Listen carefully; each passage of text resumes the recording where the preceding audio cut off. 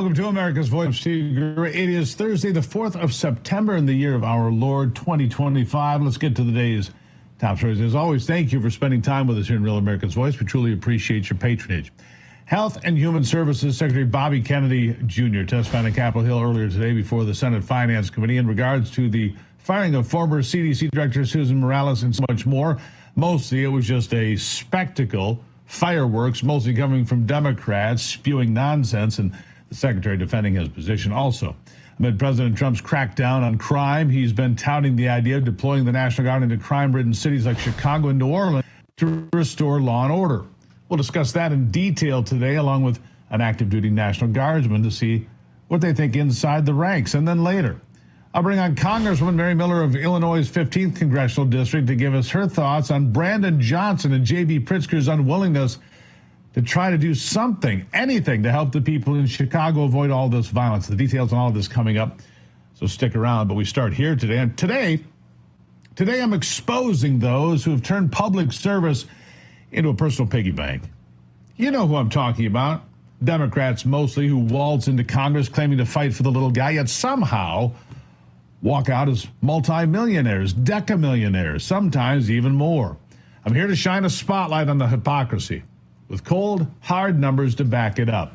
The latest to make the headlines, of course, is Democrat Representative Ilhan Omar, a member of the Radical Squad, a socialist supporter, who reported a negative net worth when she first entered Congress in 2019. But now, 6 years later, the net worth is something around $30 million, apparently, thanks to the rapid, unprecedented growth of her husband's venture capital firm.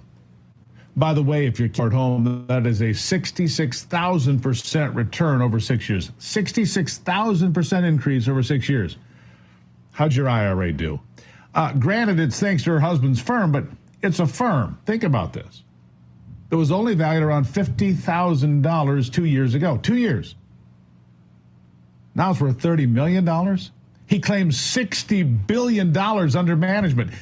In the world of financial management, hitting $1 billion is a milestone. You got $1 billion under management. You're a guy who's out there, hustling. Suddenly he goes from zero to $60 billion in a couple of years, please. And in 2020, FEC complaints surfaced about $2 million in payments to E Street Group, owned by her husband, Tim Minette. No charges, but the optics, rotten. Omar's loud anti-capitalist rhetoric doesn't square with her growing wealth, now does it? While serving the American people, she's one of the loudest critics of America itself and everything we stand for. In fact, most recently, she says the U.S. has turned into one of the worst countries, worse than her dilapidated homeland, the hellhole of Somalia. Listen to this. To be coming out of our country. I mean, I grew up in a dictatorship. And I don't even remember ever witnessing anything like that.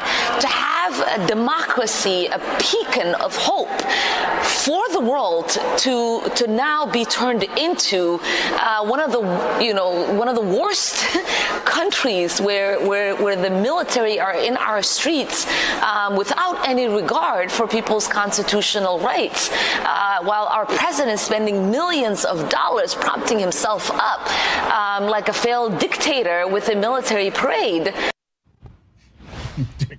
Dictator. They love to throw that word around, don't they? If Trump were a dictator, he'd have already thrown her out of the country and out of Congress.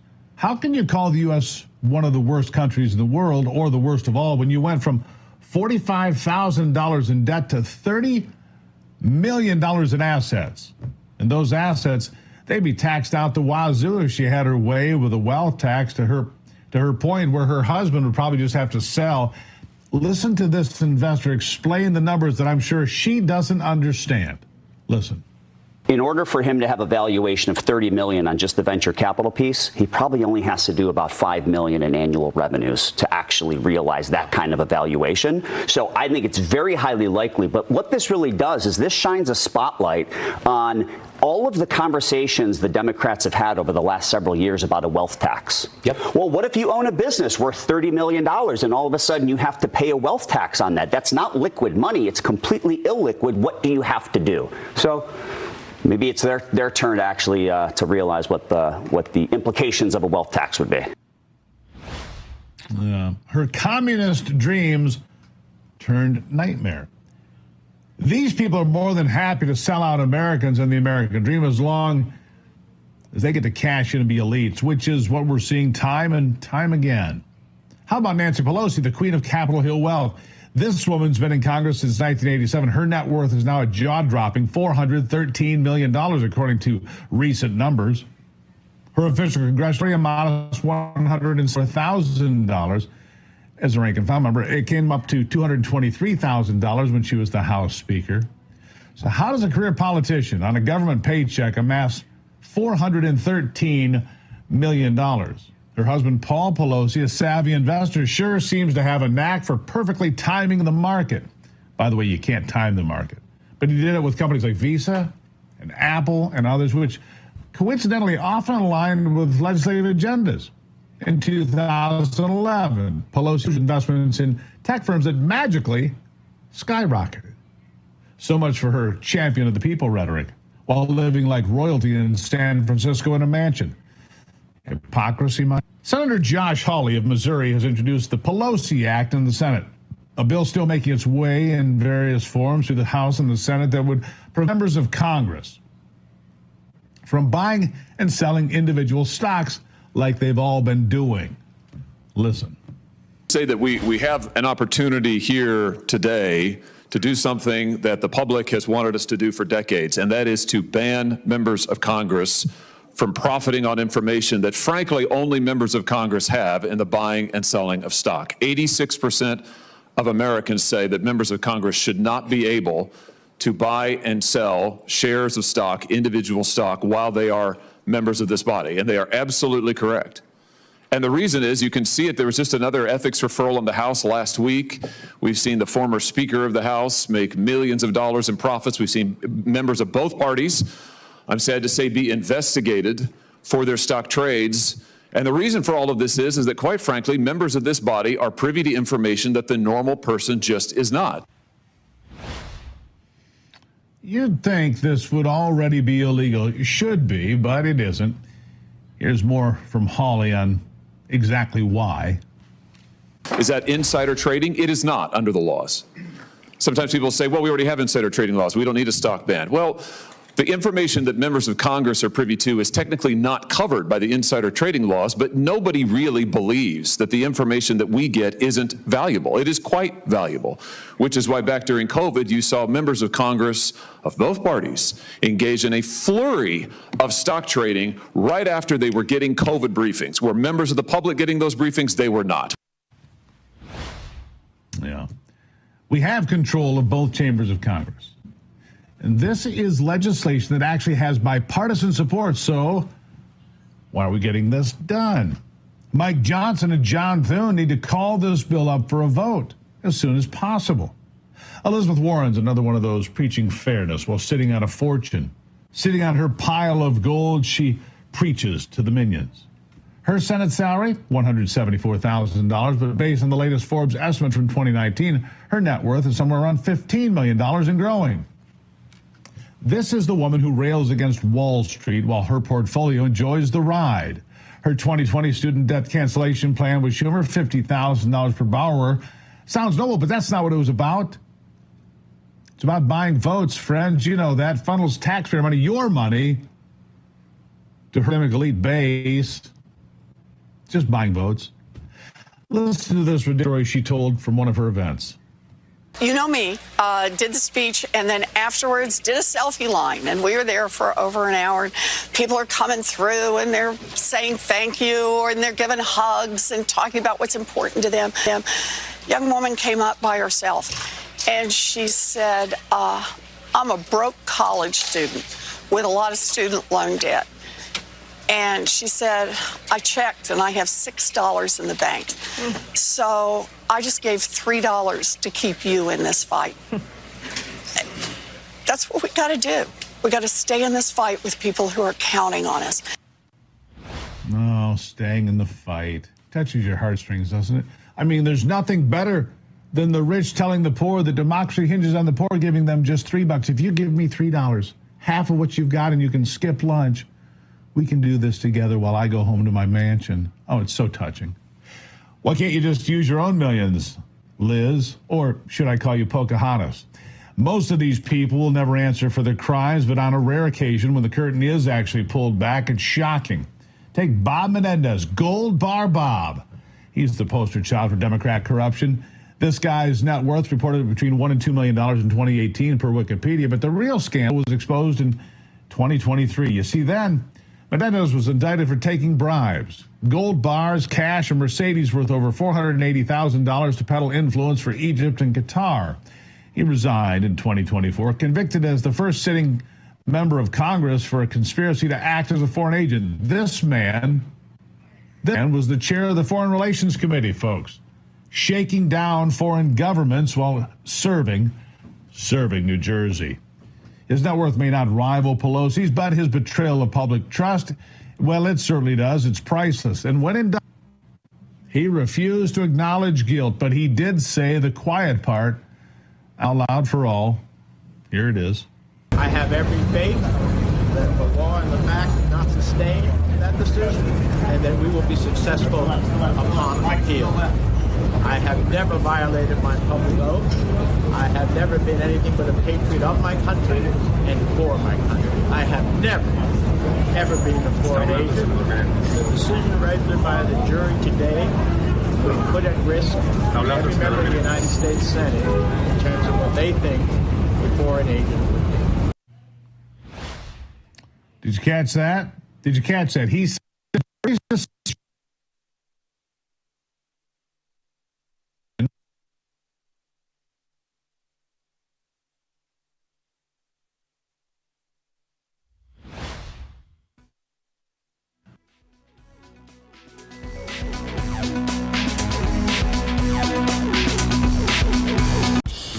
most men over 40 look into the mirror and see this, when they could be seeing this. Most men over 40 look into the mirror and see this, when they could be seeing this. Most men over 40 look into the mirror and see this, when they could be using this. Particle 6-in-1 Face Cream for Men. The first of its kind anti-aging cream designed specifically for men. Fights eye bags, dark spots, and wrinkles. Visit ParticleMen.com and use the promo code on your screen to receive 25% off your entire order. Plus, we've got free shipping and a 30-day money-back guarantee. www.ParticleMen.com. Because seeing is believing. Tired of the hassle and high costs of selling a home? We can help. At Ideal Agent, we'll connect you with a top local agent that'll sell your home fast for top dollar, and all this for as low as a 2% commission. We got the top dollar for our house and the lowest commission that I could have imagined. The house sold in 2 days. It was so exciting for us. Ideal Agent is available nationwide. There's no obligation, and best of all, our service is completely free. Call today or visit idealagent.com. Hello friends, Pat Boone here with a message from the past. Imagine the shock of reading tomorrow's newspaper and discovering the price of gold has doubled to over $1,000 an ounce. Sound impossible? Well, it's not. That's right. Back in 2006, my friends at Swiss America forecast gold prices would top $1,000 an ounce, and they were right. Today, several financial firms are forecasting $3,000 gold. Now, for over 40 years, Swiss America has helped folks like you and me purchase precious metals for home delivery and for our IRAs. So don't miss this opportunity again. Call or text Swiss America at the number on your screen now to receive your free portfolio review and a copy of the timeless truth about gold and silver. Learn for yourself how easy it is to safeguard your money. Call or text Swiss America today. Hey, Rav family and War Room Posse, mark your calendar. September 12th and 13th, the Rebels, Rogues, and Outlaws Tour is coming to the America First Warehouse. I have never seen anything like this. 2 unforgettable days filled with patriots, barbecue, and live shows straight from the most amazing place, the America First Warehouse. Get ready for a special guest to be announced, plus a 3-hour live episode of Studio 6B. And we're just going to go do it. On the 12th, Steve Bannon will host War Room Live at 5 p.m. And Steve will be back again on the 13th. Woo! Followed by 1 hour with Peter Navarro. I went to prison so you won't have to. The Rebels, Rogues, and Outlaws Tour, September 12th and 13th at the America First Warehouse. Scan the QR code to see pricing and availability. Don't miss this opportunity. Tickets won't last. And welcome back to America's Voice Live. Pam Bondi at the podium in Florida at the moment. Let's join that live. It has 5 steps. We will now cover, the task force will now cover our northern border in Canada, of course, and all of our maritime borders. Our incredible partner again at DHS, Kristi Noem, and I are expanding this to include our DEA, ATF, and FBI agents to this task force to give us even more manpower. We will receive more resources to prosecute these cases, and key figures in cartel, human trafficking, and transnational criminals. We will strengthen our collaboration with foreign law enforcement throughout this world to protect not only their citizens, but ours, and return these criminals to American soil for prosecution. Under President Trump, we have coordinated more closely with our U.S. attorneys' offices to protect unaccompanied children being smuggled into our country from exploitation. One of the task force's greatest accomplishments has been demonstrating how dangerous human smuggling and trafficking are for those being transported. For those who are considering paying to be smuggled into the U.S., it is not safe for you or for your families. These coyotes are coordinating with terrorist organizations, collecting money from them to bring families and unaccompanied children into our country. These operations are getting people killed. Let me be clear. If you smuggle human beings, you will be found, you will be prosecuted, and you will be brought to justice. It doesn't matter where you are. It doesn't matter what our borders are. The limit of where our country ends and another begins, but it does not limit our law enforcement capabilities to bring you to the United States and prosecute you and lock you up for as long as we can. Thank you, and God bless you.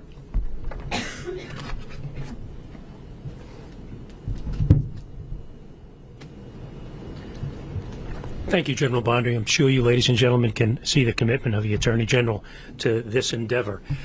We just want to take a few minutes more of your time and give you a little bit more detailed flavor of the cases that we have before you and the nature and extent of the horrific crimes that are taking place that General Bondi just outlined.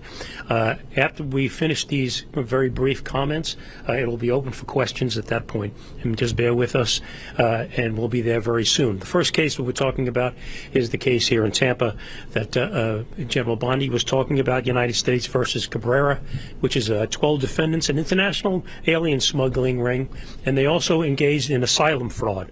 And why did they do it? They did it for money and money alone. As General Bondi just noted, we have tracked at least $18 million trafficking through their account and laundered through their accounts to pay their expenses, to pay their co-conspirators. This was a profit-making motive that went on between 2021 and today, 2025. How did it happen? They used social media. They went on social media with Cuban individuals to tell them that they could get Cuban individuals and get them visas based on fraudulent conduct by putting their visas, which were based on European citizenship. They had co-conspirators throughout the world to gather these people up to try to get their money to participate in this. And I say co-conspirators. There are numerous co-conspirators. There were thousands of people, aliens, listed in their ledgers that they were doing this with.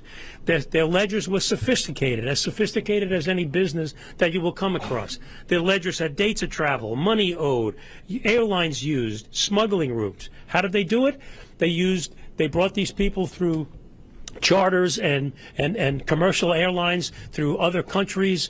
They put the fraudulent documentation together with these individuals. Of course, as General Bondi just noted, at $40,000 apiece.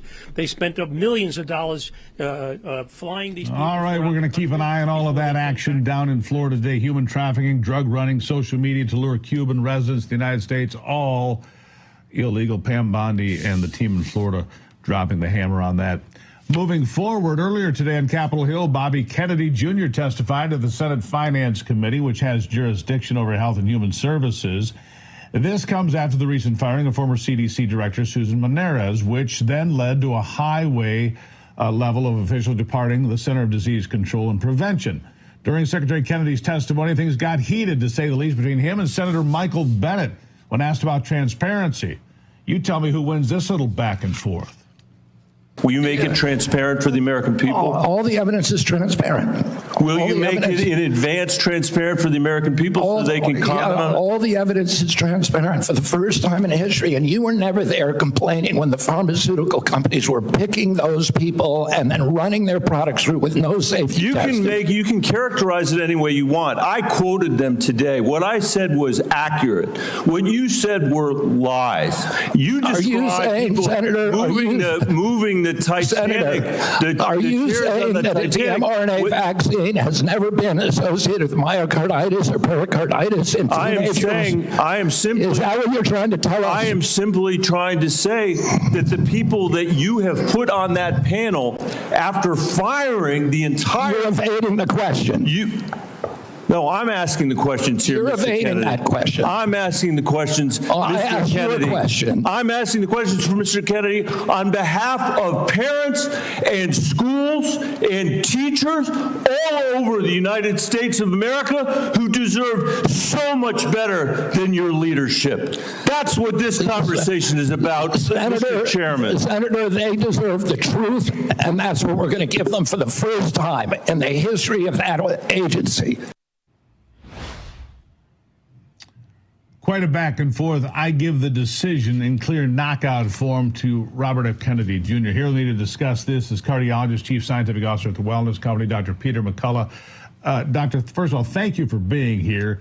You were entertained by that, just like all of us. I mean, here's the senator, Michael Bennet, basically saying, doesn't want to answer the question about myocarditis, pericarditis, none of it. What the secretary said was exactly right, wasn't it? It was, and Bennett was unhinged. He just was losing his total grip on reality. Kennedy points out that, these vaccine safety concerns, especially heart damage, is not just restricted to young people. In our May 2025 Senate hearing, Permanent Subcommittee on Investigations, we generated a report. The federal government and public health agencies were covering up this important safety signal. Now RFK is bringing radical transparency to Washington, and they can't handle the truth. They can't handle the truth. And here's another part of the truth that he laid on the table today, Doctor. He pointed out that people in that room, like Elizabeth Warren, got almost $1 million from Big Pharma. Others got big donations, big money from Big Pharma. Big Pharma might be the biggest supporter of politicians in Washington today, and that's not right, is it? You're correct. It's not right. In fact, Big Pharma will be filtering this news tonight on national TV. I guarantee it. RFK is exposing massive conflicts of interest. We need big pharmaceutical lobbyists out of Washington, just like big tobacco had to go. And our lawmakers need to now evaluate the data as it comes forward fairly, and they should show respect to Robert F. Kennedy, who is reforming a deeply corrupt set of agencies. Let me ask you this. This is the simple takeaway question, sir, today. Is there anyone that should be taking the COVID vaccine for any reason today in America or anywhere else? No, no one should be receiving these shots. They're grossly unsafe now. Multiple calls for them to be removed from the market. Thankfully, Steve, no one's taking them. Our CDC is not even reporting anymore who's taking boosters. Hopefully, it's no one. No, I understand, sir. And if you'd like the gold standard when it comes to spike protein, if you've had the jab or you've had COVID and you're worried about it, the Wellness Company has the gold standard for spike protein. You can learn more at twc.health/voice. Dr. Peter McCullough, short but to the point, sir. Thank you. Thank you. There you have it. twc.health/voice. The spike protein formula from the Wellness Company. It is the gold standard. We'll be right back.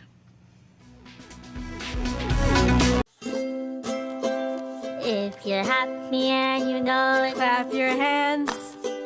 If you're happy and you know it, ride your bike. If you're happy and you know it, then your face will surely show it. If you're happy and you know it, smile big and bright.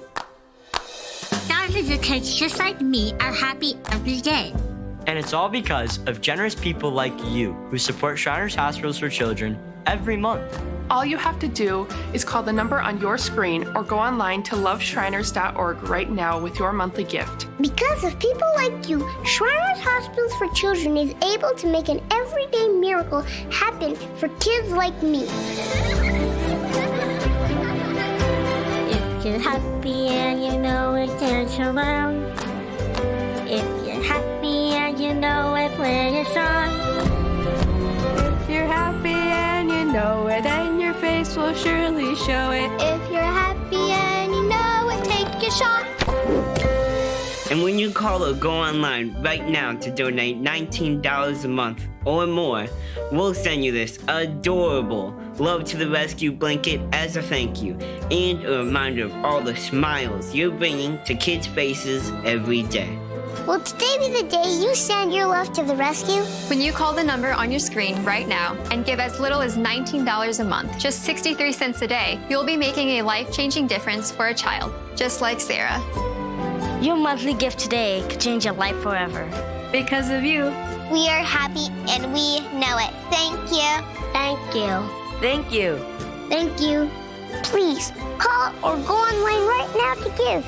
If operators are busy, please wait patiently or go to loveshriners.org right away.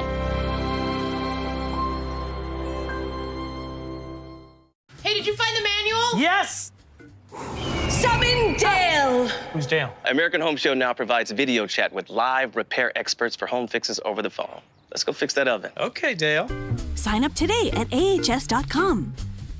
Did you know that thousands of authors across the country have written books and published them with Page Publishing? If you've written a book, Page Publishing can help you through the process. We cut through the confusion of the publishing world to make it easy for you. Call or scan for your free writer's guide today.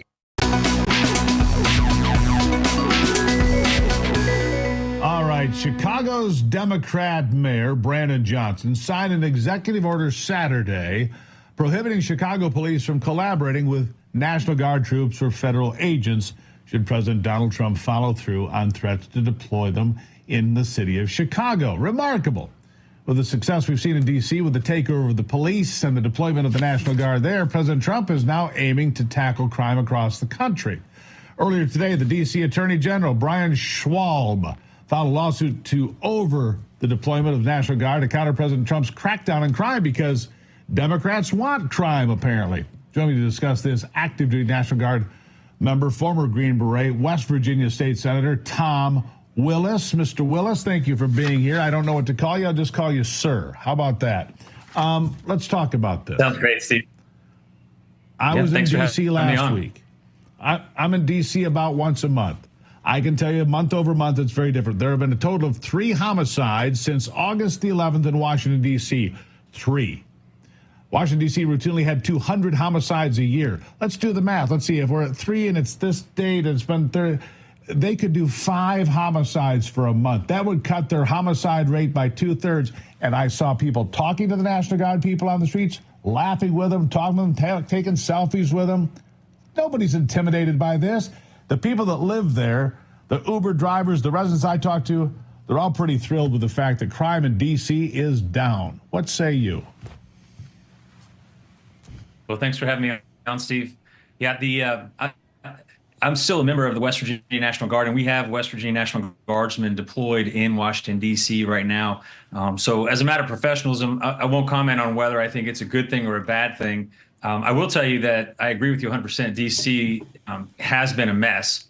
Recently, I took a congressional delegation from Peru as part of my National Guard duties, and it was really embarrassing just to step over homeless people, just see the trash everywhere.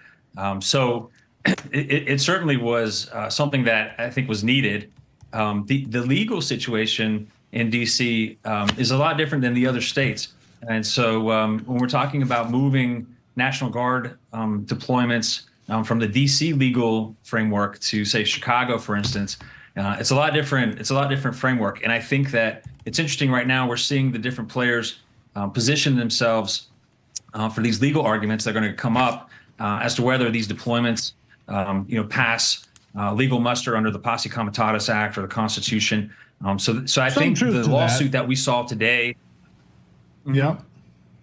Well, there's some truth to that, but I was going to say that Governor Jeff Landry of Louisiana, if he says, hey, come on into New Orleans, you can do that. If he says, come on in, you can clean up New Orleans.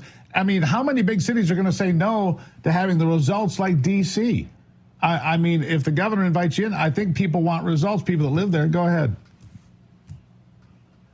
Yeah, that's the key, though, Steve. If the governor asks for assistance, then under Title 32, you're allowed to deploy the National Guard under federal control in that situation.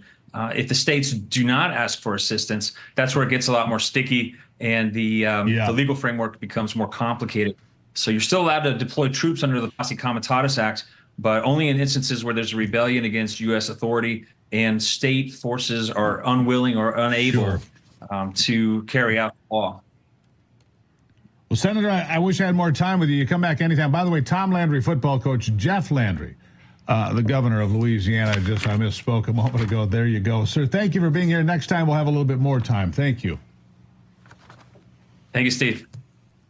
All right, when inflation jumps, when you hear the national debt is over $37 trillion, do you ever think maybe now would be a good time to buy some gold? Gold is on the rise again today, whether as a hedge against inflation, peace of mind during global instability, or just for sensible diversification. Birch Gold Group believes every American should own physical gold, and so they created something special. Until September 30th, if you are a first-time gold buyer, Birch Gold is offering a rebate up to $10,000 in free metals and qualifying purchases. To claim eligibility and start the process, request an information kit now. Just text America to 989898. Plus, Birch Gold can help you roll an existing IRA or 401k into an IRA in gold, and you are still eligible for that rebate and free metal of up to $10,000. Birch Gold is the only precious metals company I trust, as do thousands of customers. So make right now your first time to buy gold and take advantage of up to $10,000 when you buy by the 30th of September. Text America to 989898. Claim your eligibility and get that free information kit. Again, text America to 989898. After the break, I'll bring on Congresswoman Mary Miller of Illinois to discuss the ongoing crime issues in that liberal city of Chicago.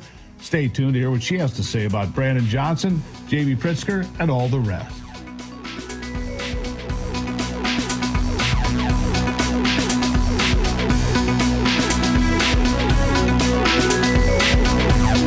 Selling your home shouldn't be expensive or stressful.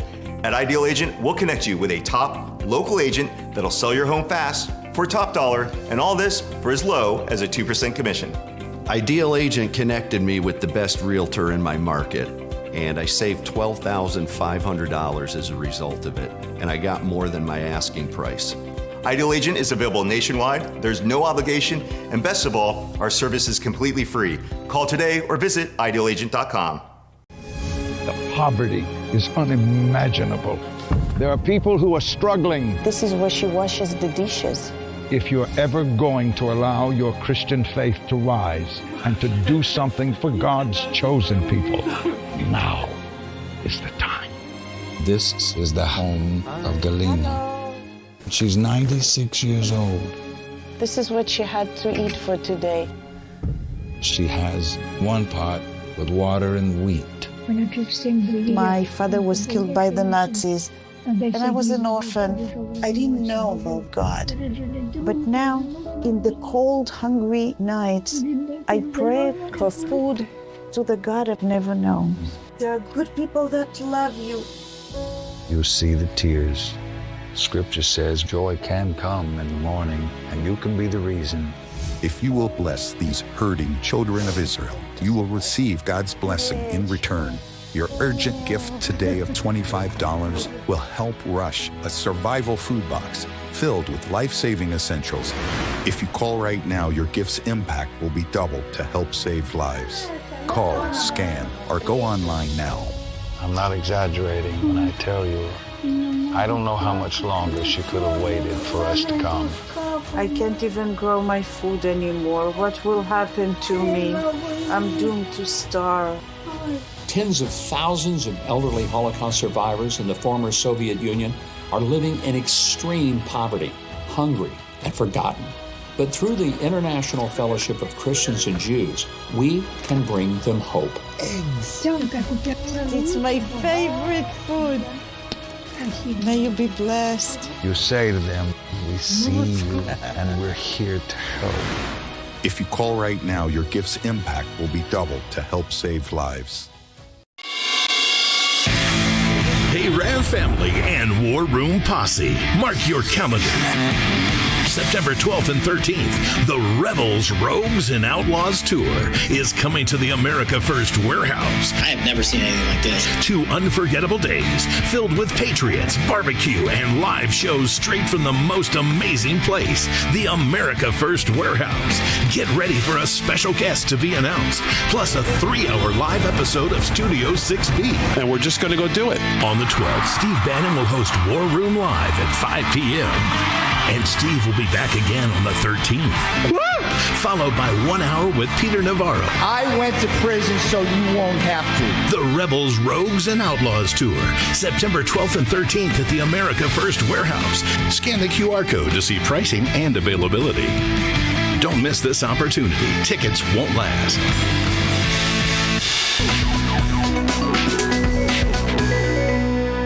All right, welcome back to the program. Glad to have you here. My next guest comes from the great state of Illinois. Mary Miller is a congresswoman representing Illinois 15. Congresswoman, thank you for being here today. A lot to talk about in Illinois, as you know.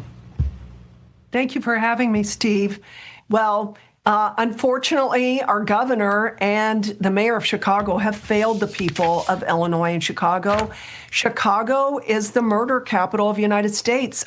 Sadly, actually for 13 consecutive years, Chicago has led all cities in the number of murders. And this is shocking. That's right. Listeners may be surprised, but the murder rate in Chicago is 3 times that of Los Angeles, 5 times the murder rate of New York City, and 15 times the rate of Delhi, India. So, this is a war zone. People have been traumatized. It's terrible for business. And President Trump rightly wants to come in and tamp the crime problem down. In fact, there was a documentary done, I think 10 years ago, 2015, called Chirac, which compared what was going on in Chicago with the war zone of Iraq and said Chicago was worse. Listen to this. This is what's remarkable to me. In the first 3+ weeks of the National Guard coming into Washington, D.C., there were a total of 3 murders. In that same stretch of 22, 23 days, there were 32 murders in Chicago. The rate in Chicago is running, 2 and 3 times above what the nation's capital is. And you point out rightfully so that Chicago has led the nation in murders for 13 years. And yet the governor and the mayor will tell you nothing's wrong. Mm-hmm. Nothing needs to change. Right. Of course something needs to change, doesn't it? Right. Well, since January 1st, there have been 174,000 reported crimes, and there have been arrests in only 16% of those crimes. And, on top of that, Illinois has no cash bail, and we're the only state in the country that has no limits on that. So they're releasing criminals back on the street, and criminals are emboldened. And J.B. Pritzker has proven, and Brendan Johnson, that they stand with thugs, gangbangers, and illegals before they stand with the law-abiding citizens there. And this is not a partisan issue. All American families, whether they're Democrat or Republican, deserve to be safe and secure in their communities. You know, I heard the governor, he was walking down the beach with a reporter here a couple of days ago. He was asked, would you ride the L at midnight? That being the elevated train, for anybody who doesn't know, it's like the above ground subway train for Chicago. And then the woman said, would you ride it at 9 o'clock at night? The answer, of course you wouldn't. The L has been dangerous at basically any time after it starts to get dark for years, 13 years at least, because that's how long the murder capital has been in Chicago. I mean, nobody feels safe riding the L, and yet they will protest Donald Trump coming in and cleaning up the city. Look, carjackings in D.C. are down 85%. The murders have gone from double digits every month to what might only be 5 in a 30-day stretch, which means they have cut the murder rate by 2/3 in D.C. by rolling out law enforcement. The other thing is this. Chicago's short about 1,400 police officers on the streets, and yet these folks would tell you everything's fine, and they want social workers. No, there are 1,400 officers that are not on the job today because they don't exist. We need to do better. This whole defund the police effort was a disaster for America's cities, wasn't it? Absolutely. And they're gaslighting the people. The people know that they're not safe there. And families have been traumatized. Whole communities don't feel safe. And like I say, this is terrible for business. Brandon Johnson absurdly said, come and invest in Chicago. Now, Chicago is a great city with so much potential, wonderful people. But this is devastating for the business community there. And then on top, after you have an exodus of businesses, you're going to have less economic opportunity for the people. So this is just spiraling into chaos for the citizens that live there. It absolutely is. I want to ask you about something else. I want to shift gears completely here just for a moment, because there is something that I'm not pleased that Donald Trump is pushing, and I just wonder what your opinion on this, and that is the 600,000 students coming to us from China. And the president says if we don't continue to allow these students to come in, certain universities and colleges in this country are going to go out of business. And my opinion is, if you're an EV company and your business plan is to collect taxpayer dollars to stay in business as an EV company, that's not a business plan. If your plan as a college is to take all the money you can from Chinese students, that's not a business plan either, and I don't think it's good for national security. A lot of people are concerned about it. What are your thoughts? Well, I think that we should wait and see what President Trump has up his sleeve, because he cares deeply about our country and about national security. So, I think I'm going to take a wait and see on how this is going to unfold. I'm certain that they're looking at vetting these students, which, under Joe Biden, nobody was vetted. They were just ushered in and, given all kinds of special treatment. So I'm going to wait and see on this. There's no question. A lot of things have improved since the president took office just over 6 months ago. The border is the most secure it's ever been in my lifetime. Right. The economy is headed in the right direction in most areas. Prices are down. Energy policy is more sound. We have tax policy that favors the American worker, which is why you see so many union employees coming to the president's back. And the other thing, the last question here, I've seen a dramatic shift of young people, 18 to 30. Coming to the Republican Party. They are more conservative than they've ever been. I feel like when you talk about crime, for example, the Democrats are on the wrong side of this. Men and women's sports, Democrats are on the wrong side of this. I think young people are looking at it now going, we've had enough already. We're ready to move back to common sense. Last word to you. Well, the Democrat policies have diminished opportunities for young people. And so, they're smart. I have, grandchildren that are just getting into the workforce, and they want opportunities. They want to feel safe in their communities, and everybody wants quality education for their children. We support parental rights and, girls' athletics. We don't support insane ideas like a man can become a woman. So, but I do think the fact that legacy media has not been giving the Democrats pushback on their ideas, not making them defend their ideas, have allowed them to go into basically the dark side, and people see it and they're abandoning the Democrat Party. But we got to get people out to vote in the midterms. Don't get complacent. Congresswoman, We have to get people out to vote. I think that crime is going to be pivotal in that. That's why it's such an important topic to cover here today. Thank you for being here. I greatly appreciate it. You're welcome. Thank you for having me. And as always, Congresswoman Mary Miller from Illinois. We'll take a quick break here on America's Voice Live and be right back. Hi, I'm Caleb, and this is my story. I was born with osteogenesis imperfecta, or brittle-bone disease. I have broken my bones almost 200 times, and I have had 11 surgeries. But I didn't let that stop me. I love to bike ride, climb, race, and I'm learning how to stand and walk. But I can only do all of this because of generous people like you and Shriners Hospitals for Children.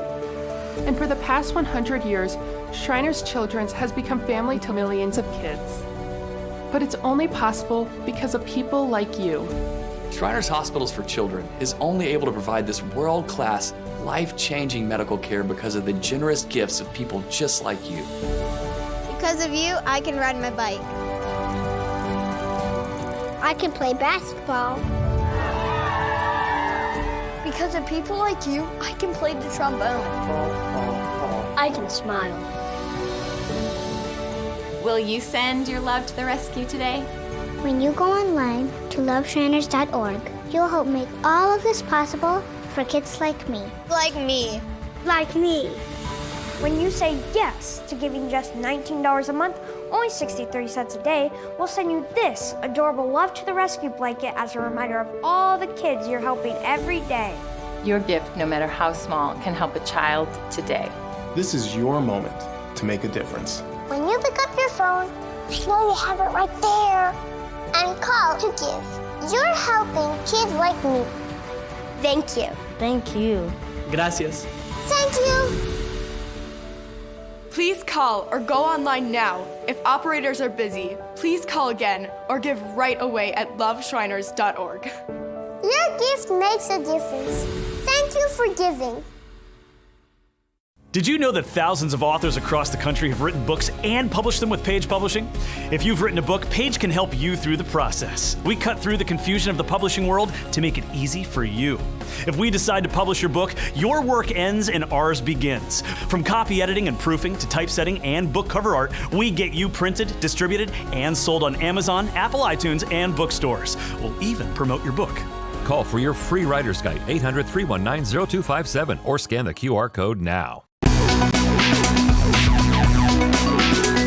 Well, as you know, President Trump working hard to give American taxpayers a break, but that doesn't mean that the IRS is slowing down in its enforcement efforts and coming after you. In fact, they've ramped it up, and that's why it's imperative to ensure that you protect yourself. Here with me to discuss this, spokesperson from Tax Network USA, Cameron Kinsey. Cameron, people put it off. They avoid the mailbox. They have an excuse. They don't sleep at night. They don't feel well. Don't put it off. Get to your taxes. That's my advice today. What's yours? Yeah, Steve, you're exactly right. A lot of the people who come to us needing help and needing a professional in their corner, they don't even know where to start in this case. And that's okay. You know, the average American doesn't. Maybe they're confused. Like you said, they're putting those letters in a drawer somewhere, just hoping that this problem goes away. But unfortunately, the IRS does count on people who make those mistakes and who are too fearful or too confused to act. And that's really where Tax Network steps in for our viewers watching today. You know, we have CPAs, we have licensed tax attorneys. We even have former IRS agents who know the tax code inside and out and know their tactics. So you don't have to be dealing with this burden yourself. We act as a liaison between you and the IRS. So once you make that initial call and get ahead of that, that's really where we can step in and make sure that you're not having to deal with them yourself. You can be with your friends, your loved ones, and your family, not having to deal with that burden. Yeah, and as aggressive as the IRS is, that's why it's important to have professionals, a team of professionals unparalleled at TNUSA. That's really critical, isn't it? Yes, exactly. Because, I mean, we saw with President Trump, he eliminated at least 25% of Biden's IRS workforce, which has alleviated that government overreach that we've seen. But like I noted, you know, the IRS has unlimited resources. Their job is to collect. It's really not to be fair. And when the IRS starts coming after you, we don't just play defense at Tax Network USA. We go on offense. So whether it's wage garnishments, mounting back taxes, a lien on your home that you're dealing with, our job is to really push back against the IRS and protect your hard-earned money and what you've worked for. And so we know the filing deadline obviously has passed, but the penalties haven't. And that's why it's so important, Steve, that you mentioned that it's important to get ahead of it. It's important not to ignore the problem, because those penalties can compound daily. And the IRS does count on people who are too afraid. So it's really up to the individual to be proactive about that and make that initial call. And how do people get started, and where do they start? Exactly. So you can call us at 1-800-905-8000. Again, that's 1-800-905-8000. Or you can even fill out a form online at tnusa.com/RAB. The consultation, initial consultation, I should say, is completely free. You'll talk to a team member directly, kind of explain what's going on with your case, and then you can decide if you want to proceed further. But you really just get a team who knows how to keep the IRS off your back, keep your finances protected in this process. But like we said, don't wait until it's an emergency. Let's get ahead of it. There you go. Cameron Kinsey, always full of great advice. Cameron, thank you as always. Thank you, Steve. All right. TNUSA.com. If you missed it, TNUSA.com. Look, if you got these problems, don't put it off. Don't worry about going to the mailbox. Make sure you sleep tonight.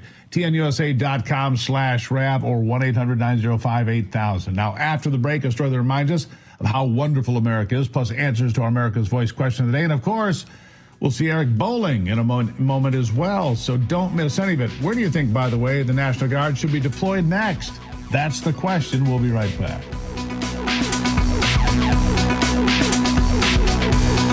Yep, your worst nightmare. Your car broke down. Now you're worried if it's going to cost you a fortune in repair bills. Unless you already called CarShield, the legit #1 auto protection company in the country. When you're protected with a plan through CarShield, the process is smooth like ice and done in as little as 3 steps. 1. First, the tow truck takes your car to the shop. The cost of towing, covered when you got a plan through CarShield. Next, you'll probably need to get around while your vehicle's being repaired, right? 2. Plans through CarShield have rental car options too. Then comes the best part. 3. When you pick up your vehicle, you don't have a big repair bill to worry about. CarShield administrators get your covered repairs paid directly to the shop, so you're back on the road with no worries. Call now to get an affordable plan through CarShield for your vehicle before it's too late. When you call CarShield, whether you got a small problem like a power window motor that could cost a few $100s, or a big problem like an engine or transmission that could cost you thousands of dollars, you're taken care of. CarShield is the #1 auto protection company in the country, and their administrators have paid out more than $1 billion in auto repairs. That's billion with a B. CarShield is the choice that gives you the CarShield guarantee. Your rate never goes up, and your coverage never goes down, no matter how many claims you have. Look, it's inevitable. As your car or truck ages, the parts and components are gonna fail. It's not worth the risk. Call CarShield now. Waiting until your car breaks down is too late. Call CarShield for coverage on up to 5,000 parts and get the CarShield guarantee, where your rate never goes up and your coverage never goes down, no matter how many claims you have. Call 800-653-8201. 800-653-8201. Do you suffer in pain? Are you stiff, tense, or less active? Introducing the Easy Well Remedy Massage System, a triple fusion of therapeutic experiences. Full body vibrational therapy increases blood circulation and reduces inflammation. Infrared heat penetrates deep to reduce pain, soothe, and relax. The Ultra Shiatsu pillow with 6 heated nodes mimics a professional massage. Plus, it's detachable for deep relief anywhere you need it. Experience the true remedy for your pain and stiffness. Call now.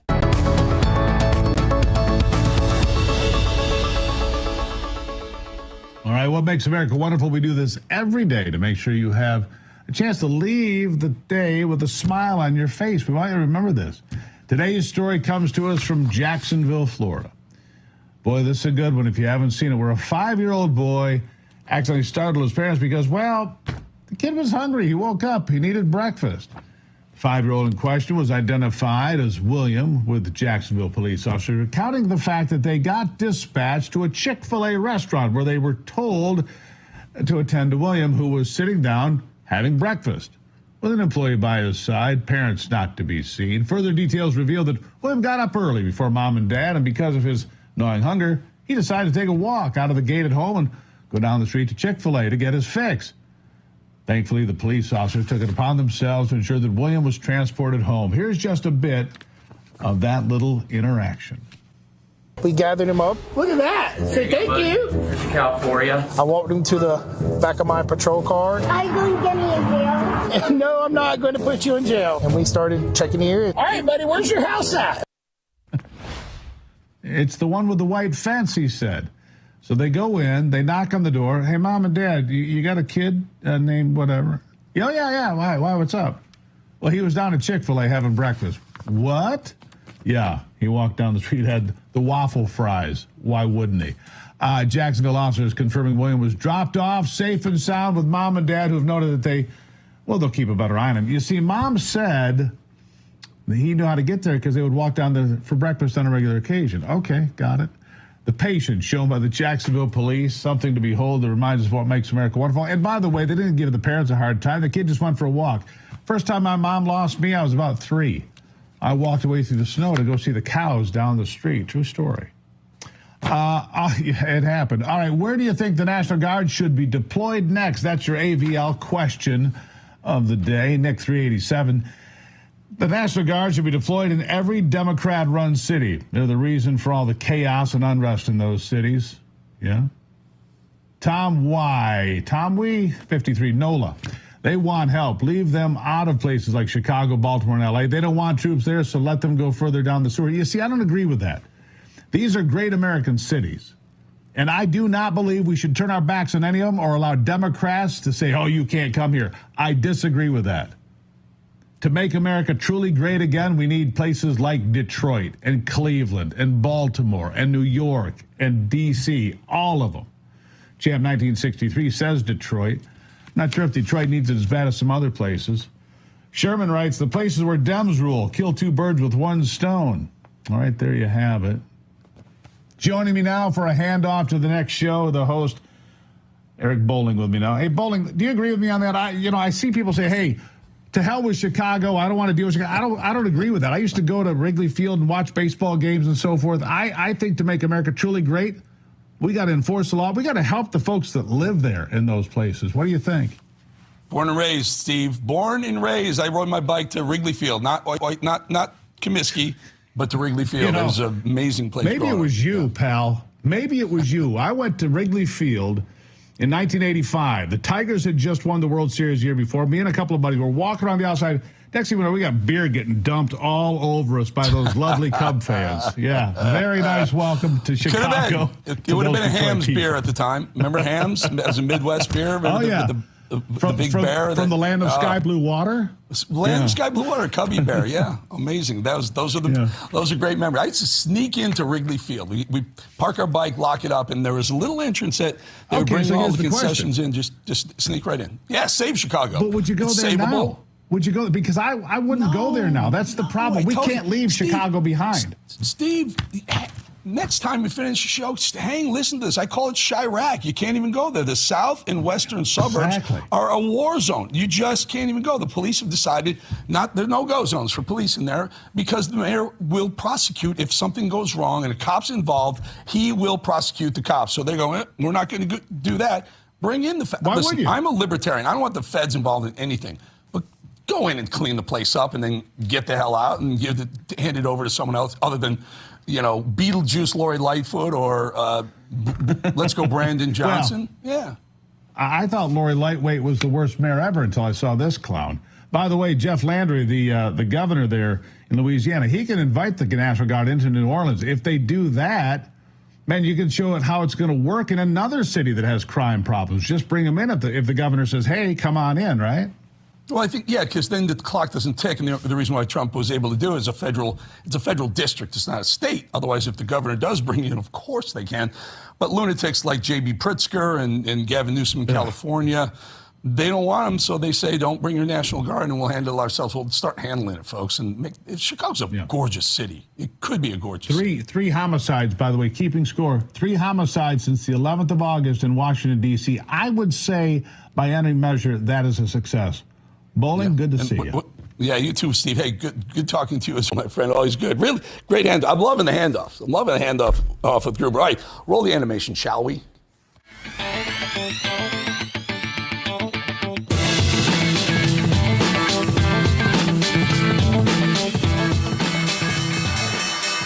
All right, you ready for the day?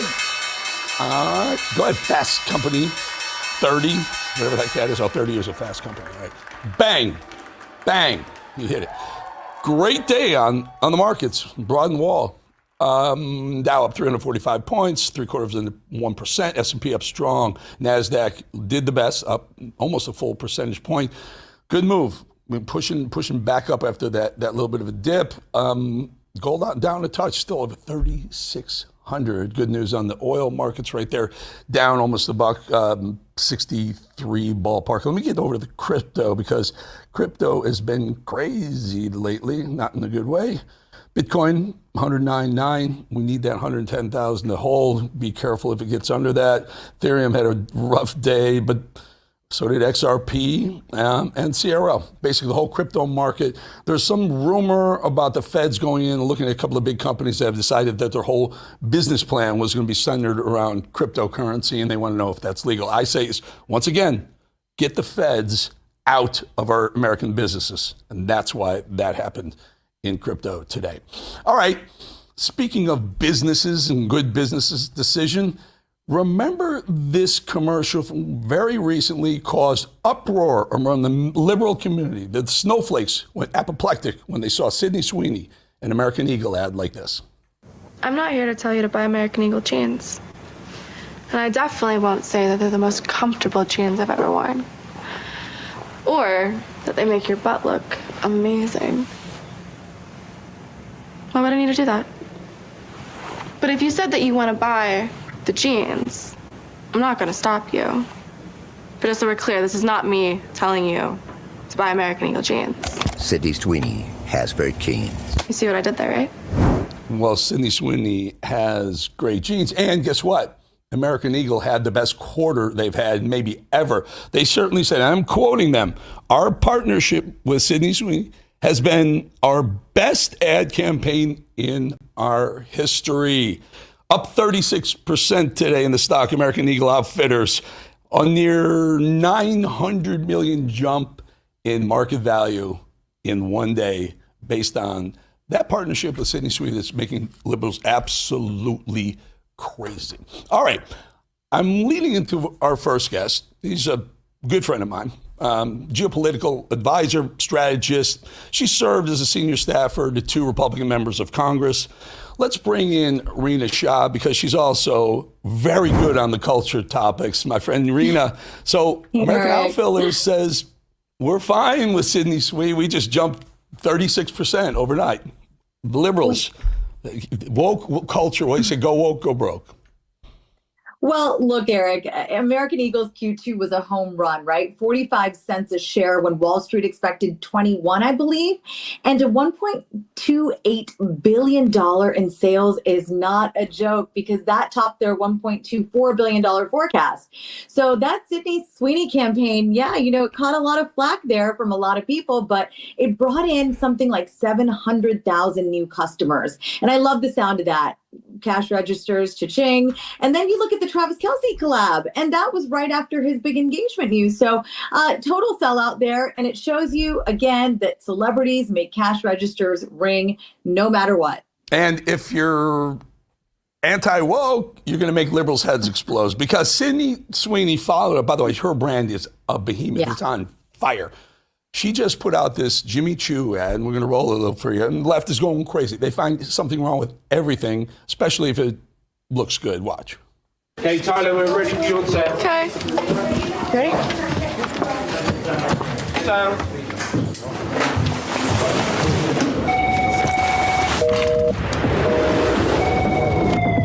Scarlett's busy.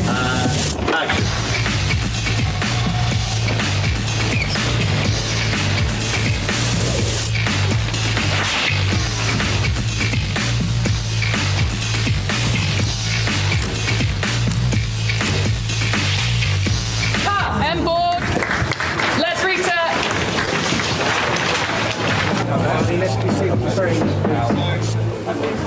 Did we get it? Serena, I'll let you weigh in because the left is saying the feminists are saying it dehumanizes women when you use a pretty girl like that in those fashion shots. But business is saying it's good business and they're going to keep doing it. I got news for them. I love that ad. I hadn't seen it before. And look, Jimmy Choo is a brand that's not within the reach of a lot of American women, particularly women in my age demographic. We're in the 35 to 45 set. A lot of us have children. We're living in urban areas where the cost of living is tight. But I don't know what was to hate about that ad. It looked like she was kind of in a boardroom being a boss. I mean, isn't that what feminists talk about all the time, about how women should be able to do everything instead of be behind a stove and tend to children? So in essence, I think, look, the culture wars pay off. When I want to look at the business sense of this for a second, because shoppers are super choosy. People are super tight with their wallets these days, as I just alluded to. And American Eagle tripped up a bit on their spring styles. So I think with this bounce back for the back to school moment they're having is really good. You're looking at Aerie, their brand there for American Eagle, that's up 3% in comp sales. And then they're betting on really low single-digit growth there for the next couple quarters. And they're nailing it for what Gen Z and millennials want, which is cool, affordable clothes. So Jimmy Choo, wonder if they're going to have the same effect. You're hitting on an important point.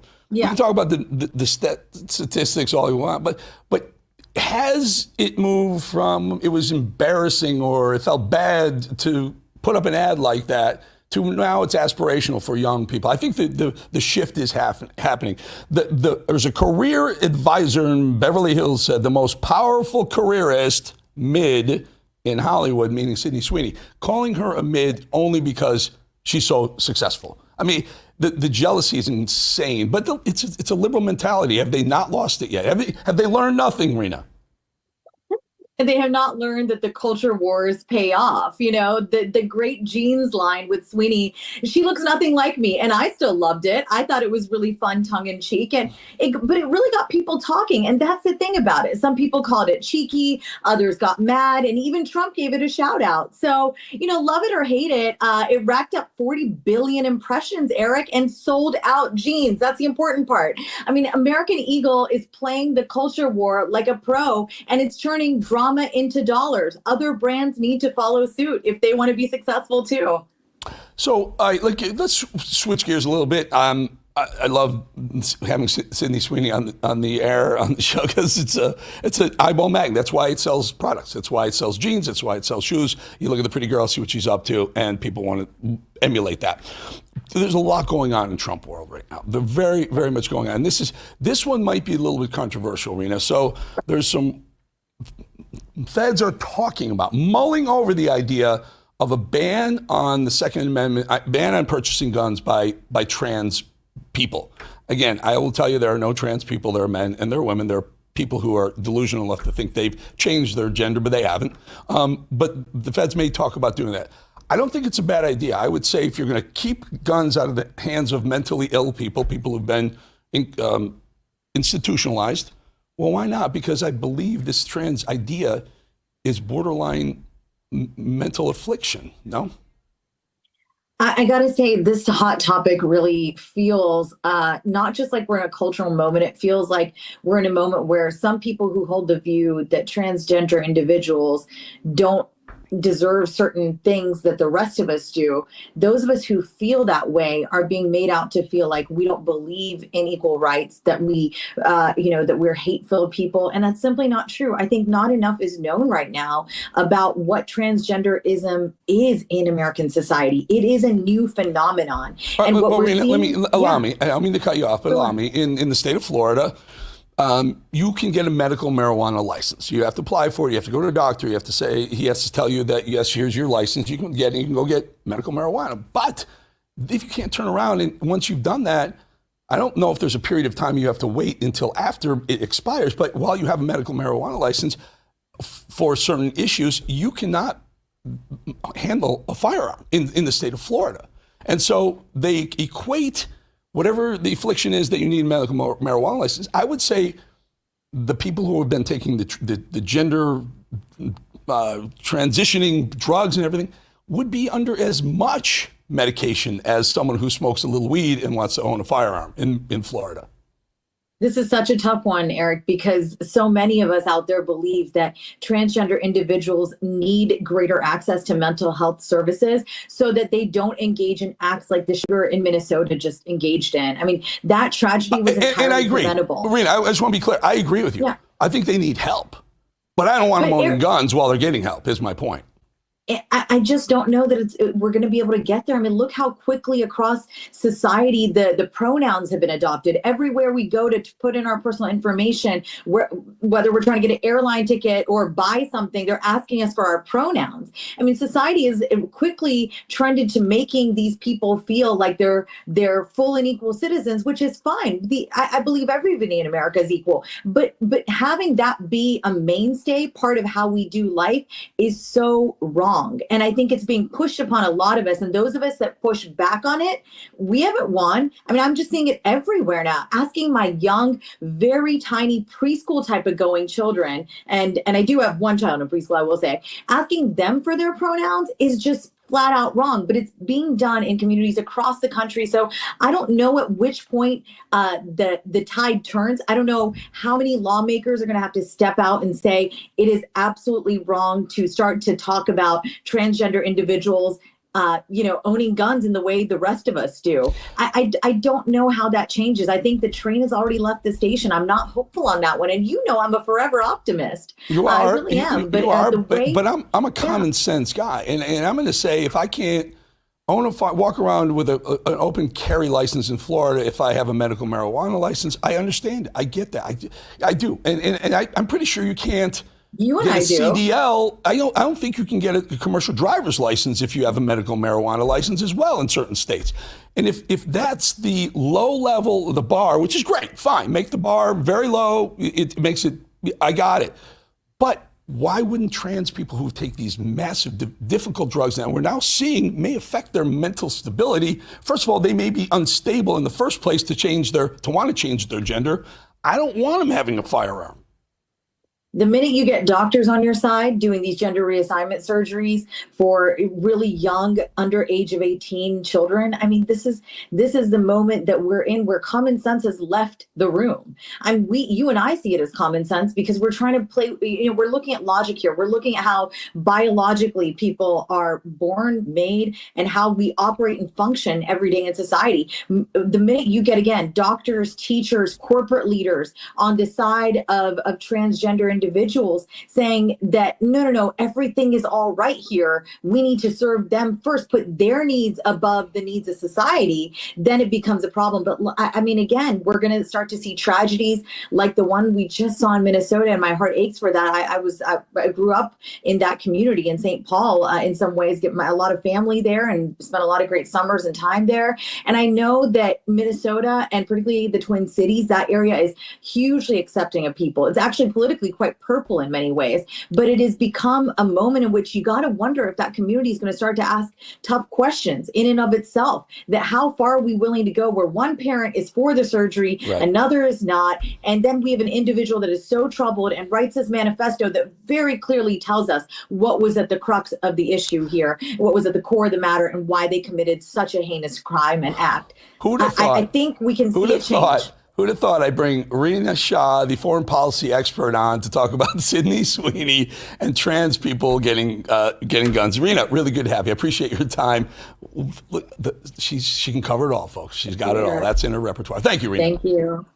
Thank you. All right, folks, when inflation jumps, when you hear the national debt is over $37 trillion, hello, like now, do you ever think maybe now would be a good time to buy some gold, whether it's a hedge against inflation, peace of mind during global instability, or just for sensible diversification? But Birch Gold Group believes every American should own physical gold for all of those reasons above. And so they created something special until September 30th, the end of this month.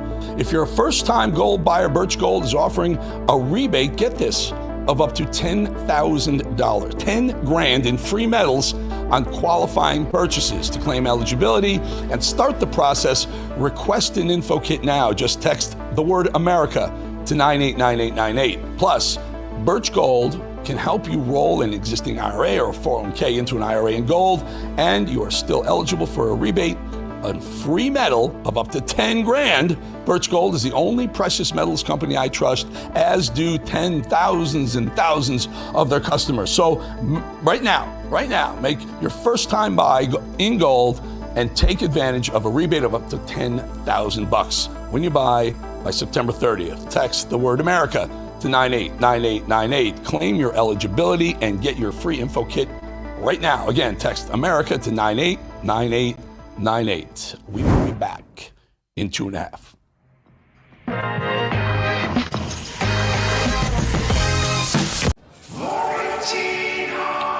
Yikes. Leaky refrigerator coil card. Oh no. But your future is bright with an American Home Shield warranty to protect your covered home systems. Don't worry, be warranty. If you're happy and you know it, clap your hands. If you're happy and you know it, ride your bike. If you're happy and you know it, then your face will surely show it. If you're happy and you know it, smile big and bright. Thousands of kids just like me are happy every day. And it's all because of generous people like you who support Shriners Hospitals for Children every month. All you have to do is call the number on your screen or go online to loveshriners.org right now with your monthly gift. Because of people like you, Shriners Hospitals for Children is able to make an everyday miracle happen for kids like me. If you're happy and you know it, dance around. If you're happy and you know it, play a song. If you're happy and you know it, then your face will surely show it. If you're happy and you know it, take your shot. And when you call or go online right now to donate $19 a month or more, we'll send you this adorable Love to the Rescue blanket as a thank you and a reminder of all the smiles you're bringing to kids' faces every day. Will today be the day you send your love to the rescue? When you call the number on your screen right now and give as little as $19 a month, just 63 cents a day, you'll be making a life-changing difference for a child, just like Sarah. Your monthly gift today could change your life forever. Because of you. We are happy and we know it. Thank you. Thank you. Thank you. Thank you. Please call or go online right now to give. If operators are busy, please wait patiently or go to loveshriners.org right away. Did you know that thousands of authors across the country have written books and published them with Page Publishing? If you've written a book, Page Publishing can help you through the process. We cut through the confusion of the publishing world to make it easy for you. Call or scan for your free writer's guide today. I don't want to vaccinate my child again. When you have the paper, just give it to me, I'll sign it. If you need me to get my pastor to sign a document to give you as well for a religious exemption. And I said, well, what law states that there's a certain amount of time that you have to see my son between a certain amount of years if my son is completely healthy? And he said, well, there is no law, but I am concerned. And if you leave here today without the vaccine, and without documentation showing that your son has been seen, then we're going to have to file a 51A report. Well, that was a look at Taken, State-Sanctioned Kidnapping, which is a new documentary about the co-founders of American Made Foundation. Happy to have Ann Vandersteel and Maureen Steele, two good friends of mine. Tell us about this. Tell us about this story. You made a documentary about this story. Every parent's worst nightmare. We'll start with you, Maureen. Tell us, you contacted me, said this is a very important documentary you put together. What's the story underlying it? Sure. We followed the Rivera family. It's a family of 7, 2 parents together for 12 years, 5 children. And the father, Izzy, brought his 9-month-old baby in for a wellness check and refused the vitamin K shot, which was refused at birth. That's when it's given. And the Tehran, Iran trained doctor threatened him and said, if you don't get this vitamin K shot today, I'm reporting you to CPS. And Izzy left the office, and they did. 3 days later, there was police and CPS knocking on their door wanting to see all 5 children, just because they refused a vitamin K shot. So this went on for several weeks until the family ended up, escaping to Texas. They were never served any documents. CPS there was never a court case where the state granted custody to CPS. So they went to Texas, and CPS Massachusetts basically, committed falsehoods and said that they stole their children. I don't know how 2 parents can steal their own children, or how a state that didn't have custody of these kids could make that claim. But they were jailed in Texas for 30 days at $2.5 million bail each, which is just extraordinary. There's murderers and rapists that don't get that kind of... Just tell me, jailed for what? Familial kidnapping, Eric. That's what they're calling it. And parents stole their own kids. Are these the biological parents of the child? Yes, they are. Mm-hmm. Well, how in the hell can any state take biological? This seems absolutely insane to me. Go ahead. You guys finish. Continue on. Yeah, so they were held for 30 days. Their children were taken from them. The children saw their parents get held at gunpoint. There was 10 police officers that surrounded their home. The children were flown to Massachusetts. The parents remained in Texas for 30 days, then extradited to Massachusetts, where Mother Ruth was held on $7,500 bail and Father Izzy for $25,000. This has been 7 months now. This family is still not reunited. This is egregious, but what's so sad, Eric, is that this isn't a one-off. This isn't an extraordinary story, as extraordinary as it sounds to you. This is happening all over the country in every state by these family courts and by this corrupt agency, Let me bring CPS. Ann here. Ann, was there any sort of history of drug abuse in the household that could warrant the reason for Child Protective Services to come in and take the child or children away? No, not even a little bit, Eric. This is indicative of what the Child Protective Services industry is all about. They are not about the protection of children and families and reunification, which is what they claim they're trying to do. They're fully all about weaponizing the system so that they can pilfer profit and separate families and keep them in that perpetual state of separation, fear, and anxiety, which only feeds the system more because they have all these parasitic organizations that are there to support the children with mental health, et cetera. And bill. And of course, they constantly provide yet another carrot or a hoop for the family to jump through in the hopes that they're going to be reunified with their children, only to have those hopes and dreams dashed when they go back up against this unlawful, unconstitutional bench family court where there is no jury of your peers. There is not even due process. It's speculation. It's hearsay. And the judge is basically judge, jury, and executioner, and it decides the fate of you and your family. It's completely unconstitutional, unlawful. And in this documentary, we prove that due process is violated. And Eric, you know what we're doing with American Made Action, our sister organization. We're filing a massive federal lawsuit immediately after this documentary drops. And it's going to not only go after the system, but it's going after naming people involved in the system, judges, members of law enforcement community, the parasitic organizations that have been weaponized and profiting off the separation of the children. And like Maureen said, this is not a one-off. This is happening to millions of families across America today. It's incredible. I have very close experience with this. My sister, I call her my sister, actually my niece, has adopted children from crack-addicted mothers. She raised those kids. They've had their own babies. Those women sometimes get in trouble too. And it's the DFS, the Child Protective Services, CPS, sorry. Mm-hmm. It's almost like they're working against the children's best interest. The children should be the main focus here. I'll give each one of you a minute or so. Tell us, it's not just Massachusetts or Texas. It's literally every state in the union. Oh, 100%. And like some of the children's hospitals, this is what's truly frightening, have CPS offices in their basement.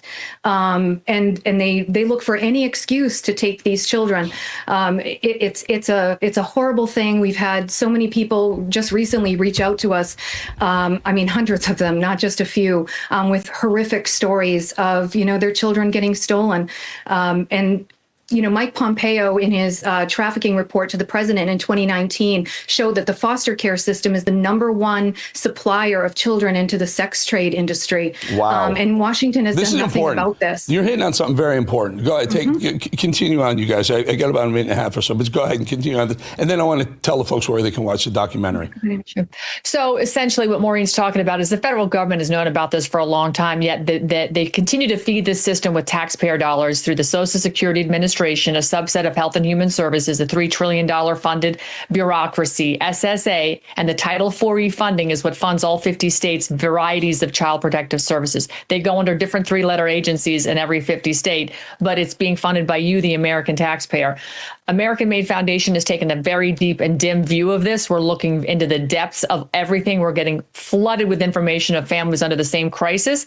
That's why we did this documentary. That's why we're filing our first landmark federal lawsuit, which we believe is a template that we are going to wash, rinse, and repeat in all 50 states until we eradicate CPS and bring the solution of families that are in trouble back into the local community where it belongs. You guys are shining a light on something very important. Maureen, where's the documentary? Where can folks watch it? Sure. Dedham, Massachusetts, just outside of Boston at the Legacy Theater. Tickets are $25, $100 for the VIP tickets. So you can meet the family, meet the lawyers that are involved in this landmark case, and of course, meet Ann and I. Where can they get tickets? Where can they find you guys? On our website, AmericanMadeFoundation.org. AmericanMadeFoundation.org. Write it down, And folks. you can watch it there, too. If you can't get to the theater and you can't come out to meet us and the family, please go to AmericanMadeFoundation.org Sunday night. And support. These folks bring up really great causes. Great American causes. Patriots right there, folks. Ann Vander Steel, Maureen Steele, thank you so much for the story. Thanks, Eric. All right. All of Washington, D.C. was buzzing last week when Dr. Susan Monarez was forced out as CDC director after her ousting. Other medical bureaucrats followed suit. Apparently, she was forced out after disagreeing with RFK Jr.'s changes regarding the COVID-19 vaccine. Here to discuss is Chief of Maternal and Prenatal Health at the wellness company, Dr. James Thorpe. Dr. Thorpe, I saw RFK Jr. testifying for 4 hours today on the Hill to senators, and to a T, almost every single Democrat senator just laid into him, just could not handle whatever RFK Jr. was serving. What he was serving was trying to break away from Big Pharma, the control that Big Pharma has on the folks. And for some reason, they didn't want to do that. My guess is there's a big money funnel coming from Big Pharma into those election coffers. What are your thoughts on what you saw today? I think it's very disturbing how they are viciously attacking Bobby, the Secretary of Health and Human Services, with these totally baseless accusations. The fact of the matter is that, yes, our Congress is corrupt. 70% have taken monies from Pfizer. The CDC is just totally it's corrupted with many members, as you've seen, that have resigned. These are not model researchers. These are people that should not be in positions of making decisions on vaccines. You know, and a lot of them were the same folks who told us we couldn't go to work, we couldn't go to school, we couldn't watch our parents die in the hospitals unless we were vaccinated. And then they also said things like ivermectin and some of the other, I guess experimental for COVID. We didn't know what the heck was going to work for COVID at the time, weren't science. And now we know they're probably more effective than anything that they had us doing, especially wearing masks and social distancing. How hypocritical. I mean, as a doctor, do you want to turn around and tell these people on Capitol Hill they're full of what? Yes, it's very disturbing. It's when you see the corruption and the lack of transparency and the lack of science, and then the hypocrisy of simply Bobby Kennedy saying, "Look at Pfizer." You're President Trump saying, "Look at Pfizer. I want to see all the records, all the data. Open it up," and they forget that they are public servants and they serve under Bobby Kennedy. So the least they can do is be transparent. The American people should be in outrage because of the lack of transparency. You have alternatives to the COVID vaccine with the wellness company, don't you? Yeah, I think that what is extremely important here for your viewers is that, even individuals, I've seen a patient just today, I'm busy in a hospital seeing patients, hasn't had her last vaccine 4 years ago. She's got continued spike protein levels as measured by the spike antibody that are sky high. And this reflects, despite 4 years, her spike protein antibodies are still sky high and causing major issues. So I think that the wellness company, Ultimate Spike Detox, has been proven to excel the clearance of this lethal bioweapon, the spike protein, which is causing, we believe, the vast majority of problems. I believe, as an obstetrician, maternal fetal medicine specialist, has probably been one of the main contributors to the disasters that we see in pregnancy with the vaccine, and even years after the vaccine in pregnancy. Insane. Very anecdotally, in 2020, I had to take one shot because I couldn't get into New York where my job was, and I never took the second. I'm sorry I took the one. I would much rather have gone to a wellness company, got one of the kits and done something, because it turns out it would be much smarter and much safer for certainly my health. And I won't do it again. I will not listen to those SOBs again when they tell me I have to, or else I'm just not going to do it. Dr. James Thorpe, appreciate your time. Wellness Company. We'll be back. Thank you so much for your time, sir. We'll be back 2.5 minutes. Yep, your worst nightmare. Your car broke down. Now you're worried if it's going to cost you a fortune in repair bills. Unless you already call CarShield, the legit #1 auto protection company in the country. When you're protected with a plan through CarShield, the process is smooth like ice and done in as little as 3 steps. 1. First, the tow truck takes your car to the shop. The cost of towing, covered when you got a plan through CarShield. Next, you probably need to get around while your vehicle's being repaired, right? 2. Plans through CarShield have rental car options too. Then comes the best part. 3. When you pick up your vehicle, you don't have a big repair bill to worry about. CarShield administrators get your covered repairs paid directly to the shop, so you're back on the road with no worries. Call now to get an affordable plan through CarShield for your vehicle before it's too late. When you call CarShield, whether you got a small problem like a power window motor that could cost a few $100s, or a big problem like an engine or transmission that could cost you thousands of dollars, you're taken care of. CarShield is the #1 auto protection company in the country, and their administrators have paid out more than $1 billion in auto repairs. That's billion with a B.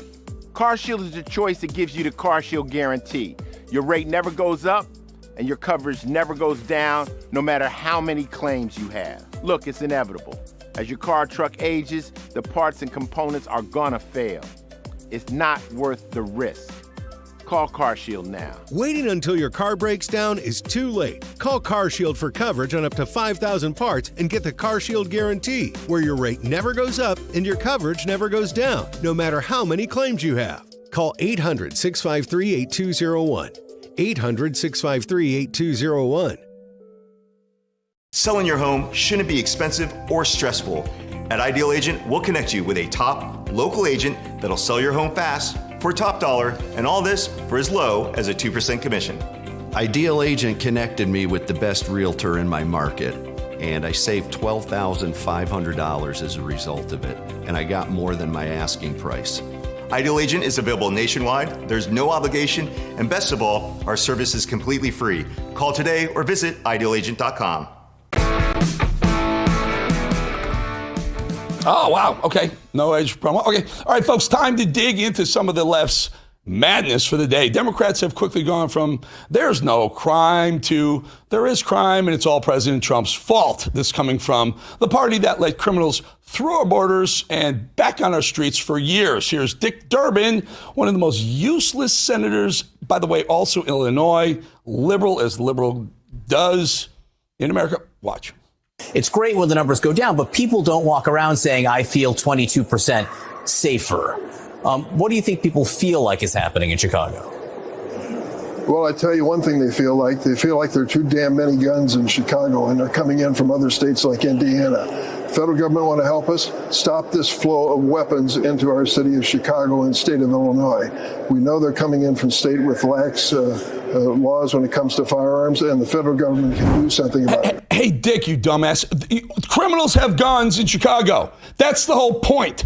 It's not hard to get a gun in Chicago. It's hard to get a gun legally in Chicago to protect your own ass. I'm from Chicago. I know this. Stop it. It's not the guns. We need the guns to protect ourselves. Citizens do.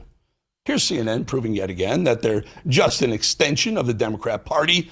Dana Bash, who's one of the prime victims of Trump derangement syndrome, over there is now happily pushing the fear-mongering theory that there won't even be elections in 2028. Governors Gavin Newsom and J.B. Pritzker are two closely watched Democrats who may run for president in 2028. Both are increasingly sounding the alarm that a free and fair election may not even happen. People actually think this guy's serious about having another election? You think he's joking about 2028? I'm not calm, and I'm not going to submit myself to niceties. Not when this guy's trying to wreck our goddamn country. He'd like to stop the elections in 2026 or, frankly, take control of those elections. He'll just claim that there's some problem with an election, and then he's got troops on the ground that can take control. Governor Pritzker, what's going on? State of Illinois, just, I don't know, almost as bad as California, if you can believe that. So this is their new spin. The media that helped cover up for our former dementia in chief, Joe Biden, is now going to spin it like there's some kind of cover up going on for Trump, right? A man who he's at it around the clock. He's texting at 3 and 4 in the morning. I'm sorry, truthing at 3 and 4 in the morning. He plays 4 rounds of golf over every weekend. He's 79 years old. But the queen of race baiting, joyless Joy Reid, just can't help herself. The mainstream media will not touch these questions about Donald Trump's obviously declining health. His ankles are the size of watermelons. He can like barely. They're like elephant legs, you know? They're like elephant legs. Straight down. He can barely walk down a flight of stairs. And that's not even new. He can barely walk up or down stairs. When Joe Biden was president, I mean, where is Jake Tapper? The mainstream media is so terrified of him. And I don't think it's reverence for the presidency or for him. I think they're scared. They're all just trying to stay relevant, right? So Joe Biden is completely degraded, where he can't even figure out where he is, but he's absolutely fine. Scarborough says nothing. He's at his peak 2 weeks before he dropped out of running for re-election. But Trump has a bruise on his hand, which a lot of people in their late 70s and 80s do. They use blood thinners to keep it moving. That's what happens. You bruise easily. Whatever. And then Joyless Joy Reid decides she's a bit too bored in her forced retirement from MSNBC, so she pushes the usual leftist rhetoric of what you saw, you didn't actually see about the attempted assassination of President Trump in Butler, Pennsylvania. He's got these magical doctors who claim that he was shot in the ear, but his ear, I guess, grew back. He had a Duplo bandage on 1 minute, no bandage the next. We can't get a medical record from this alleged assassination. He was supposedly shot. We have nothing. We've got nothing. Where's the investigative? Where are the investigative records? One day he slapped his maxi pad on his ear. The next day the ear is totally fine. It's fine. And I remember being in mainstream media where we both used to work, saying, "Isn't it odd that we've never asked for his medical records?" And I got in trouble for that. Maxi pad on his ears. You're gross. You guys are gross. All right, something's coming. You know what? Wait, well, it's the fire. The fire doesn't burn; it forges. Right.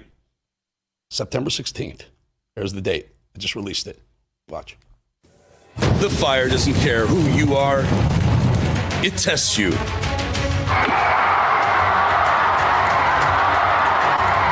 It breaks most men. But if you rise through it,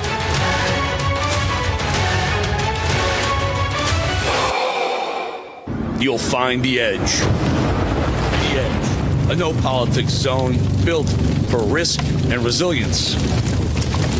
No politics, only pressure. If we've learned anything over the past few years, it's that devastating events can strike without warning.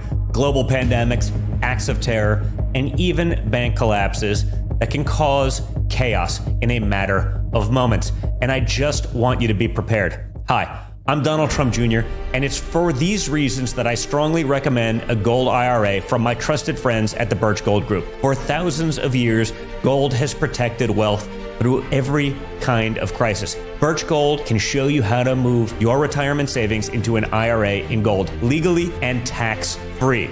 For decades, they've helped thousands of Americans protect their IRA or 401k from unexpected events. To learn more, click below for your free info kit on gold IRAs from the Birch Gold Group, the only gold company I trust. Don't wait for the next crisis to strike. Take action now to protect your family's financial future. Click below for your free info kit on gold IRAs from the Birch Gold Group. There's nothing worse than losing your dog before their time. That's why I created Dr. Marty Nature's Blend, designed to help dogs with everything from digestive issues to itching, even moving better. Nature's Blend works because it's freeze-dried. So instead of destroying the nutrients with high heat, they all get right into your dog's body. Take it from a veterinarian with over 50 years of experience saving dogs' lives. I have never seen a food make this much impact on a dog's health. For a limited time, get up to 54% off Dr. Marty Nature's Blend, plus a free gift with our special TV offer. Call or go to drmartypets.com/TV. If your flow doesn't go like it used to, if it's pee o'clock again, it could be an enlarged prostate blocking the way. The Urolift system is a minimally invasive, non-destructive treatment for men 45 and over that simply lifts the problem out of the way. Ask your urologist about the Urolift system. Most common side effects are temporary and can include discomfort when urinating, urgency, inability to control the urge, pelvic pain, and some blood in the urine. Rare side effects, including bleeding and infection, may lead to a serious outcome and may require intervention. The Urolift system for rapid symptom relief. Did you know that thousands of authors across the country have written books and published them with Page Publishing? If you've written a book, Page can help you through the process. We cut through the confusion of the publishing world to make it easy for you. If we decide to publish your book, your work ends and ours begins. From copy editing and proofing to typesetting and book cover art, we get you printed, distributed, and sold on Amazon, Apple iTunes, and bookstores. We'll even promote your book. Call for your free writer's guide, 800-319-0257, or scan the QR code now. Something is happening in the world right now, and it goes far beyond whether or not J.B. Pritzker and Gavin Newsom are offended by the president wanting to help citizens of their respective states, Illinois and California, help them feel safe. 4 years of Joe Biden, 8 years of Barack Obama, those 12 years did more damage, not just to America, but to the entire world, bending the knee to Iran, sending them hundreds of billions of dollars to use against us and Israel, by the way, pushing Putin to invade not once, but twice now, letting China spy on us, letting China buy our farmland. It goes well beyond tariffs. Make no mistake about it. The new axis of evil is sending a message to America and the Western world. We're here and we're gunning for you. So when Venezuela's finest come gunning for America, threatening our safety and our sovereignty, and our president actually does something about it, that's sending exactly the right message back to not only Venezuela, but back to the world. That's exactly what more than half of this country voted for. Earlier this week, President Trump posted this dramatic video of a speedboat in the Caribbean exploding in a precision U.S. air strike. Crushed it. Blew it right out of the water, so to speak. The administration says the target was carrying narcotics, and the 11 crew who died were part of the Venezuelan gang Tren de Aragua, which the U.S. has designated a foreign terrorist organization already. Assuming that's true, which we believe it is, great move. So as President Trump's warning, there's more where that came from. Even better move, because that's what we voted for. The usual protocol for such moments would be for the U.S. Coast Guard to stop the suspected drug traffickers, to take themselves onto the boat, seize whatever drugs and whatever they had, whatever needed to be seized, firearms, drugs, make an arrest or two, and then set a trial date. And if you ask any snowflake how they wish it would have gone down, they would agree with that stupid process. But things have changed. It hasn't worked. Gangs, drug violence, cartels, they're coming in unfettered and unchecked. And let's be honest, Venezuela most certainly doesn't follow protocol. Venezuela is sending their cartels over to America to have their way with our country. Just watch, just look. Look at the video from Colorado. And this, though, is exactly the kind of message America should be sending back to everyone, not just Venezuela, but certainly Maduro. The United States has long, for many, many years, established intelligence that allow us to interdict and stop drug boats. And we did that. And it doesn't work. Interdiction doesn't work because these drug cartels, what they do is they know they're going to lose, 2% of their cargo. They bake it into their economics. What will stop them is when you blow them up, when you get rid of them. Yep, that's what we voted for. What I didn't vote for is Chris Van Hollen, the gang-loving congressional member, right here. What this was an extrajudicial killing, pure and simple. It was illegal. As you said, we only have the Trump administration's word to take for who was on that boat. But even if they were right, we're not in a war with Venezuela. We're not in a conflict with Venezuela. They killed narco-terrorists. Literally the definition, narco-terrorist, terrorists carrying drugs. We've defined Trento Agua as terrorists carrying drugs. They killed them. They were bringing drugs to kill our people. You idiot. I guess this guy would have boarded the boat and had some margaritas with the gangbangers, right? And then you would have used Google Maps to help them into the country. Interesting that he mentioned that word illegal, since I didn't know that Van Hollen really understood what that word really means, since he's put his heart and soul into defending an illegal, criminal, thug gangbanger. Think about it. We've actually gotten to a point in this country where Democrats are actively defending drug trafficking cartels from Venezuela. He was defending them. Democrats are saying that President Trump shouldn't have killed any of them. And Democrats are saying that we should allow them to traffic more drugs into America because Democrats so clearly hate America. These criminals, these criminal cartels don't just smuggle drugs and feed our massive epidemic into the country. They're diversified into a range of grisly businesses, including kidnapping, extortion, human trafficking, child trafficking, rape, murder. In Venezuela, they're tools of the dictatorship as well, since the regime of Nicolas Maduro uses them to repress and populate and gives them impunity for their organized crime in Venezuela and in other places in the region. The gangs overwhelm weak institutions, even in countries that want to fight back. And that becomes eventually our problem too, because in Central and South America, they all congregate in Mexico and come over here for our money and our people. That makes them a threat to the U.S. national security. Allowing them to grow powerful has invited chaos and tyranny, and allowing them into the country has put America and Americans in serious danger. But wait, there's more. Agreed to have elections. The elections were completely fake. They leveraged migration against us to get those concessions, and now they have these general licenses where companies like Chevron are actually providing billions of dollars of money into the regime's coffers. And the regime kept none of the promises that they made. So all that needs to be re-explored. Because in Venezuela, you have the Russian presence, you have a very strong Iranian presence. The Iranians, in fact, are beginning to build drone factories for the manufacture of Iranian drones in our own hemisphere. Not to mention the long practice of the Venezuelan regime of providing real but illegitimate passports to operatives for Hezbollah in our own hemisphere. And lastly, and I leave it lastly to Cuba. And the reason why tens of millions of invaders had their way with our southern and northern borders is because these people were sent a clear message. As soon as Joe Biden stepped foot in that White House, flanked by the worst vice president in history, American history, and his border czar. To folks in this region who are thinking about making that dangerous trek to the United States-Mexico border, do not come. Do not come. Do not come. Ooh, scary. I don't know. Do not come. Juxtapose this. Do not come versus blowing 11 of them out of the water when they're narco-terrorists on the way here. A little different, right? It's not exactly going to stop these cartels. You know what I'm saying? And yet that seemed to be our best defense for 4 long years. Maduro owns the cartel of the Suns. The U.S. calls it a foreign terrorist group. And the U.S. has indicted Maduro on narco-terrorism charges, placing a $50 million bounty on his head. It's not news that these people hurt America and Americans in serious ways and mean to do more. Do Democrats care about that? They seem like they don't. Actually, let me remove any certainty. They don't. And Tren de Aragua isn't Maduro's creation per se, but he's in cahoots with that regime. I'm anti-war. I'm against sending our troops and soldiers around the world to fight more endless wars. That goes without saying. You love it, you hate it. I just don't think it's the right thing to do. But it's actions like this one that evoke strength. Weakness begets wars. We've shown more than enough of that one, right?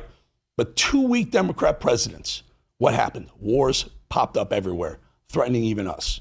But enough is enough. President Trump blowing up the drug-running boat from Venezuela wasn't just about dissuading drug trafficking. It was also a message to Maduro that our president, that we care if China has Venezuela's back. No, he doesn't. He doesn't give a damn, which that meeting in China showed full well what they were trying to do. It showed that the leader of this country will do what he needs to be done to protect the American people. And yes, I most certainly voted for that. 2.5 minutes.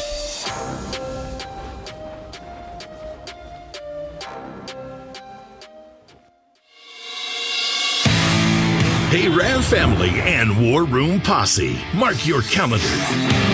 September 12th and 13th, the Rebels, Rogues, and Outlaws Tour is coming to the America First Warehouse. I have never seen anything like this. 2 unforgettable days filled with patriots, barbecue, and live shows straight from the most amazing place, the America First Warehouse. Get ready for a special guest to be announced, plus a 3-hour live episode of Studio 6B. And we're just going to go do it. On the 12th, Steve Bannon will host War Room Live at 5 p.m. And Steve will be back again on the 13th. Woo! Followed by 1 hour with Peter Navarro. I went to prison so you won't have to. The Rebels, Rogues, and Outlaws Tour, September 12th and 13th at the America First Warehouse. Scan the QR code to see pricing and availability. Don't miss this opportunity. Tickets won't last. Oh. Hey, did you find the manual? Yes, of course I found it. No, I need that. Summon Dale. Who's Dale? A real human. I'm Dale. American Home Show now provides video chat with live repair experts for home fixes over the phone. Let's go fix that oven. Okay, Dale. I need my phone back. Fix it over video chat with American Home Shield. Sign up today at ahs.com. Tired of the hassle and high cost of selling a home? We can help. At Ideal Agent, we'll connect you with a top local agent that'll sell your home fast for top dollar, and all this for as low as a 2% commission. We got the top dollar for our house and the lowest commission that I could have imagined. The house sold in 2 days. It was so exciting for us. Ideal Agent is available nationwide. There's no obligation, and best of all, our service is completely free. Call today or visit idealagent.com. Hello, my friend. Pat Boone here. You know our country's under financial assault like never before. Our government has put us $34 trillion in debt. The interest alone's more than we spend on military defense. And what's worse, other countries no longer believe the U.S. is a safe place to invest. There's a growing international movement to dump U.S. dollars at a record pace. Some economists say this may signal the end of the dollar. Now, these countries are instead buying gold, and I'm suggesting you do the same. My friends at Swiss America have been helping Americans like you and me for over 40 years to buy physical gold and silver for delivery to our homes or held in our IRAs. I've trusted Swiss America for nearly 25 years now, and you can trust them too. So don't wait. Call or text the number on the screen today for financial peace of mind in these troubling times. Do you suffer in pain? Are you stiff, tense, or less active? Introducing the EasyWell Remedy Massage System, a triple fusion of therapeutic experiences. Full body vibrational therapy increases blood circulation and reduces inflammation. Infrared heat penetrates deep to reduce pain, soothe, and relax. The Ultra Shiatsu pillow with 6 heated nodes mimics a professional massage. Plus, it's detachable for deep relief anywhere you need it. Experience the true remedy for your pain and stiffness. Call now. All right, you guys have been giving me great voicemails. Mad Dog, read a voicemail for us. How good are these? These have been great. Go ahead. Go. Play. Not read. This one is Fox News did Trump dirty during Poland meeting. Do it. Eric, this is Mickey, Wilmington, North Carolina. Just watched your show while I was working. Checked my news feed and saw Fox News live coverage video of where they covered Trump meeting with the president, and noticed from the video, minute 1:55 to 2 minutes 15 seconds, Fox News gave a 20-second full super zoom close-up onto the back top side of Trump's right hand to show bruising right in the middle of the Poland president speaking. They had the camera focused down on Trump's bruised back side of his right hand and slowly scanned up to identify that hand with the president. These people are despicable. They've tried to assassinate his character. They've tried to assassinate him, and they'll do anything to kill his credible accomplishments. We've got to stop being so damn nice. Thank you, Mr. Bolden. Thank you. I love these voicemails. You guys, I have hundreds to get to. Keep sending them. Don't stop sending them. I'll get to them. I can't put them all on. They're so good. You're right. You're so right. Fox has become mainstream media. They become legacy media. That's why just don't trust them. Don't trust them. Just come over here. Mad Dog. This next viewer thinks that they're me. Hi, Eric. I'm the control room guy who's been disguising my voice. And now that you found me out, I'm going to let you really know what's on my mind. We're not appreciated enough. You don't have enough pizza for us. You should have coffee or my choice of do I want Coke, do I want Pepsi? And from now on, I want you to take all the green-colored M&Ms out of the bowl before we get there on the set. Thanks. I appreciate that. You're doing a great job. All of us love you. We always will. And this is not, it could be one of your control room guys. I don't know. I might just know how to change my voice a lot like Rich Little. You'll never know. All right, Mad Dog. Can I get the control room camera, please? Can we get that? All right. Was that you, Mad Dog? Hey, Ben. That was not me. What's up, Cole? What's up, Trish? Whoever's there. Was that you, Mad Dog? Would you just? That was not me at all. You know I know it wasn't you? Not by the voice. I thought it was you when you said we need more pizza, but when he said you're doing a great job. Mad Dog would never say that. All right, let's read another one. Listen. All right, so this next one is taxpayers giving grants to universities. Go.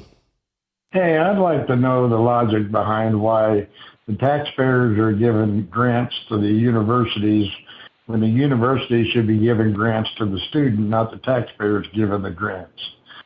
It just seems like it would be more logical with all the money that they have, why are we giving them money to give grants to the students?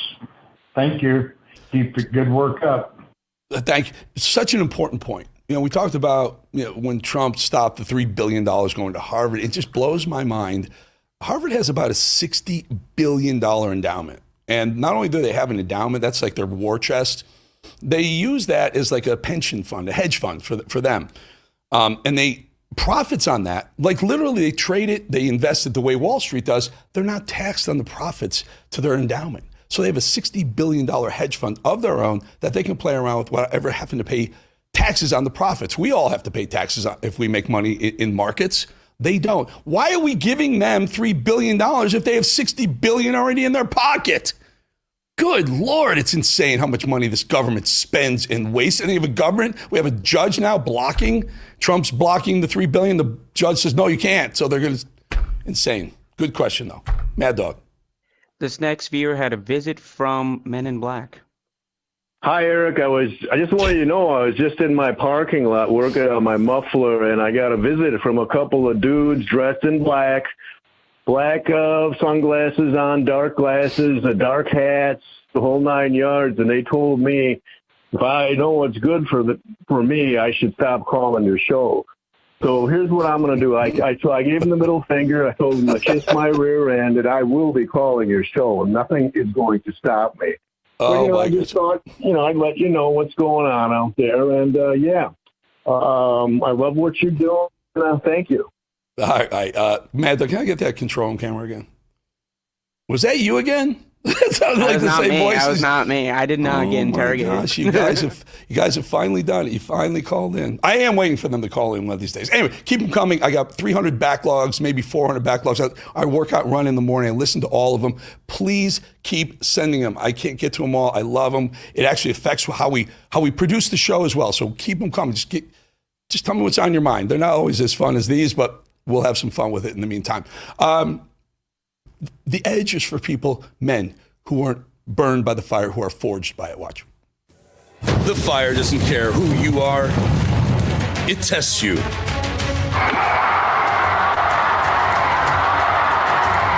It breaks most men. But if you rise through it,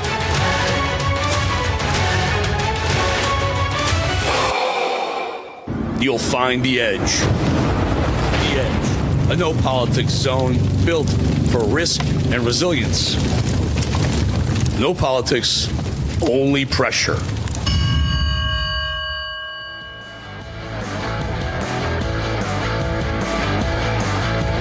And now the American Academy of Pediatrics has warned that the committee is being politicized at the expense of children's health. American Academy of Pediatrics, you think they're lying too? I think the American Academy of Pediatrics is gravely conflicted. They get their biggest contributors are the 4 largest vaccine makers. They run a journal, Pediatrics, which they make a lot of money on, that is completely dependent on pharmaceutical companies. So I wouldn't put a big stake in what they say that benefits pharmaceutical interests. Senator, I didn't politicize ASAP. I depoliticized it. The Congress has been investigating ASAP. All over the country, Mr. Secretary, scientists and doctors are saying otherwise. They're all wrong, too. They're all lying, according to you. The scientists and doctors are supporting me all over the country.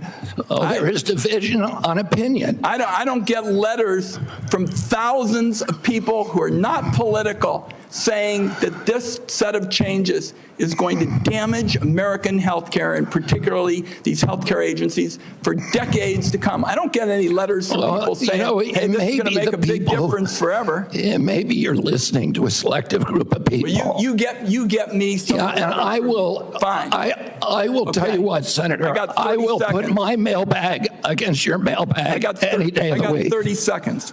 Dangerous respiratory viruses like RSV are on the agenda for the next advisory meeting. Countless parents have been awakened in the dead of night by a wheezing kid gasping for air, forced to rush their little one to the ER. There's no worse heart-wrenching fear. The RSV vaccine offers these kids protection against the worst effects of the virus. But now it looks like you're on a crusade to make infants and babies more vulnerable to the terrible illness. That's what we're doing with the COVID changes. And please make your answer brief, Mr. Secretary. I've said that position is indefensible. I think it's possible. Congress has been investigating that committee for 23 years because it is pervaded with conflicts of interest. What we did is we got rid of the conflicts of interest and we depoliticized it and put great scientists on it from a very diverse group. Let me close with very pro-vaccine. You tell America that all adults and all children over 6 months of age are eligible to get a COVID booster at their local pharmacy today. Anybody can get the booster. I'm sorry? Anybody can get it, Senator. Anybody. So you're saying that is now the official rule of HHS, Anybody is eligible to get a booster by just walking into the pharmacy. It's not recommended for healthy people. No.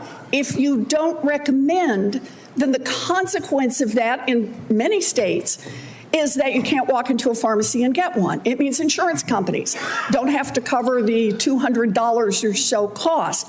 As Senator Dr. Cassidy said, you are effectively denying people vaccines. We're not going to recommend a product for which there's no clinical data for that indication. Is that what I should be doing? What you should be doing is honoring your promise that you made when you were looking to get confirmed in this job. You're going like and this. That is, you promised that you would not take away vaccines from anyone who wanted them.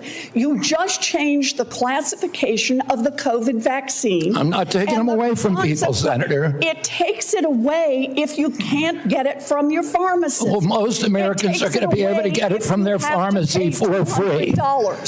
Most Americans will be able to get it from their pharmacy for free. The question is everyone who wants it. That was your promise, No, I didn't. I never promised that I was going to recommend products for which there is no indication. When you said... And I know you've taken $855,000 from pharmaceutical companies, Senator. Did you hold up a big sign saying that you were lying when you said that? Because you are the one who said you would not take them away. Now, Senator Kennedy, I'm not taking them away from anybody. Secretary, you want me to indicate a product for which there is no clinical data? Senator, is that what you want? Secretary Kennedy, you said you wouldn't, and now you did. I'm not taking them away. Everybody can get access to them. No, they can't walk into a pharmacy the way they could last month and get access. It depends on the state. It depends on the states. A year ago, but they can still get it. Everybody can get it. Everybody can get it, Senator. So look, let's move on. You clearly are taking away vaccines. Do you believe COVID-19 was politicized? Yeah, the whole process was politicized. Senator, I mean, we were lied to about everything. We were lied to about natural immunity. We were lied to about, we were told again and again the vaccines would prevent transmission, they'd prevent infection. It wasn't true. They knew it from the start it wasn't true because that's what the animal studies and the clinical trials showed. We were told that there was science behind cloth masks. The CDC allowed the teachers union to write the order closing our schools, which hurt working people all over the country, and then pretend it was science-based. All of these issues, and then I can show you, like, for example, Chairman Wyden was talking about me politicizing ACIP, but during COVID, probably the most famous scientist on ACIP was Martin Kulldorff from Harvard, the great world-renowned epidemiologist and vaccinologist. And he criticized the COVID booster mandates. They ejected him from COVID because he wasn't in the orthodoxy. The two biggest health officials at FDA during COVID, Dr. Gruber and Dr. Krause, criticized the Biden mandates, vaccine mandates. President Biden said in August, I would never take that vaccine, the Trump vaccine. And he came in, he mandated it, and then he fired the two top health officials at FDA who said, hey, this thing has not been properly tested. So the whole process was politicized, and even today. So let me, This is the primal scream of a dying regime. Pray for our enemies, because we're going medieval on these people. Here's not got a free shot on all these networks lying about the people. The people have had a belly full of it. I know you don't like hearing that. I know you try to do everything in the world to stop that, but you're not going to stop it. It's going to happen. And where do people like that go to share the big lie? MAGA media. I wish in my soul, I wish that any of these people had a conscience. Ask yourself, what is my task and what is my purpose? If that answer is to save my country, this country will be saved. War Room. Here's your host, Stephen K. Bannon.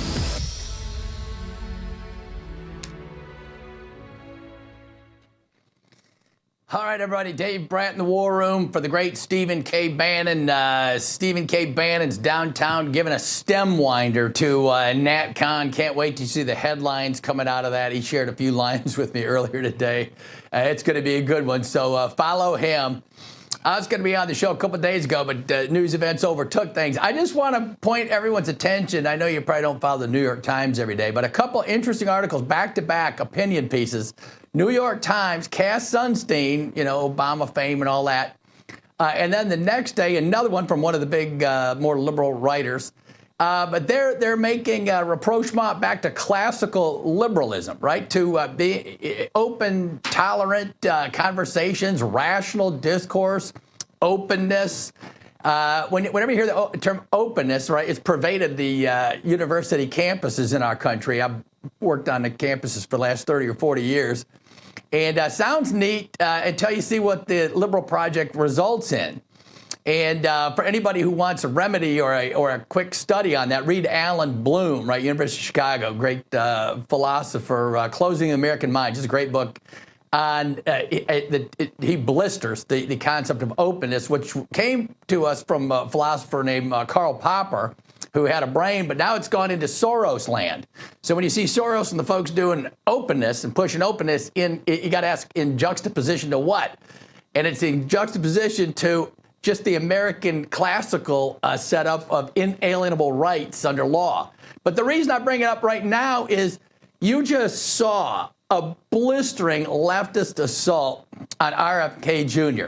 I think if anybody sees that, their heart just goes out to them. It was so bad. And then the Democrats are bad enough. All political views are my own. But then our guy, Republican Dr. Cassidy, says, I'm just going to approach this as a medical doctor. We're just going to do science, no politics here. And he goes into just a tirade. I mean, I think he's got, Trump derangement syndrome or something. Folks, Louisiana, you ought to give your senator a call. There was not one scientific thing about his discourse. He didn't go after RFK on one testable proposition, just a bunch of narrative gobbledygook. So to help us decipher this mess, we have brought in the real doctor, Dr. Naomi Wolf. Doctor, thanks for being with us on the War Room. Great to have you. And why don't you just launch and give us your view? You're more skilled than I am in this realm of medicine, spend your life's work. So have at it. Thanks for being with us, Doctor. Well, thank you so much for having me. It's great to see you again and great to be with the posse again, of course.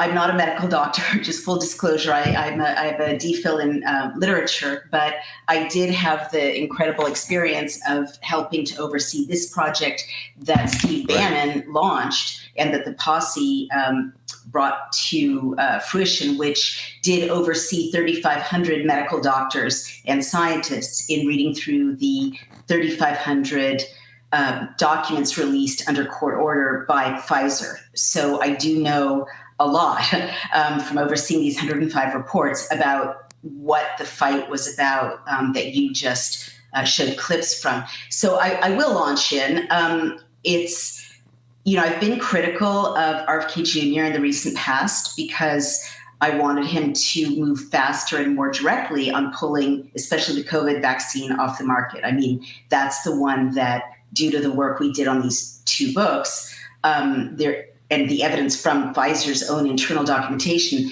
there is no way to make the case at this point in history, because the evidence is out there in public, that it's safe and effective. Pfizer concluded a month after rollout that it was neither safe nor effective, that it didn't work.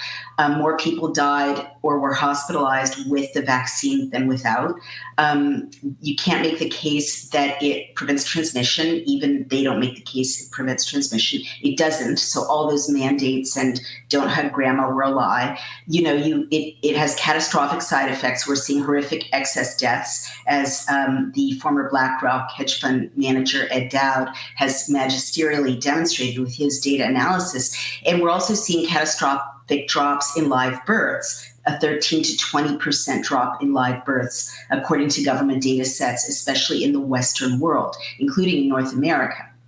I was just in Europe, and there are 1 million missing babies in Europe, and we know why. This injection causes sterilization or miscarriage or spontaneous abortion in a plethora of ways. So having said all of that, a lot of things are kind of coming to a head that people should know about that preceded this fight in the Senate and all this yelling. One of the things that really changed the chessboard is that President Trump tweeted a really interesting tweet, I would say 3 or 4 days ago, in which he basically said Pfizer had shown him wonderful data, presumably about how effective and safe this injection was. And the implication was when they were leading up to the release during Operation Warp Speed.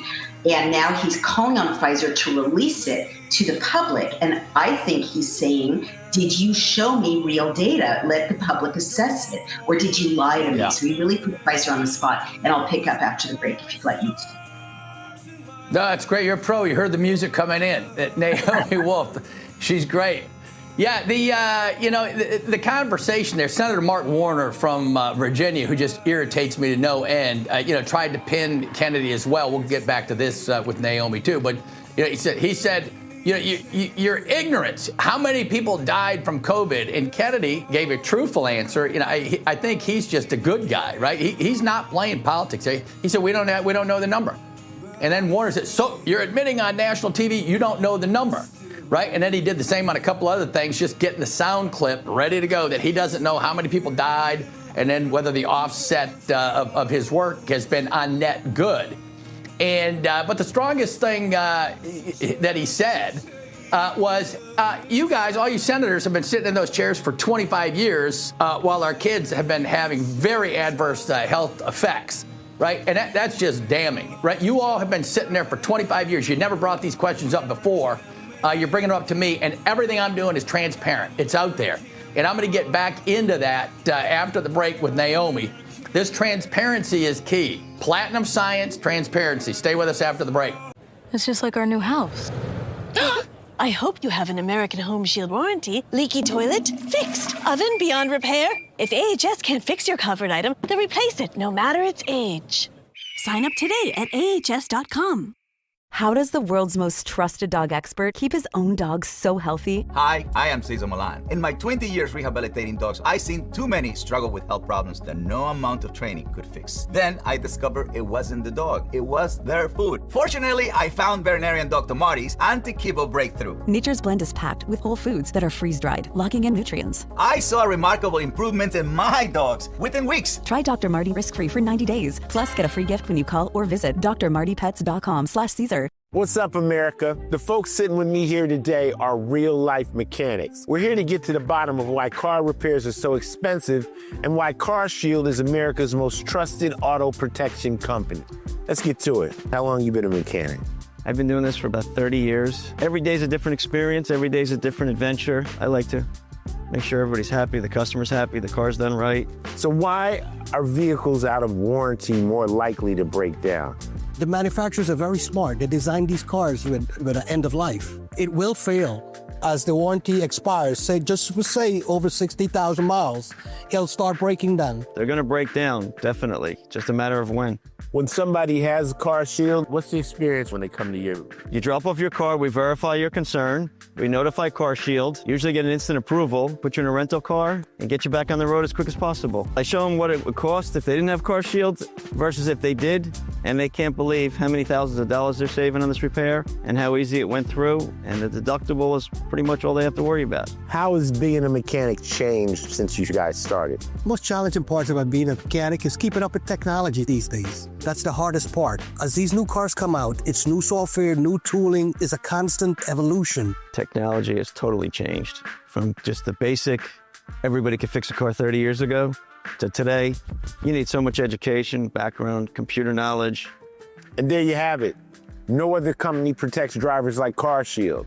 The bottom line is, if you're driving an out-of-warranty car, you could be putting yourself at risk of paying thousands for car repairs. Call CarShield before a breakdown happens. Get covered repairs paid. Call CarShield now for your free quote and to lock in your rate with their price lock guarantee. Call now. Call 800-202-9188. 800-202-9188. 800-202-9188. Did you know that thousands of authors across the country have written books and published them with Page Publishing? If you've written a book, Page Publishing can help you through the process. We cut through the confusion of the publishing world to make it easy for you. Call or scan for your free writer's guide today. Hello, America's Voice family. Are you on Getter yet? No? What are you waiting for? It's free. It's uncensored, and it's where all the biggest voices in conservative media are speaking out. Download the Getter app right now. It's totally free. It's where I put up exclusively all of my content 24 hours a day. You want to know what Steve Bannon's thinking? Go to Getter. That's right. You can follow all of your favorites. Steve Bannon, Charlie Kirk, Jack Posobiec, and so many more. Download the Getter app now. Sign up for free and be part of the movement. To just, again, some basic facts. Do you accept the fact that 1 million Americans died from COVID? I don't know how many died. You're the Secretary of Health and Human Services. You don't have any idea how many Americans died from COVID? I don't think anybody knows that because there was so much data chaos coming out of the CDC, and there was so many perverse incentives. And these are model You don't know the answer of how many Americans died from COVID. This is the Secretary of Health and Human Services. Do you think the vaccine did anything to prevent additional deaths? Again, I would like to see the data and talk about the data. You have had this job for 8 months, and you don't know the data about whether the vaccine saved and lives? That's the problem, is that they didn't have the data. The data by the Biden administration, absolutely dismal. So who is politicizing? You're saying the Biden administration politicized all the data? Go back to what Senator Cantwell just said. Fired Dr. Go Krause. to the Trump Surgeon General. They fired Dr. Krause. They fired all the people who questioned the orthodoxy. They fired Dr. Gruber, Dr. Krause, Mr. Chairman, the Secretary of Health and Human Services doesn't know how many Americans died from COVID. All right. War Room, there's your genteel Virginia gentleman, Mark Warner, being, just a truth teller, telling like it is. RFK Jr., right? I mean, it is hard when you're up there. I've been in the middle of that thing. It's just a firing line. It's awful when they're all hitting you. But I would ask Warner right back, hey, since you're the genius and you know everything, what's the number? How many died? What's the number?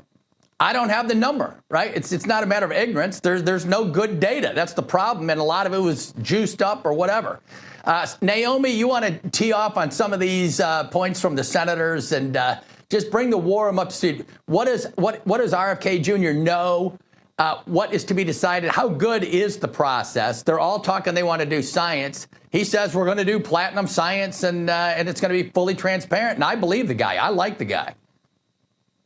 I should say up front, he's being heroic. I mean, he's standing firm. He's standing on science. He's standing on truth. And what the American people can clearly see again and again in these exchanges is that he is trying to tell our representatives and our senators, what is missing in the science that he inherited and how ill-served the American people have been in a horrible emergency in which they were lied to continuously, or as he was trying to point out just now, the data were botched or outsourced or, illegally handled, actually, in many cases. And he was about to point out that a lot of the data is modeling, which is just imaginary numbers.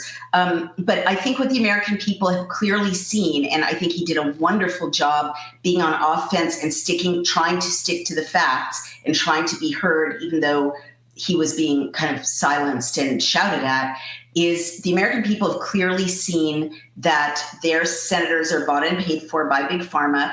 RFK Jr., Secretary Kennedy said that clearly several times to Bernie Sanders and to Elizabeth Warren, and he named numbers and, $850,000 to Elizabeth Warren, and she, tried to speak right over him, and he forced that issue so assertively in such a kind of go on the offense way that Bernie Sanders actually had to say, are you saying, he smoked out Bernie Sanders completely. Bernie Sanders said, everyone here has taken money from pharma. We know pharma is corrupt, but they pay all of us. Are you saying that we're all corrupt because we take pharma money? So the American people have clearly seen who's paying for their senators and that the senators are jumping through hoops for their employers, shouting for the, nearly $1 million or more that they are getting seems like annually. It was a little unclear from the shouting. And RFK Jr. acquitted himself really admirably in trying to people watching this had enough science to know that his answers kept returning to what would make the science solid and thus what would keep them safe. And even when he was saying they fired people who raised questions about the booster, Martin Kulldorff, a world famous epidemiologist, virologist from Harvard, he did right to continue to go back to the science and back to trying to depoliticize it and to make it transparent. Now, he is in some impossible positions because they all want him to just roll out the COVID injection with no hesitation and recommend it because billions of dollars are at stake with that. And he, to his credit, won't, but he also hasn't completely withdrawn it. So he is in a difficult gray area, a difficult to defend gray area. I mean, everyone's kind of mad at him, right? Our side is mad at him because he hasn't pulled it, and their side is mad at him because he is not providing it, with no testing for free. I mean, just as he said, do you want me to give you a product that has no safety efficacy data? Right. But I do want to say one more thing. Things are really escalating because what's at stake here isn't just another piece of theater. It's not just yet again, as with the confirmation hearings, as you all recall, initially for Secretary Kennedy, it's not just another, ritual of shouting senators, because this time it seems as if President Trump may be moving into alignment with RFK Jr. about this issue, or at least raising the right questions at last, which has been a long journey. And I also want to tell people another data point is Pfizer replied to President Trump on their own website this week, just a day or two ago, saying, we'll get President Trump the data by the end of the month, and some of it is here on our website.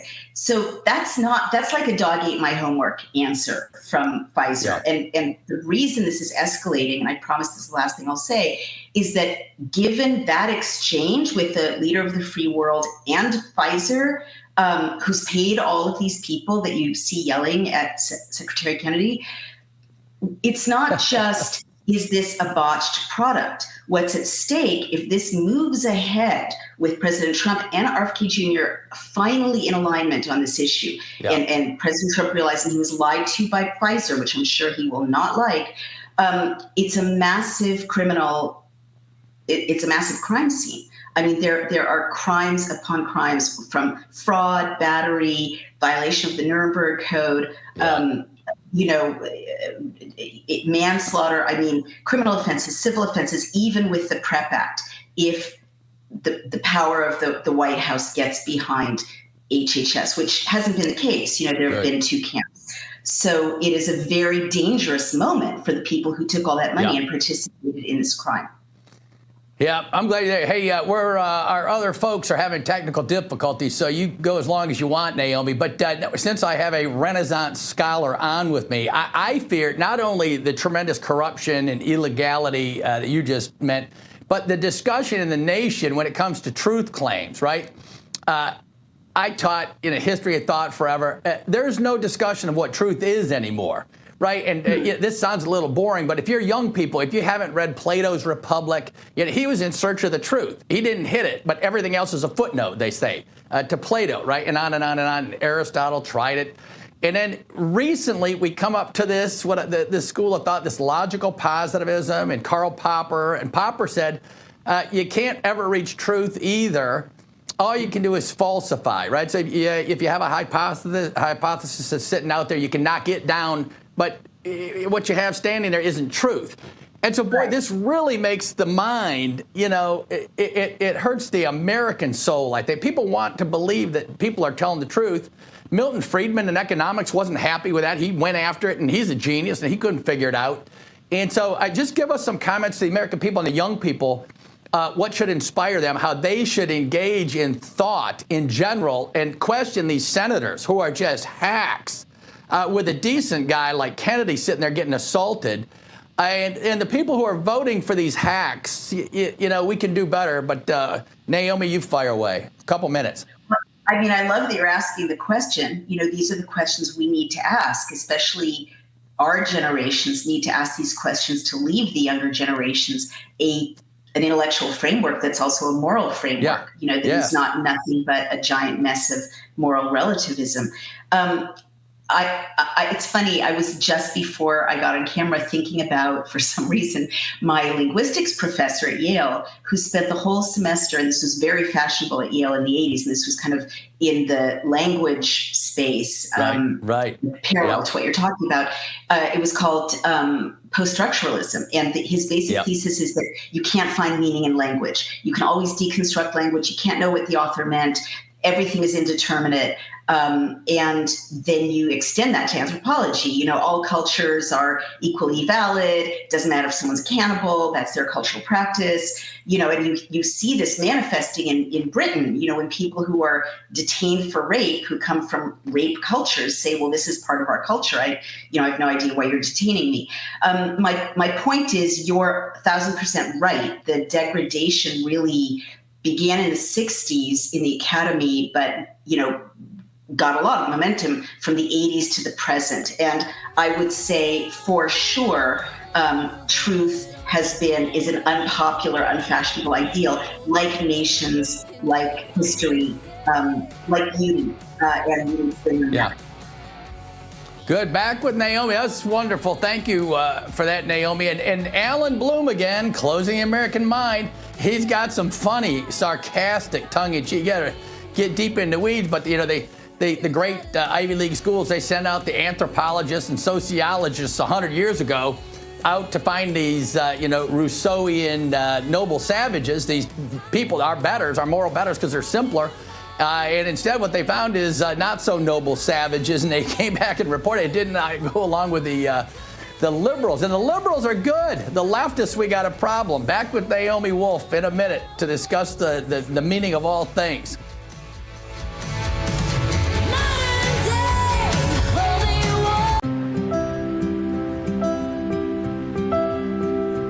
Hey there.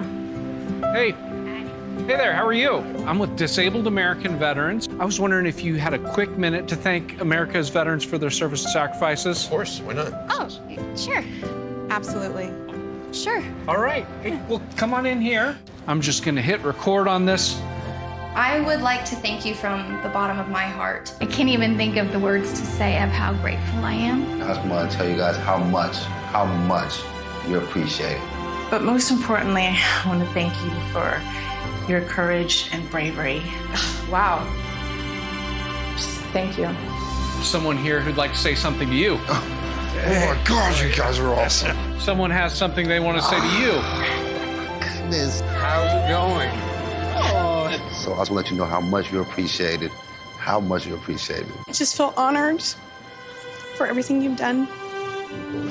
Thank you for myself. Thank you for everybody.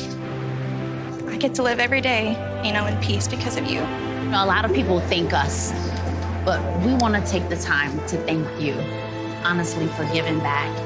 And when you give to DAV, you are supporting veterans like Dave, myself. So thank you so much for your work. Thank you. You guys are amazing. Thank you. Thank you. You can say thank you to our nation's heroes by calling the number on your screen right now and giving your monthly support of only $19. Say thank you by going to helpdav.org right now and give just $19 a month. When you do, we'll send you this DAV blanket as a thank you and a reminder that you support those who served. Please call or go online to helpdav.org right now. Your support says thank you to our nation's disabled American veterans. Tired of the hassle and high costs of selling a home? We can help. At Ideal Agent, we'll connect you with a top local agent that'll sell your home fast for top dollar, and all this for as low as a 2% commission. We got the top dollar for our house and the lowest commission that I could have imagined. The house sold in 2 days. It was so exciting for us. Ideal Agent is available nationwide, there's no obligation, and best of all, our service is completely free. Call today or visit idealagent.com. There's nothing worse than losing your dog before their time. That's why I created Dr. Marty Nature's Blend, designed to help dogs with everything from digestive issues to itching, even moving better. Nature's Blend works because it's freeze-dried. So instead of destroying the nutrients with high heat, they all get right into your dog's body. Take it from a veterinarian with over 50 years of experience saving dogs' lives. I have never seen a food make this much impact on a dog's health. For a limited time, get up to 54% off Dr. Marty Nature's Blend, plus a free gift with our special TV offer. Call or go to drmartypets.com/TV. War Room. Here's your host, Stephen K. Bannon.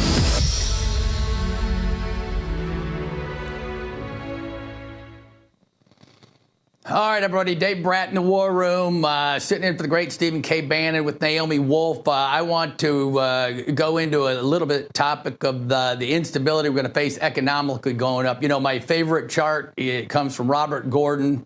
Long run trend productivity going down for the past 70 years. Trump's doing everything he can to turn that around, bringing capital in. It's all good. We're going to have a little instability in the short run, probably. He's doing everything right. We got major good moves. The rest of the show is going to be about all that. But we're at $37 trillion in debt right now. CBO, Congressional Budget Office, has us $2 trillion deficits for the next 10 years. So that's $20 trillion extra debt in the next 10. So 37 and 20 is $57 trillion in debt. That's not sustainable. The only good news is that England is going to be the first mover. They're going to plunge first, right? England, France, Germany, they're at 0% growth right now.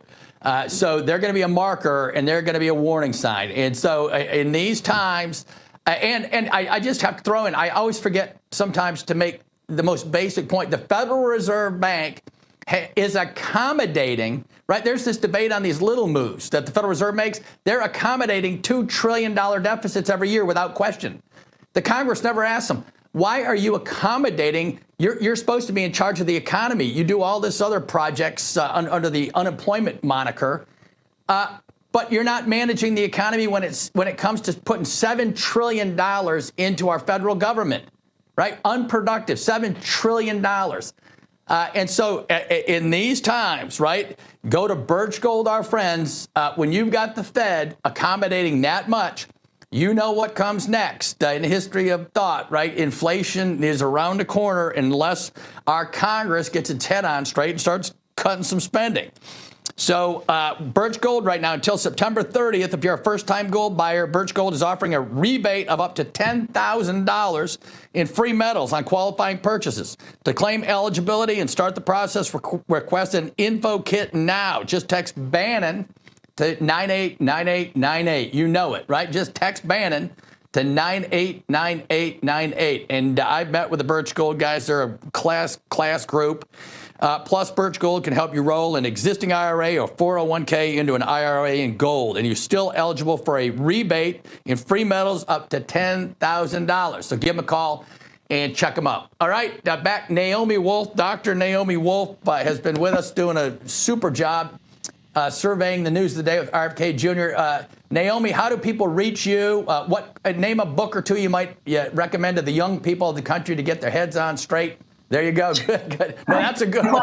That's for advanced readers. Thank you. I just wanted to mention this one because we brought it yesterday to the European Parliament and presented this information at the European Parliament. And in fact, we were censored in Europe. So I do want to ask everyone to go to that presentation and hand share it with friends in Europe because they can't listen to it. Again, it's Steve Bannon's book, an imprint, and the posse supported it. So that's very important. Also, another amazing thing people can do is go over to legisector.com, which is our new digital product that lets you share and learn about live legislation affecting your industry or your sector or your issue. And then finally, you can follow me at Naomi R. Wolf on X and on Getter and over on Substack. My Substack is called Outspoken. Very good. Awesome. Thanks, Naomi. Thanks for all you do. Keep it up. Thank you so much. Take care. You bet. All right. David Walsh is with us. Energy news breaking big time. Secretary of Energy says his main concern is electricity prices for the average homeowner. And so, AI, artificial intelligence, huge energy drain. There's MIT professors that say, yeah, maybe that's not it. There's a lag on that kind of thing. So we got the expert coming in. Dave Walsh, what do you make of that story, this electrical shortages? You've been on this for years, why we're having shortages. What's the current state of affairs, and how do we get out of it? Well, David, years ago, I had a boss when I was a young man who said, Walsh, you need to stop worrying about this and do something about it. So this is the Secretary of Energy, Chris. Listen, we know you're worried. We don't see you doing much. Here's the issue. Solar power in this country is the thing. We just had Secretary Duffy cancel $680 million of federal funding for 12 offshore wind farms. That's great. That's great. But I'm here to tell you, offshore wind is only about 20% of the renewables being applied. Solar power is far less valuable, far less capacity factor, works far lesser time of the day, on average across the country, only 4.8 hours. That's what's going on now, not offshore wind, not onshore wind, solar, and people are paying the price. It's 6 times more costly than conventional combined cycle power that we've become accustomed to. We're only building solar farms. Utilities in red, get this, red and blue states alike, going crazy, allowing the build out of this. This year, for example, across the country, according to Chris's DOE data, 91% of new capacity power in the country this year being built is solar, battery storage, and a little bit of wind. So all due respect. Say that again. What percent? What percent of the new energy? 91% new power plants 91% in the country this year will be solar, battery storage, and a little bit of wind. So wind is not. How do we get out of it? What does he need to do? We need to throw our bodies in front of the Chinese importation. Chinese imports are 87% of solar panels, 87% of battery storage, about 60% of inverters, all coming from China. Trade deal be damned. We've got to throw our bodies in front of that. And the 2-year extension of the incentives is causing developers and utilities alike, utilities who are massive Republican donors, utilities who are massive Republican donors, such as FPL here in Florida, with a $10 billion rate increase that they're trying to jam down ratepayers' throats to build another 130 utility-scale solar farms here under DeSantis' watch. Republicans fully aware of this, but you're not hearing a peep about this from Washington. This is the problem with as this stuff feeds into rates, seeing massive rate hikes. Yeah. Before we go to the next issue, why don't you give a shout out? What states, what power companies? If the politicians won't say a peep, maybe the War Room Posse will say a peep. What do you recommend for mass communication strategy? Well, we need to pound away in ERCOT, Texas, all solar and battery storage being installed there. Still no gas-fired power. Florida, all of the new capacity for the next 10 years announced by the 3 regulated utilities is entirely solar and battery storage. So that's 2 red states. Blue states, Maryland and New Jersey, have both announced 3 and 4 times rate increases, respectively, due to the tear down of coal, nuclear, and stuff that runs all the time and creates cost-effective electricity being displaced with part-time intermittent sources. So we're seeing, and the trouble is going to be in that red states are dominantly doing this because of utility Republican donations. They're going to be thrown off. We're going to have a record landslide of folks thrown out of office locally over this going on because people know what's happening with this. And the Dems are taking advantage. They're throwing rocks at us. Yep. Hey, let me jump. We're running a hair short on time, but give us 2 or 3 minutes. We'll get you back on to go in-depth dive. But, Xi and Putin having energy deals, huge new pipelines being built through Mongolia. India we're having a little tension there with them, driving them a little bit toward Russia. How does the power politics play out on the energy front in the next year or 2 ahead of us, Dave? Well, Putin just went to visit Xi a couple of days ago. They announced a second major pipeline into China that's 50 billion cubic meters a day of natural gas on a second pipeline, increasing the existing one 6 billion cubic meters a day. So about 147% increase in Chinese importation of pipeline gas, which is way cheaper than LNG coming on boats from the U.S. into China to remove any last vestiges of dependency on the U.S. for LNG, China will be the worst aspect of this Biden war. Was the Ukraine-Russia activity basically was the alliance of Russia and China militarily and energy-wise. So this completes the coup. They'll be completely independent with Russia on something that they have lacked. China has lacked natural gas, wants to build a lot more combined cycle, yes, fully operational, 24-hour-a-day power plants to fuel their industrial growth, exactly what we need to be doing here, but we're not doing. We're building solar farms, all sourced from them. So this presents an opportunity to get back into this trade deal. The trade deal is not the main thing. The main thing is the ruination of the U.S. energy supply. As long as this is happening, we're not going to buy gas from the United States. We should not be purchasing solar panel one, inverter one, battery storage one from China. One, unaffordable, intermittent, part-time energy, useless. But secondly, no reason to be supporting their economy with these kinds of purchases of energy devices from them while they're abandoning U.S. natural gas. So it's a big deal. India is in the penalty box for supporting Russian procurement, but, you know, we don't have China. We're not putting China in the penalty box in this trade deal for doing exactly the same thing, being an ally of Russia in this Ukraine war, an ally of Iran in their activities with Hamas and Hezbollah, and we're letting them get out of jail free pass because we want a trade deal. Trade deal cannot include the procurement of solar panels, inverters, and battery storage from China.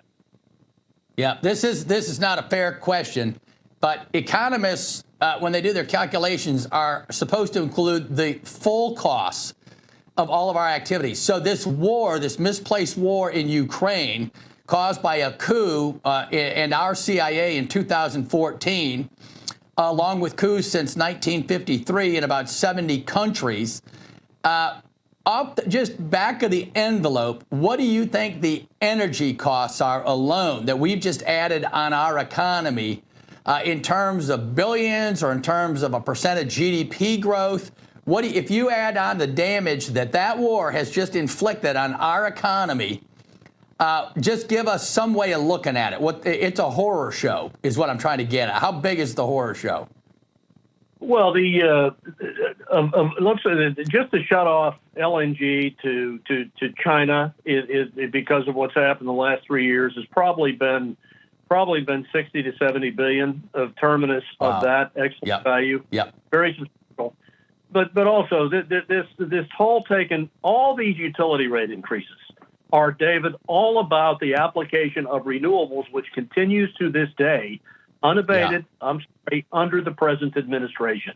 Except for these announcements on offshore wind, nada has been done about the mass deployment of solar farms by utilities with Chinese equipment. That's been ongoing. That should have been stopped, but it hasn't been stopped. Instead, we want a trade deal. We want a trade deal. So we're gonna sacrifice the U.S. energy economy, I fear, to get a trade deal that allows them to continue heavy importation of this equipment here.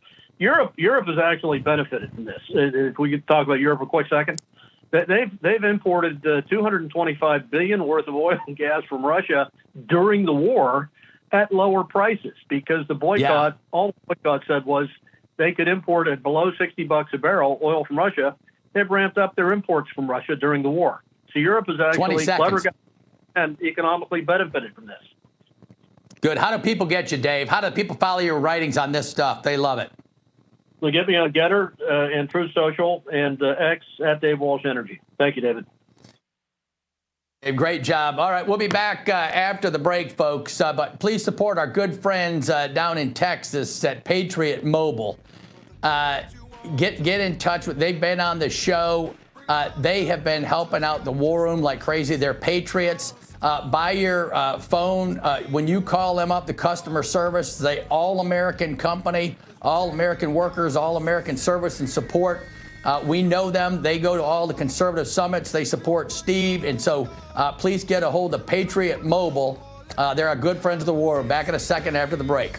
Yep, your worst nightmare. Your car broke down. Now you're worried if it's going to cost you a fortune in repair bills. Unless you already called CarShield, the legit #1 auto protection company in the country. When you're protected with a plan through CarShield, the process is smooth like ice and done in as little as 3 steps. 1. First, The tow truck takes your car to the shop. The cost of towing, covered when you got a plan through CarShield. Next, you probably need to get around while your vehicle's being repaired, right? 2, plans through CarShield have rental car options too. Then comes the best part. 3, when you pick up your vehicle, you don't have a big repair bill to worry about. CarShield administrators get your covered repairs paid directly to the shop, so you're back on the road with no worries. Call now to get an affordable plan through CarShield for your vehicle before it's too late. When you call CarShield, whether you got a small problem like a power window motor that could cost a few $100s, or a big problem like an engine or transmission that could cost you thousands of dollars, you're taken care of. CarShield is the #1 auto protection company in the country, and their administrators have paid out more than $1 billion in auto repairs. That's billion with a B. CarShield is the choice that gives you the CarShield guarantee. Your rate never goes up, and your coverage never goes down, no matter how many claims you have. Look, it's inevitable. As your car or truck ages, the parts and components are gonna fail. It's not worth the risk. Call CarShield now. Waiting until your car breaks down is too late. Call CarShield for coverage on up to 5,000 parts and get the CarShield guarantee, where your rate never goes up and your coverage never goes down, no matter how many claims you have. Call 800-653-8201. 800-653-8201. Fellow Americans, did you know a war is being waged right now for how you spend your hard-earned dollars? Over 100 countries worldwide are preparing to switch to a digital currency. Now, this means cash will be replaced by money governments can monitor and track. This tracking makes it possible to collect data from every purchase you make and the ability to decide what you can buy and when you can buy it. What's more, your assets can be frozen or even seized. I'm appalled at such an assault on financial privacy. My friends at Swiss America have a report called The Secret War on Cash with an action plan to protect your financial privacy. So please, call or text the number on your screen for a free copy. With the growing reality of a government-backed digital currency, the time to act is now. So call or text the number on your screen for your free Secret War report. War Room. Here's your host, Stephen K. Bannon.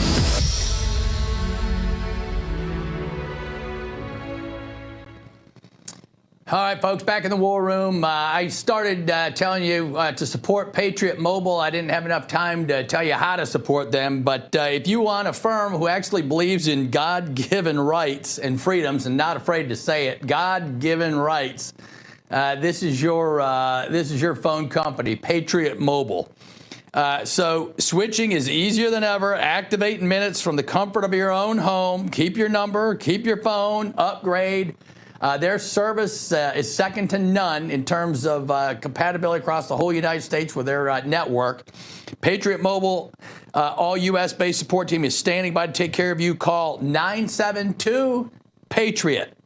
972-PATRIOT, or go to patriotmobile.com/Bannon. patriotmobile.com/Bannon. Support our good friends at Patriot Mobile that support us. All right, we're back in the war room, folks. We've got Wade with us, and he has written a document that he's going to share with us from the folks over with Russ Voting Company. I saw Russ yesterday over at NatCom. He gave a great talk. And Wade Miller wrote this document, about ready to discuss for a few minutes. But on my reading of it, it wasn't looking too good for the Defense Authorization Act. Right? I used to be in Congress. $1 trillion we're spending. We're supposed to be pivoting to Asia. I didn't see major moves there. It's a huge budget number. It looks weak, like it's strapping Trump's hands together. He's not giving the president full mobility. It's going full in, increasing funding to Ukraine instead of getting rid of funding for Ukraine. It's more money or the same money to Europe. It's adding more regulatory burden to stop the folks that are doing border work with the military. Wade, is the basic summary right? And I'm sure you can pile on. So thanks for being with us, Wade. Yeah, thanks for having me on. That's basically right. And, you know, it does have some anti-woke provisions, but a lot more needs to be done. Good. For instance, there's not any sort of ban on transgender or cabaret shows, in the military, which, we can have a discussion on whether those should exist at all, but certainly they shouldn't be funded by taxpayer dollars on military bases. There's no real description of what types of flags that these units can fly. We've had a lot of problems with units flying politicized flags. But it goes on and on and on. In other words, there's a lot of work to be done. And, we're $37 trillion in debt. The president requested about $1 trillion, which is a big number. But the House and the Senate are requesting even more than that, even more than the president has requested. And this is, as you know, this is what Republicans do. They talk about the debt, and then as soon as it comes to defense, they're perfectly happy to plus that up. And look, I get it. We've got Golden Dome research that we need to do.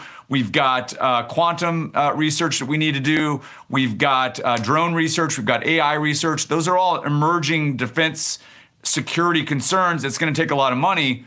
But the president requested money, and then what does Congress do? They plus it up even more, way beyond what the president's requested, while peppering it with all of these provisions that really tie the ability of the president to exercise his foreign policy powers.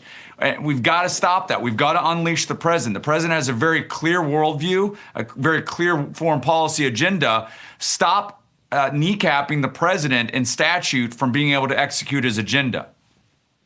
Yeah, and the House and the Senate both say, right, oh, we're all America first or whatever. But the Senate doesn't let the judges get confirmed over the summer for some reason. And this is the way the swamp works. And the other, as an economist, the one thing I noticed, right, I'm against all this DEI stuff, right? That's a disaster, so it's good they're getting rid of it. But the politicians get to go rah, rah, rah and do their commercial. We got rid of that. But it's much harder to do the economics. Right? When you get at the funding streams for Ukraine and Europe and the regs and the spending that goes off to the defense contractors, et cetera, that's harder to tackle. So you got about a minute left, Wade. Tell folks how to get to the document, what to look for, and then how to reach you.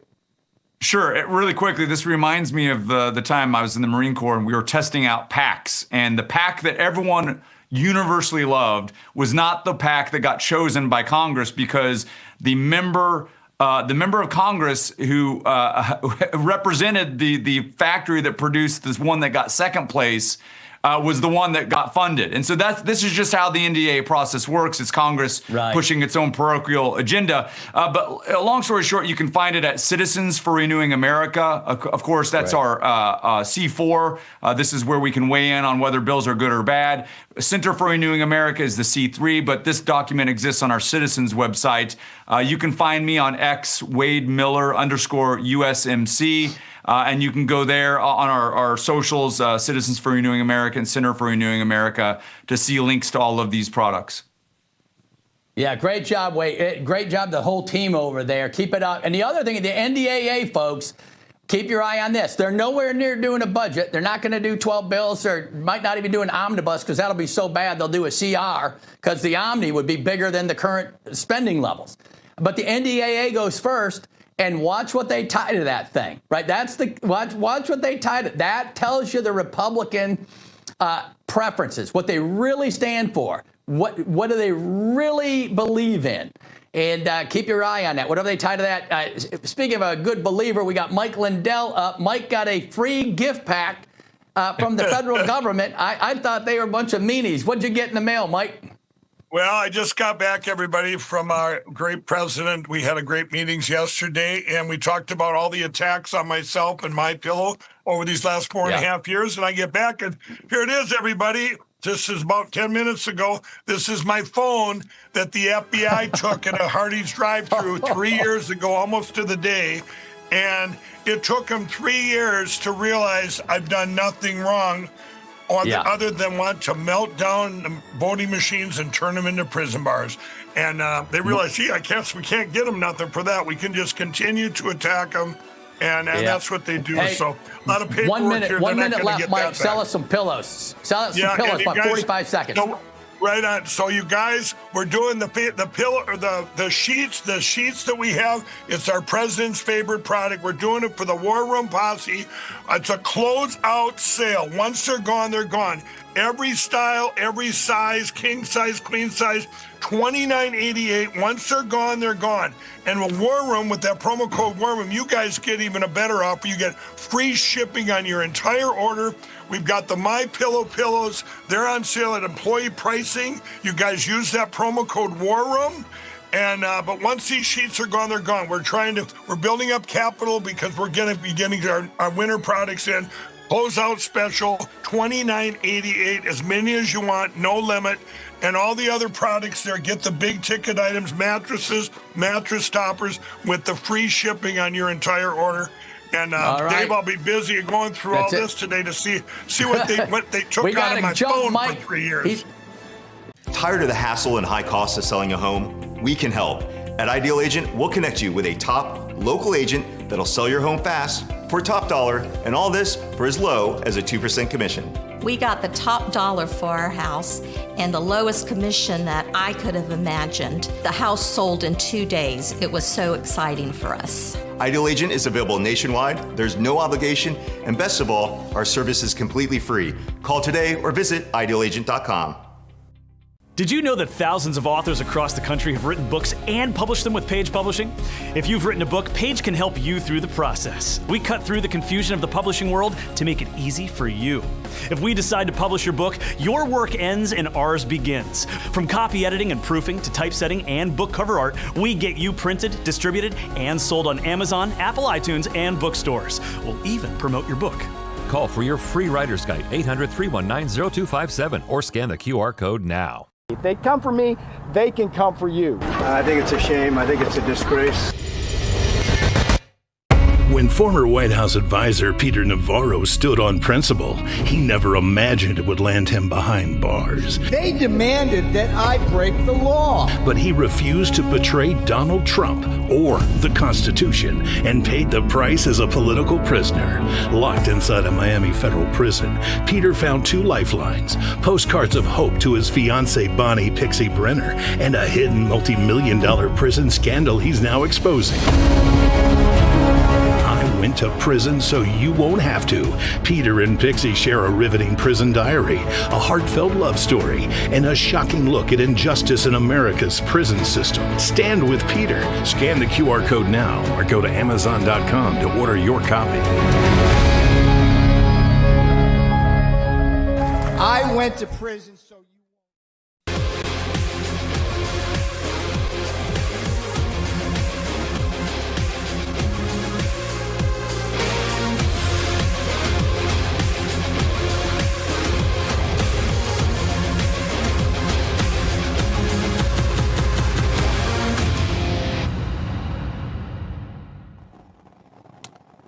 Good evening, America. Happy Thursday. Welcome to the latest edition of Just the News, No Noise. I'm your host, John Solomon, reporting to you, as always, from Washington, D.C., where we're tracking some breaking news, and we're going to break some news. Let me get you some breaking news up to speed right now. A federal appeals court has stopped the shutdown and the blocking, a federal judge's blocking of Alligator Alcatraz, the ICE detention center down in Florida. This is a major victory for the state of Florida. Its attorney general and governor secured that ruling just about an hour ago. We have all of the details over at justthenews.com. And when you wake up in the morning, you're going to have a lot more details, this time about what really went on with the auto pen and Joe Biden. For the first time, we're seeing documents produced from the National Archives that show that the Biden White House lawyers believe that Joe Biden had an obligation to personally sign pardons, that he may have designated decisions for signatures on things like legislation and pardons to other people. Didn't even show up in the room. No record of him being in the room when certain things were signed. This is explosive new documents. It's the first time anyone's going to make them public. We'll have them on the site when you wake up tomorrow morning, but we're going to keep you up to speed. Keep a close eye on that. These are bombshell documents. Even surprised me about what was really being discussed behind the scenes at the Biden White House. All of this dug out of the National Archives, and also good work by the White House counsel's office for President Trump, who has its own review of this ongoing and found some of these documents. Amanda, we're going to have all that tomorrow. Big deal. We got a great show today, and then tomorrow's show, We're going to be talking more about that very important issue of solving America's pharmaceutical processing crisis. Every day we're getting solutions in place since we raised the question. I'm really proud of that. Yeah, and I love all of the solutions. I say three-pronged, but I think at this point we're at a five-pronged approach as far as solving that crisis. Because, John, you know, when it comes to these strategic ingredients for the SAPIR, the fact that Joe Biden let that place sit empty for his entire term. Storeroom was empty. It makes you wonder what he knew. Maybe he knew there wasn't going to be a pandemic during his term. Maybe he was just betting really, really hard on that and hoping that it wouldn't happen. But with respect to your story and your tease, I mean, this is something that so many of us have prognosticated about, that for most of his term, if not all of it, the people closest to Joe Biden knew that he was not necessarily capable cognitively of knowing what was actually happening. And to have his former press secretary, Jen Psaki, out there criticizing folks in this administration because President Trump is not in the public eye for 16 hours, oh my goodness, it's pretty rich.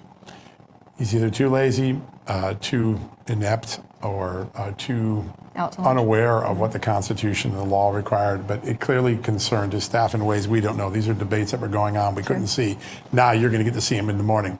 All right, we're going to kick today's show off with an incredible discussion with someone who's been fighting the weaponization of government, which, by the way, expanded quite a bit under Joe Biden. Joining us now, our good friend, Andy Biggs. All right, joining us now, one of our great friends of this show. He represents the state of Arizona and is a leading candidate for governor there, too, Congressman Andy Biggs. Congressman, good to have you back on the show. Thank you. Good to be with you. Hey, Amanda, John. Yeah, good to have you on. I love what's going on right now. I think Americans are beginning to absorb just how much was in the first big, beautiful bill that changes things at the kitchen table. I'd like to get your sense. You're out in the campaign trail working the circuit every day. You also have a good sense of what's going on in Congress.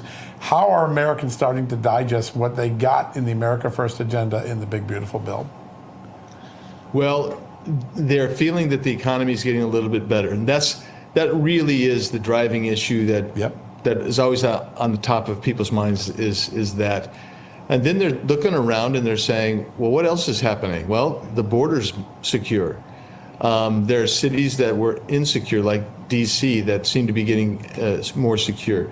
I've actually heard people say this that are on the other side of the aisle saying, he is at least keeping his promises. He promised he would do this, and that's what he's doing. And they associate virtually every action the president's taking outside of some foreign affairs stuff with the big, beautiful bill. Even if it's not related to the big, beautiful bill, everything is related to it in the minds of the public. Yeah. Sir, I want to ask you about law and order because you are obviously in great support of these D.C. reform bills. You introduced those. And when it comes to extending the National Guard being here and eliminating cash bail, the cash bail thing, I've spoken to a lot of city leaders, blue city leaders across this country who support ending things like that because they say that that is one of the foundations of the reasons for the crime in the city. Talk to us about it. Yeah, so people don't realize that what these Soros DAs and other blue cities were doing is they were actually releasing people who've been charged with a violent crime or had a violent criminal history that were charged for something else. And they were just releasing them, what we call OR, on their own recognizance or with very little bail at all, but mostly cashless.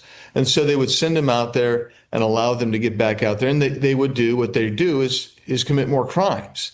And so when leaders, even in blue cities, like you say, Amanda, say, well, you know, our problem was the cashless bail. It was the cashless bail because normally bail is to keep people who are a threat of flight or a threat to the community. You keep them locked away and you accelerate the trial date in order so you don't keep them in too long because that would be a violation of their constitutional rights.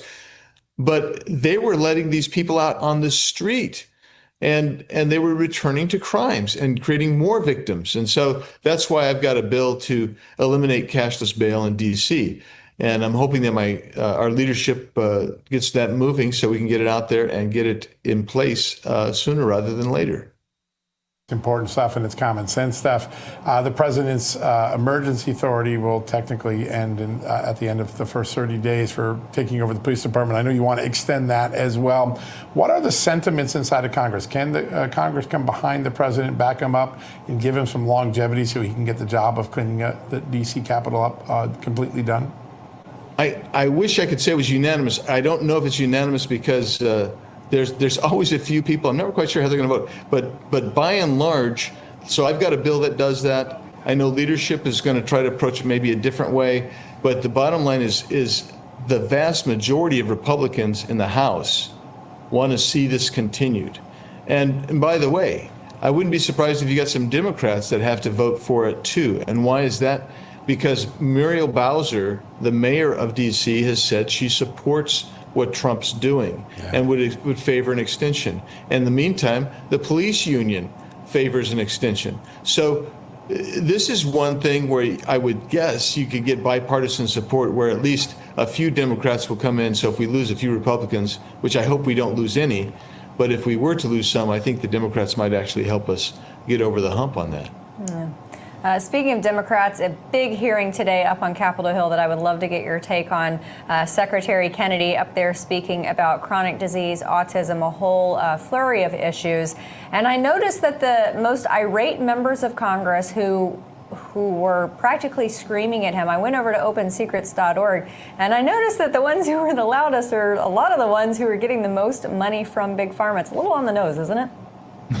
It really was. I'm glad you did that research, Amanda, because I had it on between meetings and was watching bits and pieces of it, and I was astounded at how awful they were, and nasty, and wrong, and misinformed. Or if they weren't misinformed, they were basically doing it on purpose. But I thought Secretary Kennedy, I thought he was fighting a good fight and holding his own, but he wants to hold pharma accountable, which is not unreasonable.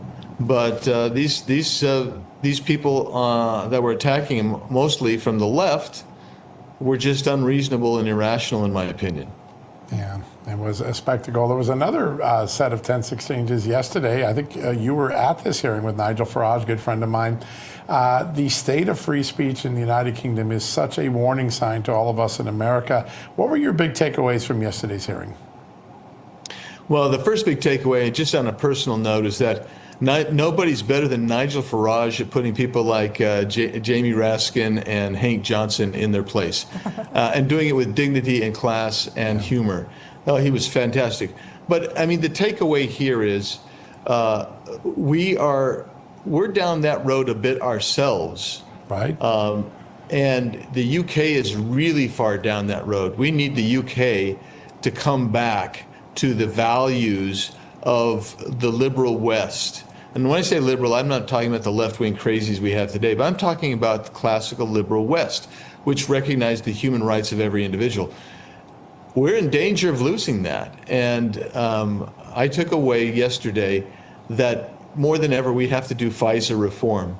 More than ever, we have to find out how government was weaponized to censor during the last couple of election cycles, where the government was weaponized to go after, threaten internet companies and telling them you got to take stuff down, or go back and take a good look at COVID and see what was happening there, because that was the root of authoritarianism.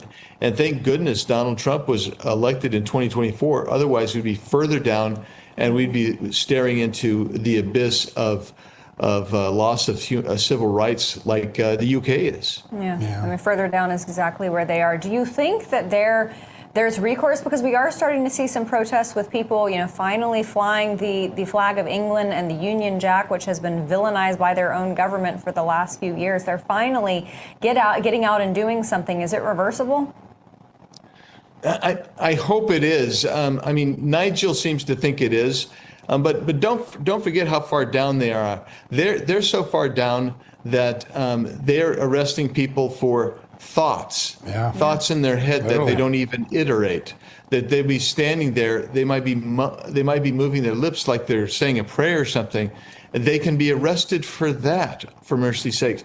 This is the dangerous situation that they have. And I introduced yesterday probably a good 20 articles or more of what's going on in Europe, or excuse me, in the UK, with specific cases that are going on. And then the gentleman from Scotland, no, excuse me, he was from Ireland. The gentleman from Ireland, he had documented 84 cases where people, for as simple as I indicate, just by thoughts that they were being arrested.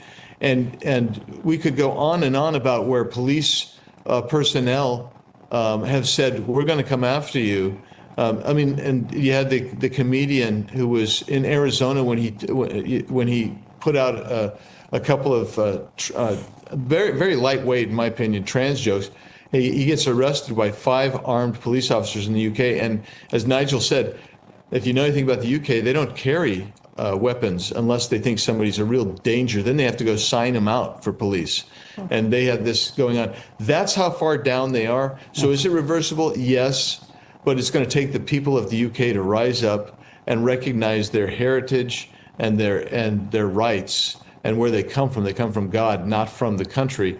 Not for the government. And if they do, then there's some chance to save it. It'll be interesting to see if the State Department Human Rights Report starts to treat the United Kingdom a little bit differently based on what we've seen.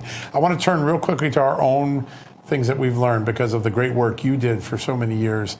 We now know that innocent people were pursued relentlessly by the government here, and that in some cases, those who did the pursuit knew that the process itself was designed to be the punishment, to just bankrupt someone or to ruin their reputation so they couldn't come back and be a meaningful voice in Washington.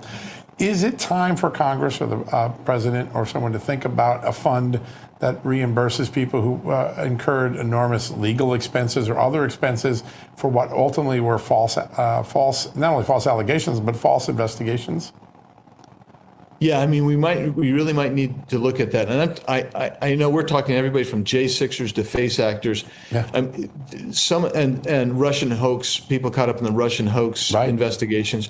When you start looking at what was happening, the weaponization, restitution may be in order. But it isn't just restitution anymore. I mean, like if you look at the Epstein victims, right? I didn't hear any one of them ask for restitution. What they want is transparency, clarity, and they don't want innocent people to be in trouble. They don't want the victims to be excoriated and revealed unless they want to be out there and transparent on that. But if you committed a crime, and they're going to put this list together, then you need to be held accountable. So I'm not sure restitution is the way necessarily, but I am pretty certain that you have to hold people accountable. In some of these situations, you've had people that were actually given promotions, they've been given bonuses or whatever, when they behaved, grossly inappropriately and violated the law. And was there suppression in some of these cases? I believe there probably was. And you got to get to the bottom of that. That's what I think most victims want. They want clarity, understanding, they want transparency, and they want someone to be held accountable. Yeah, get their good name and reputation back. And it's something that's, I think, beginning to happen with all of the great disclosures we're getting from Pam Bondi and Kash Patel and Tulsi Gabbard. Of course, we got a lot of them in a much more difficult era to get them from you, sir. You played such an important role in unraveling a lot of those abuses in government. Great to have you on the show today, sir. Thanks for joining us. Thank you, and never don't be afraid to take a tip of the hat yourself, because you, John, and Amanda, you guys did great work in this, and you continue to do great work, and I'm grateful for that. I'm very honored by those words. Thank you, sir. We'll be catching up with you on the campaign trail soon. Thanks for joining us today. All right, folks, we're going to take a quick commercial break. When we come back, we'll have Alabama's top law enforcement official, Attorney General, and U.S. Senate candidate now, Steve Marshall, to talk about his fight to protect parents' rights. We'll have that next, right after these messages. Guys, if you plan to retire in the next 20 years, or if you've already retired, I have a message for you that you need to hear. Central banks, BRIC nations, and our allies are pumping trillions of dollars back into America, but every dollar they send could make your savings worth less. Hi. I'm Donald Trump Jr., and I just want you to be prepared for the future. So protect your hard-earned savings with gold. A gold IRA from my trusted friends at the Birch Gold Group offers you the safety net of gold with the tax advantage status of a retirement account. To see how it's done, click the link below to get a free info kit on gold IRAs. This kit reveals why gold IRAs are exploding in popularity, so do it now. What do you have to lose? It's free and there's no obligation. Click the link below to get your free info kit from the Birch Gold Group. Thinking about buying a new cell phone? Think AMAC. AMAC members have access to special pricing on talk, text, and data plans for as little as $10 per month. It's one of the many ways joining AMAC can save you money on everyday things. But that's not all AMAC has to offer. AMAC is America's leading conservative advocacy and benefits organization, guided by the principles of faith, family, and freedom. So when it comes to saving money on cell phones and service, think AMAC. Tired of the hassle and high costs of selling a home? We can help. At Ideal Agent, we'll connect you with a top local agent that'll sell your home fast for top dollar, and all this for as low as a 2% commission. We got the top dollar for our house and the lowest commission that I could have imagined. The house sold in 2 days. It was so exciting for us. Ideal Agent is available nationwide, there's no obligation, and best of all, our service is completely free. Call today or visit idealagent.com.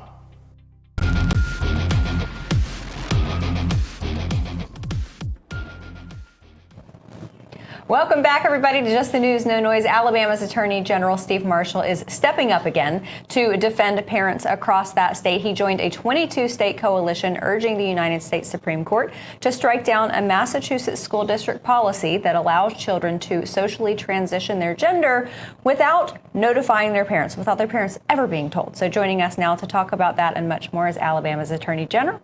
And now he is running for Senate in the state. Thank you so much, Steve Marshall. Thank you so much, sir, for being here. No, great to be with you. Thank you. All right, sir. I want to talk about this parental rights issue because anytime we talk about a court case like this on our show, I always think to myself, my gosh, what is the argument on the other side? Who in their right mind thinks that it's a great idea to transition their children without telling their parents?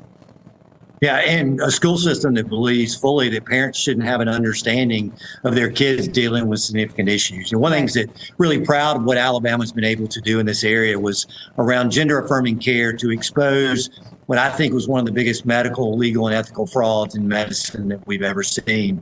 Those who would want to put testosterone shots in the legs of little girls, puberty blockers in boys, or God forbid, scalpels on the bodies of children to deal with gender dysphoria. And here we have a school system in Massachusetts that doesn't want to disclose that children are struggling with the question around gender, using their own techniques and beliefs that aren't necessarily consistent with what parents want to be able to cause kids to even have more problems.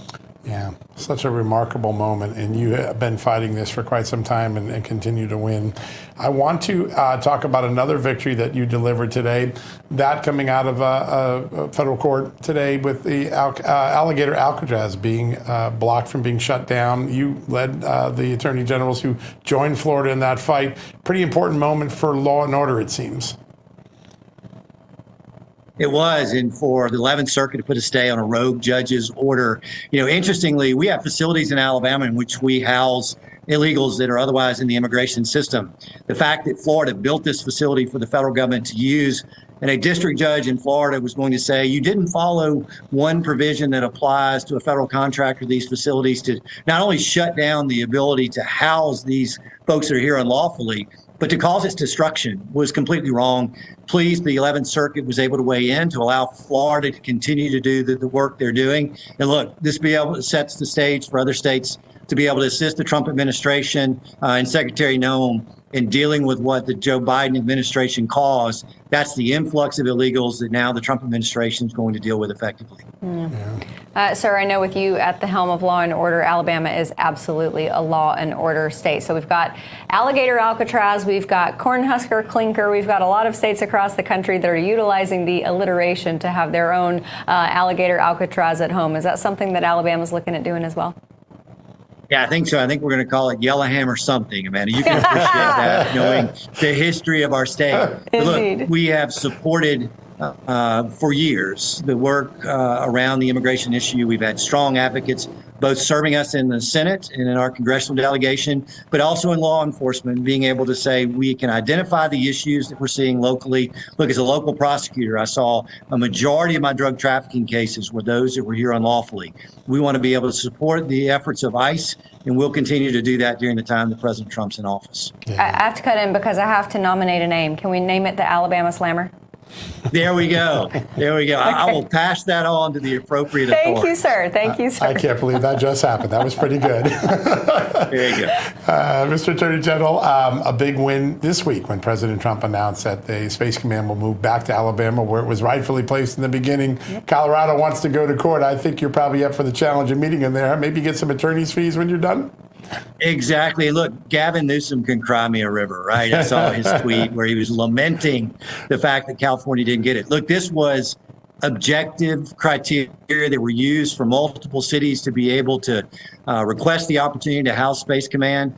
Huntsville has a remarkable history in the rocket program, significant resources that are there with both engineers and a community that supports it. We're so excited that President Trump did what he did in 2021 to be able to announce the placement of Space Command there. And we're really proud to be able to welcome those individuals that will lead that command right here in Alabama at Redstone Arsenal. Sir, when Joe Biden made the decision to leave it permanently in Colorado Springs, was that political because it was a blue state? Absolutely political. Look, he was trying to punish a ruby red state like Alabama. It's one of the largest supporters of President Trump and his agenda. There was no criteria. Look, as prosecutors, we had this phrase that facts are stubborn things. There were no facts that they could demonstrate as to why Colorado Springs would then receive Space Command as opposed to Huntsville, Alabama. President Trump, on the other hand, sees it the right way and was very excited about that announcement yesterday. Yeah, it's Rocket City. How do you argue with that? Yeah, exactly. There you go. Sir, you've thrown your hat in the ring for U.S. Senate. That's an exciting development. Tell us what is on the mind of Alabama voters as they head into the 2026 election. Hey, look, they expect me to go to Washington and allow for the final 2 years of the Trump administration to be in full force, just like it's been during the first 8 months. And look, we also need to create that legacy of the American First agenda, right? It's not going to just end when President Trump completes his term. But the principles and the policies right now that have been so effective in helping the folks in Alabama and across this country, we need to be able to enhance and enlarge those moving forward. I look forward to being a senator to do that. Yeah, that's pretty important. And this is outgoing Senator Coach Tuberville's seat. He has been stalwart on a number of issues in the Senate. If you get there, what are some of the main things that you want to focus on there? Look, the ag community in our state is critically important, and had the opportunity over the last several weeks to be able to meet directly with Alabama farmers to hear how Joe Biden almost inherently destroyed the local family farms that have not only driven our economy in our state, but also are part of our culture. I want to make sure that we're the strong advocates for our agriculture community. And look, we support our military deeply here in Alabama. I want to make sure that we're standing with armed services to make sure that we're supporting our warfighters and to make sure that we give them the best opportunity to be successful and to protecting our country from harm. Absolutely. So very important. Sir, I know our audience is going to want to know where they can find you online. Tell everybody where they can do that. Yeah, SteveMarshallForSenate.com. We're also out there on social media. I look forward to being able to see not only people of our state being able to serve and develop conservative principles that we can bring to Washington that will serve our nation as a whole. An idea. Well, sir, in the interest of Alabama kinship and also me being a journalist, and I can't be partisan, let's say roll Tide and War Eagle. I'll say both of them to you, sir. Fair enough. Thank you. Thank you so much, sir. Alabama Attorney General Steve Marshall, it's been a pleasure. Thank you. All right, everybody, next we have another state attorney general on, Alan Wilson of South Carolina. He's going to talk about his fight against judicial oversight.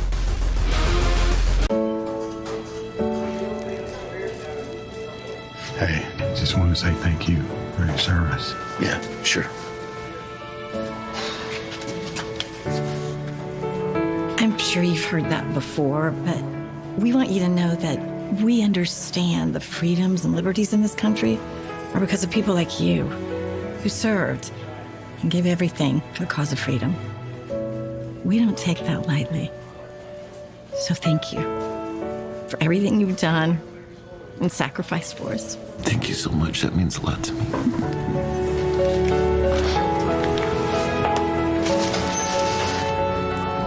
We're ready for our ticket. It's been paid.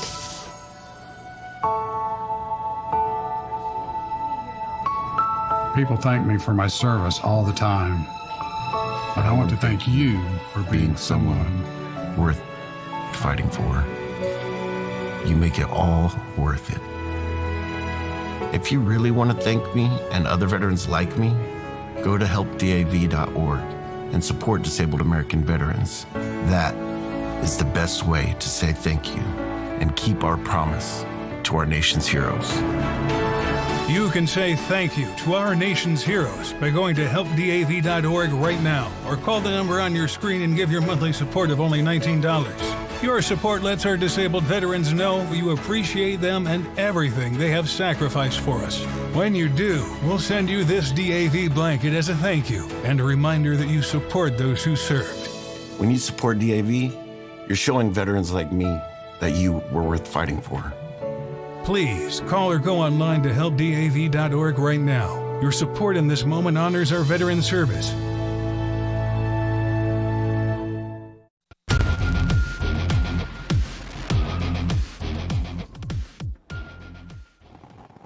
Welcome back, America. We've said many times on this show, the greatest history going on in this country has been in the courts and often driven by states and their attorneys general. We're joined by one of those who's blazed over the last several years. He's the South Carolina Attorney General and good friend of the show, and now the leading candidate for governor in that state, Attorney General Alan Wilson. Sir, good to have you back on the show. It's great to be back with you. Thank you for having me. We are excited to have you, and it looks like you're back on a course to the Supreme Court one more time, this involving the Berkeley County school system. Tell us a little bit more about where we are in this very important transgender law case that I think is going to make history. Absolutely. Again, this is following on the heels of the Scarametti case, where the Supreme Court said states have the right and the plenary authority to prohibit people from transgendering children under the age of 18. And so that was something the Supreme Court upheld. We're now going back to the Supreme Court to protect the rights of states to be able to prohibit boys from going in the girls' spaces and girls from going in the boys' spaces in public places like in schools. South Carolina passed a law last year that basically put strings on the money that local schools were being given and said that if you allow boys to go into private spaces and girls to go into boys' spaces, we could take that money from you. There was a family with a transgender child who sued on that, and we went to the Fourth Circuit Court of Appeals, which is a relatively liberal court, and they basically paused South Carolina's law. They enjoined it while we are arguing the merits. I'm going to the Supreme Court along with the State Superintendent of Education, Ellen Weaver, to ask the Supreme Court to allow this law to remain in effect while we argue the merits of this case. Regardless of what the Supreme Court does, we believe that this will ultimately end up there next year on the merits, and this is too important a case. There are varied court and district court decisions and circuit court decisions all over the country that actually disagree with the Fourth Circuit, and we need a final resolution by the Supreme Court soon. Yeah, important. Sir, when you think about the woke universe, this issue of trans is pretty much at the top when it comes to the things that they hold sacred. So this case could end up being supremely consequential to taking out that universe, couldn't it?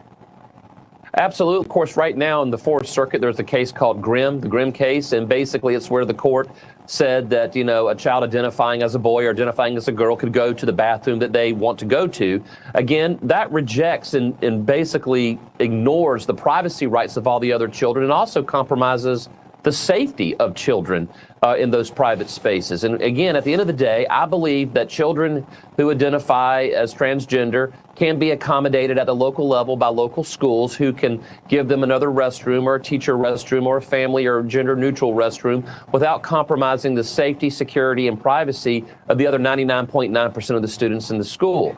Judges in Richmond, Virginia, or in Washington, D.C. should not be dictating what states are allowed to do when it comes to protecting the privacy and safety of our children. And that's what I intend to defend all the way to the Supreme Court. Yeah.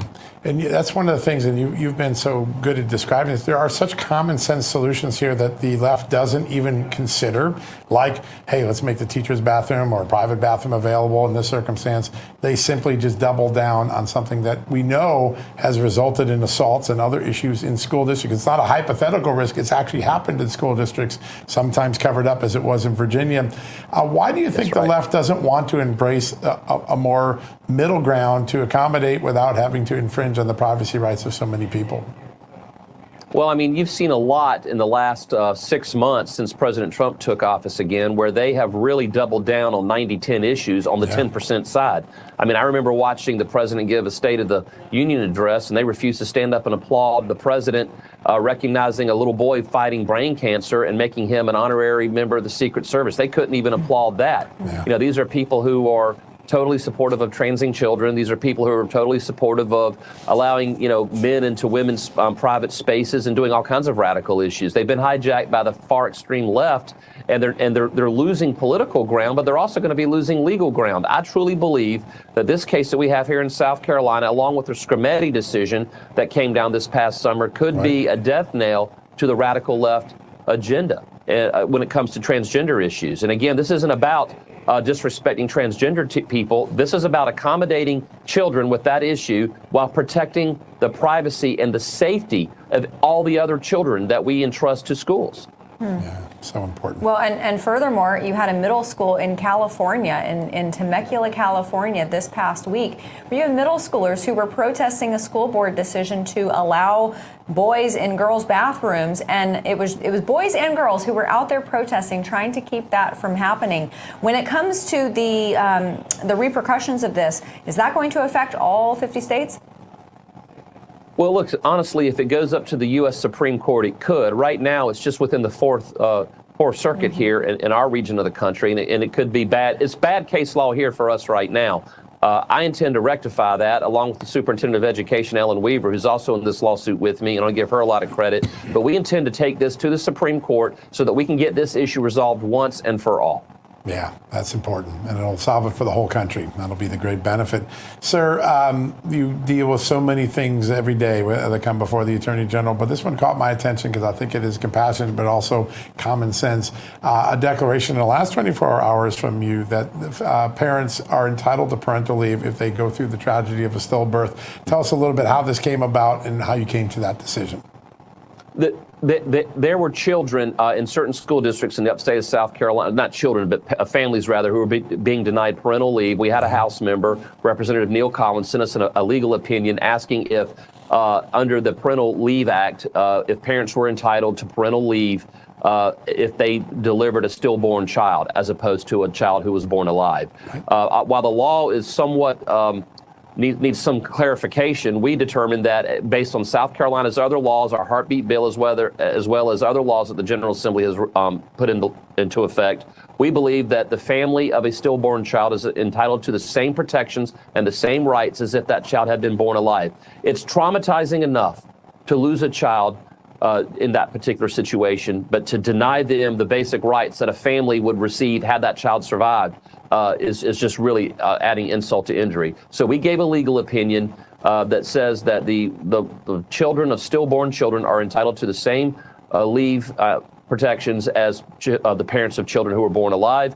Obviously, we think the General Assembly should provide some additional clarification to just kind of seal this issue, but that's the direction we're going. Yeah, very smart. Just seems like a no-brainer if you have 1 ounce of compassion in your body. Sir, before we let you go, I want to ask you about this appeals court blocking President Trump from deporting Venezuelans under the Alien Enemies Act. Tell us about it, because this is another one of those issues that seems to be, a no-brainer, but going to the Supreme Court. You never know. Yeah. Well, our robed war fighters up on the judiciary in the Fifth Circuit have determined that they're going to go ahead and start making definitions of what predatory incursion and invasion mean. Again, they should not be in the war council with the president, who is the commander-in-chief, and the generals. They should have no more right to determine what missiles are going to what targets, and they should defining what a predatory incursion is. Obviously, Tren de Aragua is one of those gray zone war tactics that Venezuela is using that falls short of open conflict, but is still designed to destabilize the U.S. Very few people put on a uniform and go out on an open battlefield anymore. A lot of these destabilizing tactics are done using violent gangs like Tren de Aragua, who are coming here and they're murdering co-eds, running on college campuses. They're taking over, apartment complexes, and they're trafficking in drugs and creating all kinds of havoc. The president was right to do this. I hope the administration appeals this to the Supreme Court. We intend to support the administration as it tries to defend our borders and defend our citizens. Yeah, we should expect a friend of the court brief from you, I would suspect. You will. I knew it. Attorney General Alan Wilson on the front line of some of the most important issues in America today. Such a great honor to have you on today. Thanks for joining us. Great to be with you. Thank you. Yeah, what a great thing. And boy, that stillbirth thing, a lot of people were talking about that to me this morning. What a great act of compassion. All right, folks, after the break, we'll highlight a major problem facing America today. Most of our critical pharmaceuticals are made outside the U.S. We've been talking about this. We did a whole special about it on tomorrow's show. We can't wait to tell you some of the developments since the last time we talked about it before. You're going to get a fun preview from a congressman and a doctor and a Marine, one of our favorites, Congressman Rich McCormick from Georgia. Next, right after these messages.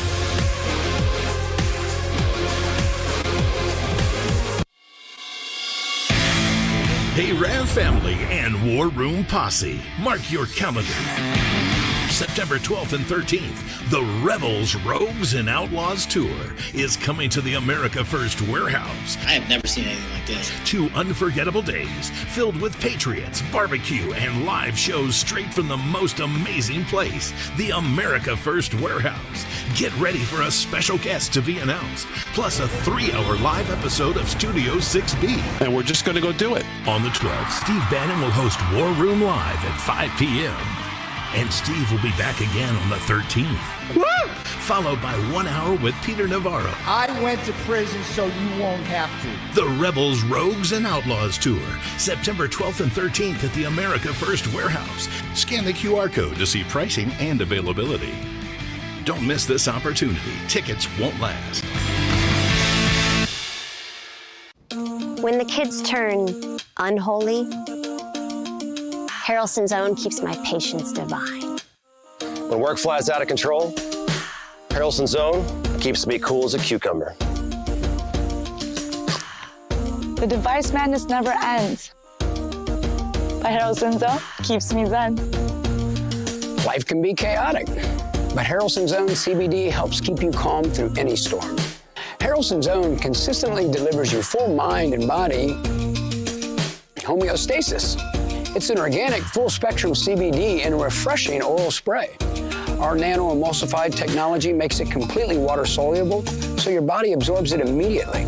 You'll start to feel it in seconds, not 60 minutes. It just makes everything feel better. And it helps me just take the edge off. It helps me relax. It helps me be there with my kids. I swear I'm like a mental ninja. Like nothing can throw me off balance. No matter how many things come at me, I'm like, boom, handled, next. I'm like crushing it all day long. Well, some people take it for a release from stress. Some take it to get rid of pain. Others just take it for general well-being. For me, Brett Harrelson, it just makes everything about my day a little better.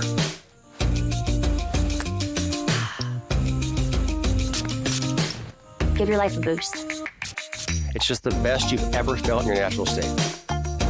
My happiness in a bottle is the best. So to sum it all up, you're going to feel the benefits quickly, love the way it feels, and like the way it tastes. Pay a fair price, and you're going to thank us for it. We are so confident you're going to be satisfied that we back every bottle with a 60-day, 100% money-back guarantee. Give Harrelson's Own a try, from our family to yours. Go to HO.com to order Harrelson's Own now. Yep, it's that easy. Just our initials, HO.com.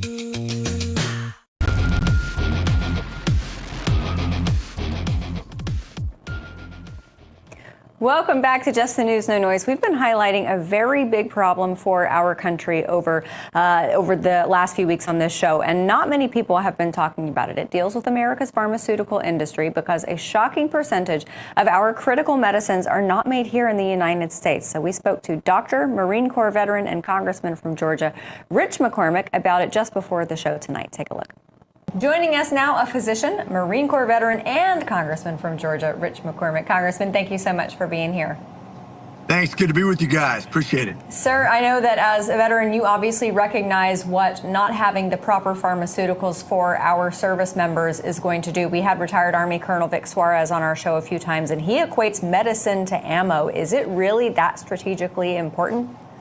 It can be. It's funny. We just had a doctor's caucus meeting this morning talking about a bunch of things we have wrong with healthcare, how we prioritize to solve some of our strategic issues, obviously the cost of healthcare, but also you're talking about an access point.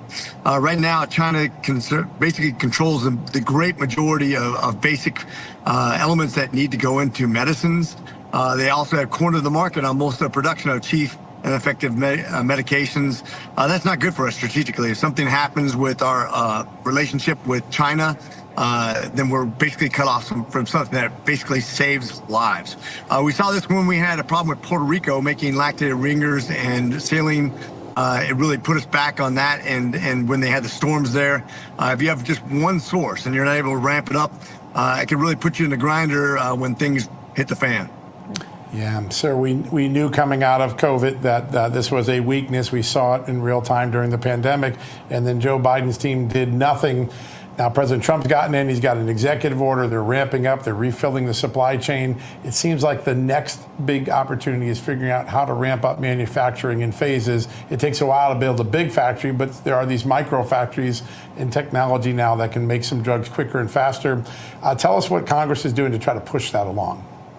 Well, first of all, the kind of Made in America initiatives that President Trump has been pushing to get production here in the United States so it can't be cut off, so that we are in control of our own destiny is really important. It doesn't mean we only supply here, but that we have the ability to ramp up very quickly. I know U.S. Antibiotics is, for example, a company that produces amoxicillin, augmentin. There's not too many companies that do that, and it's a basic drug, not a huge profit margin. What happens is China supplements their industry with government supplementation so they can undersell the rest of the market and put everybody else out of business. Then they control the market. They also control the basic elements for these drugs, and that causes us a problem too. So basically, we need to make sure that we are prepared so that when the day comes, first of all, that we're able to transition to a hardier production scale, but also we have the basic elements to produce the medications to begin with. Yeah. That Strategic Active Pharmaceutical Ingredients Reserve, or SAPIR, I guess as everybody calls it, that was created under President Trump. But as John cited, the Biden administration didn't do anything about it. Did they just have a blind spot when it came to putting America first? I mean, that would have been really dangerous if there had been another pandemic, because then they would have had egg on their face. Why didn't they? You know, the good question why they did a lot of things, especially when it comes to healthcare. These guys didn't prep for anything. They didn't do anything to save any money. Becerra was probably the worst Health and Human Services Secretary of all time. He lost 4, he was a lawyer, first of all, a lawyer in charge of healthcare who lost 4 Supreme Court issues to Texas when they sued him over and over again because he was representing basically big insurance instead of healthcare. This guy was totally sold out to special interests, like a lot of the Biden administration. They didn't care about controlling costs. They're totally bought into the Affordable Care Act, aka the Obamacare, which has not been anything to recognize to affordable. Matter of fact, we had an increase of our premiums of about 30% since that time, with the reduction of reimbursements to physicians by about the same when adjusted for income for inflation, which has forced us into a hospital system that's way more expensive for everybody. Is the single biggest cost to Americans out of your pocketbook, out of your taxes. It's about a $5 trillion industry here in America, over $5 trillion now. Think about that. That would be the size of the 3rd largest GDP in the world, just what we spend on healthcare per year. He didn't do anything to address that. Absolutely a blind spot in their administration, just like so many things else. They were not prepared. They didn't do anything to make us independently, strategically secure.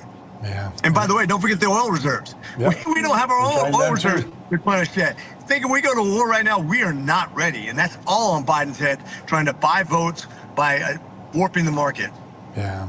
Sir, another issue that is parallel to this, we not only have trouble getting medicines to our men and women on the front lines because of the dependency on China, but our system for developing our weapons and our supplies for our troops is so antiquated and creaky, it's broken. You've been taking an extraordinary lead on this. Everyone I talk to is praising the work you're doing. Tell us where that process stands and what sort of procurement system we might be able to look forward to in the next few years. You know, I just met with the Secretary of the Air Force today. It was a bipartisan meeting, just talking about procurement, talking about which programs are doing well, which ones are not. When you talk about procurement, it always, if it starts well, it ends well. If it starts badly, it ends badly. We are done with the broken process where we're 50%, 100%, 150% over budget, 6 months, a year and a half behind on timeliness. We have really been doing a poor job on this, and the time for those kind of wasteful days is way over. Luckily, we've kind of got our arms around this. Chairman Rogers has been super aggressive in this regard, and I think it's just time to do things right. We got to compete with China on the maximum macroeconomics level of the world right now. And I think we just have to be very careful how we proceed. Yeah. Sir, before we let you go, I spoke to Secretary Doug Collins a few weeks ago, and what he has been able to accomplish with the backlog of veterans who need care is nothing short of miraculous. As you talk to other veterans, what do you feel like their sentiment is towards this administration? Because there was a lot of fear that was sown with the American people, particularly our veterans, about what this administration was going to do at the VA before they came in. Yeah, I think the nice thing is you have somebody at the helm who actually understands what's at stake, who has seen firsthand how Atlanta has fallen short. We just replaced our director there. I was just talking to the new director. Super good guy. I was kind of worried because it didn't seem like he had the right experience, but put that to bed really quickly. Putting the right people in the right place. You'll see that some VAs are thriving, others are failing. That's all based on local leadership. They're semi-autonomous, so that's why leadership matters, both at the top level and intermediate levels. Putting the right people in place and making sure that they're not set there like other bureaucracies where you can't fire anybody.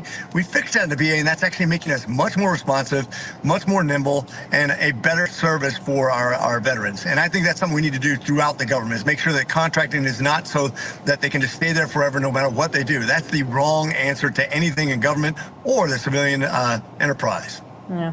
It's the opposite of meritocracy and the opposite of what is good for the American people. Dr. Marine Corps veteran and Congressman Rich McCormick, sir, thank you so much for being with us tonight. Appreciate you guys. Semper Fi. Have a great day. Thank you, sir. Thank you, sir. All right, everybody, when we come back, we have a few more thoughts. But if you enjoyed this conversation and you want to hear more about it, because we've been talking about it for a while, we've been screaming it from the rooftops because it is so critical. We've got a whole show about it tomorrow night, so make sure you tune in for that. But in the meantime, we're going to take a break and we'll be right back. Hey folks, President Donald Trump's not just talking about economic turbulence, he's telling you how to protect yourself from it. The strategy President Trump is using for decades to safeguard his own wealth through every crisis is sitting right there in the IRS code. While everyone else panics about market crashes and dollar devaluation, those who understand the strategy, well, they sleep soundly.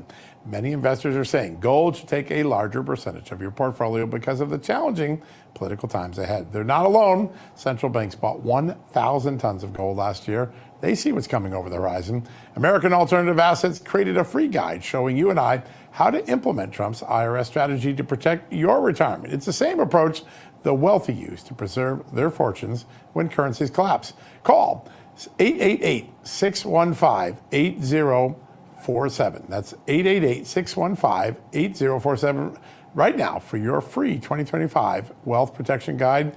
One more time, that's 888-615-8047. You can go visit the site I created for myself called johnlikesgold.com. I do like gold, so johnlikesgold.com. Go check it out.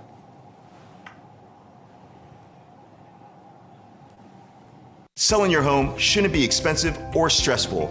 At Ideal Agent, we'll connect you with a top local agent that'll sell your home fast for top dollar, and all this for as low as a 2% commission. Ideal Agent connected me with the best realtor in my market, and I saved $12,500 as a result of it, and I got more than my asking price. Ideal Agent is available nationwide, there's no obligation, and best of all, our service is completely free. Call today or visit idealagent.com. Hello, my friend. Pat Boone here. You know our country's under financial assault like never before. Our government has put us $34 trillion in debt. The interest alone's more than we spend on military defense. And what's worse, other countries no longer believe the U.S. is a safe place to invest. There's a growing international movement to dump U.S. dollars at a record pace. Some economists say this may signal the end of the dollar. Now, these countries are instead buying gold, and I'm suggesting you do the same.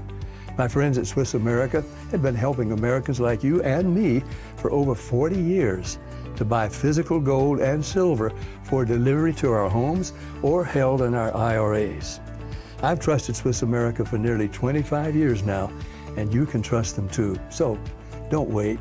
Call or text the number on your screen today for financial peace of mind in these troubling times. Do you suffer in pain? Are you stiff, tense, or less active? Introducing the EasyWell Remedy Massage System, a triple fusion of therapeutic experiences. Full body vibrational therapy increases blood circulation and reduces inflammation. Infrared heat penetrates deep to reduce pain, soothe, and relax. The Ultra Shiatsu pillow with 6 heated nodes mimics a professional massage. Plus, it's detachable for deep relief anywhere you need it. Experience the true remedy for your pain and stiffness. Call now. Let's be honest, our body lets us know, right? We're not getting any younger. And if you want to look and feel your best, you need to check out our good friends at Pure Health Research. They have 45 premium health supplements designed to help with every health goal, whether it's boosting your energy, trimming belly fat, supporting healthy blood sugar, pumping your testosterone up, or even reducing swelling in your legs. Pure Health Research Supplement Store has you covered. Each formula is crafted with natural, non-GMO ingredients backed by clinical research and manufactured right here in the good old USA. And here's the best part. Pure Health Research is offering you an exclusive 35% discount. You heard me right, 35% off. Just go to purehealthresearch.com and use the coupon code JUSTNEWS at checkout. With their 365-day money-back guarantee, there's zero risk in trying something new, so why wait? Head over to purehealthresearch.com right now. Explore their 45 amazing supplements and save 35% before this deal ends with the coupon code JUSTNEWS. Don't miss this chance to feel your best.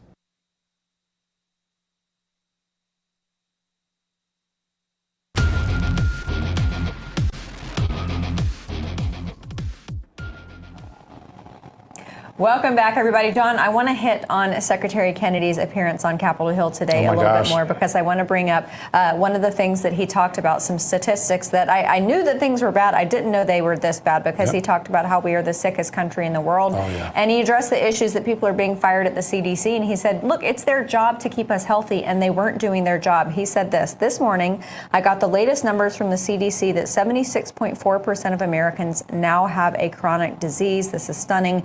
When my uncle was president, it was 11%. In 1950, it was 3%. Today, 76.4. 8 out of 10 of our kids cannot qualify for military service. This is a national security issue.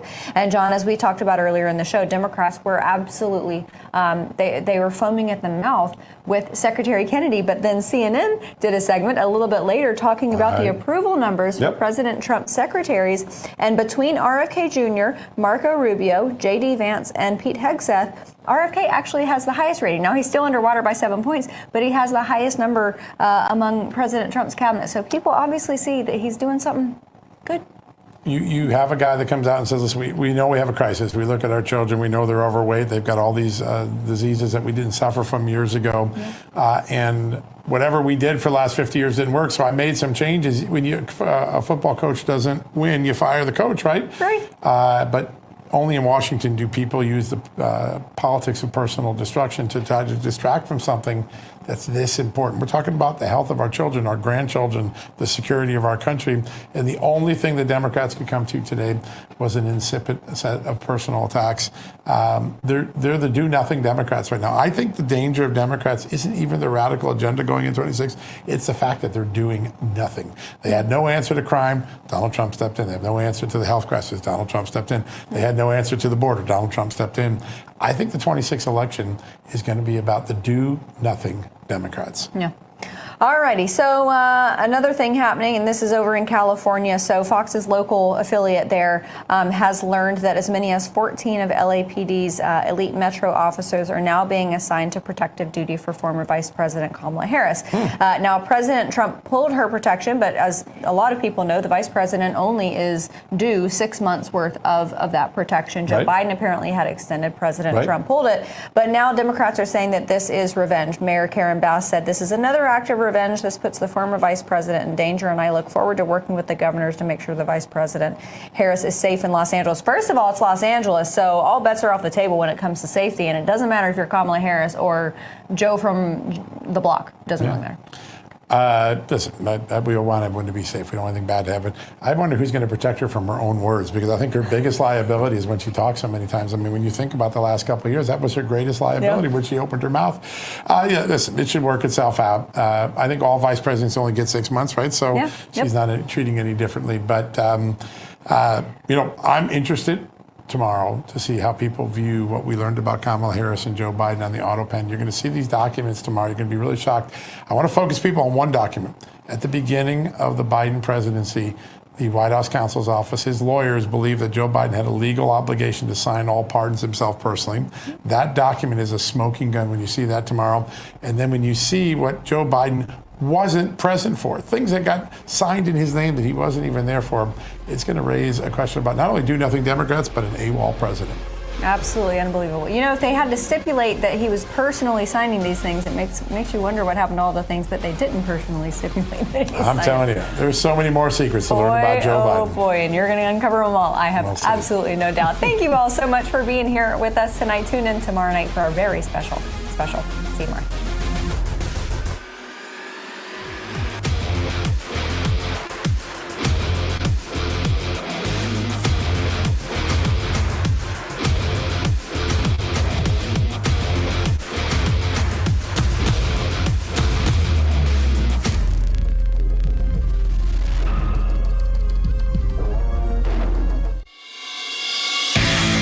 Hey, Rand family and War Room Posse, mark your calendar. September 12th and 13th, the Rebels, Rogues, and Outlaws Tour is coming to the America First Warehouse. I have never seen anything like this. 2 unforgettable days filled with patriots, barbecue, and live shows straight from the most amazing place, the America First Warehouse. Get ready for a special guest to be announced, plus a 3-hour live episode of Studio 6B. And we're just going to go do it. On the 12th, Steve Bannon will host War Room Live at 5 p.m. And Steve will be back again on the 13th. Woo! Followed by 1 hour with Peter Navarro. I went to prison so you won't have to. The Rebels, Rogues, and Outlaws Tour, September 12th and 13th at the America First Warehouse. Scan the QR code to see pricing and availability. Don't miss this opportunity. Tickets won't last. If we've learned anything over the past few years, it's that devastating events can strike without warning. Global pandemics, acts of terror, and even bank collapses that can cause chaos in a matter of moments. And I just want you to be prepared. Hi, I'm Donald Trump Jr., and it's for these reasons that I strongly recommend a gold IRA from my trusted friends at the Birch Gold Group. For thousands of years, gold has protected wealth through every kind of crisis. Birch Gold can show you how to move your retirement savings into an IRA in gold, legally and tax-free. For decades, they've helped thousands of Americans protect their IRA or 401k from unexpected events. To learn more, click below for your free info kit on gold IRAs from the Birch Gold Group, the only gold company I trust. Don't wait for the next crisis to strike. Take action now to protect your family's financial future. Click below for your free info kit on gold IRAs from the Birch Gold Group. Did you know that thousands of authors across the country have written books and published them with Page Publishing? If you've written a book, Page can help you through the process. We cut through the confusion of the publishing world to make it easy for you. If we decide to publish your book, your work ends and ours begins. From copy editing and proofing to typesetting and book cover art, we get you printed, distributed, and sold on Amazon, Apple iTunes, and bookstores. We'll even promote your book.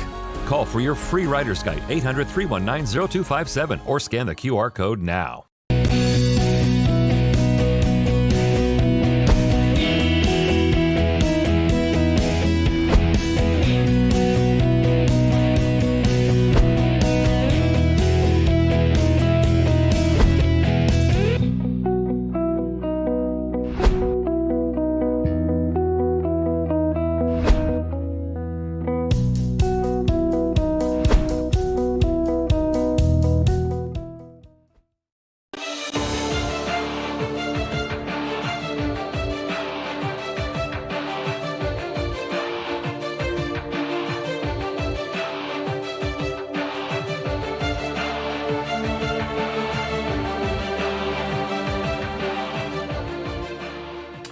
Well, good evening, everyone. Welcome to Stinchfield. I would say the most popular member of President Trump's cabinet, RFK Jr., took his fight to Congress today. He was put on what they call the hot seat, but he flipped the hot seat around and put Democrat senators on the hot seat. Today's testimony by RFK Jr. to me proved that the Trump effect is very real. Here's RFK Jr. And my last comment is, I hope that you will tell the American people how many preventable child deaths are an acceptable sacrifice for enacting an agenda that I think is fundamentally cruel and defies common sense. Senator, you've sat in that chair for how long? 20, 25 years, while the chronic disease in our children went up to 76%. And you said nothing. You never asked the question why it's happening. Why is this happening? Today, for the first time in 20 years, we learned that infant mortality has increased in our country. It's not because I came in here. It's because of what happened during the Biden administration that we're going to end. See what I mean? So Senator Wyden, let me see if I throw the crew a curveball here. Can you pull up a freeze frame of Senator Wyden, please, in that? Because as I'm looking at this, I am thinking to myself that the man you're looking at on your screen looks like Tales from the Crypt. How dare he give health advice to RFK Jr.? The guy is on the United States Senate forever. They haven't been talking about health issues in America unless they wanted to mandate something to you. Look at him. He looks like Skeletor, like an unhealthy version of Super Dave Osborne. Unbelievable, the arrogance of these people. So RFK Jr. proved himself today to be well-schooled, strong-willed, and yes, he also proved that the truth can be very triggering. Are you saying that the mRNA vaccine has never been associated with myocarditis? I'm asking the questions for Mr. Kennedy on behalf of parents and schools and teachers all over the United States of America who deserve so much better than your leadership. That's what this conversation is about, Mr. Chairman. Senator, they deserve the truth, and that's what we're going to give them for the first time in the history of that agency. I'm going to tell you what I learned over the course of the events since COVID was thrust upon us is that these agencies lied to us over and over again. And now they are beside themselves that RFK Jr. is inside telling the truth. Yes, those teachers and students most certainly deserve the truth. Now, the idea of choice, of what we put in our bodies, is so foreign to Democrats. They only understand government mandates. Government has to know better than all of you. In fact, Pocahontas, this is an exact principle she just can't comprehend.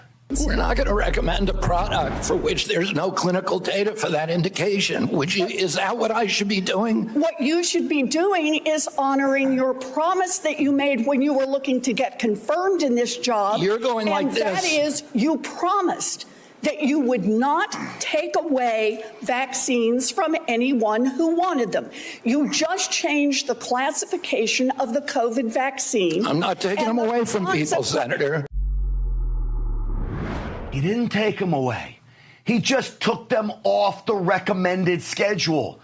If you're a parent, and I don't know why you'd want to do this and give your kid a COVID vaccine, go ahead and do it. You're more than welcome to do that in America today.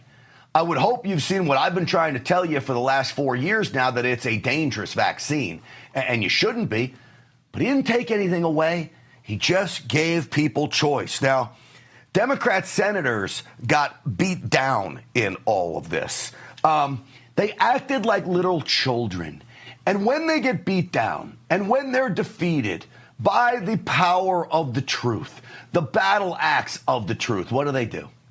Well, they pick up their ball and they mope and they whine and go home like a little school kid who lost his game on the playground. Pick up your ball or your starfish and go home.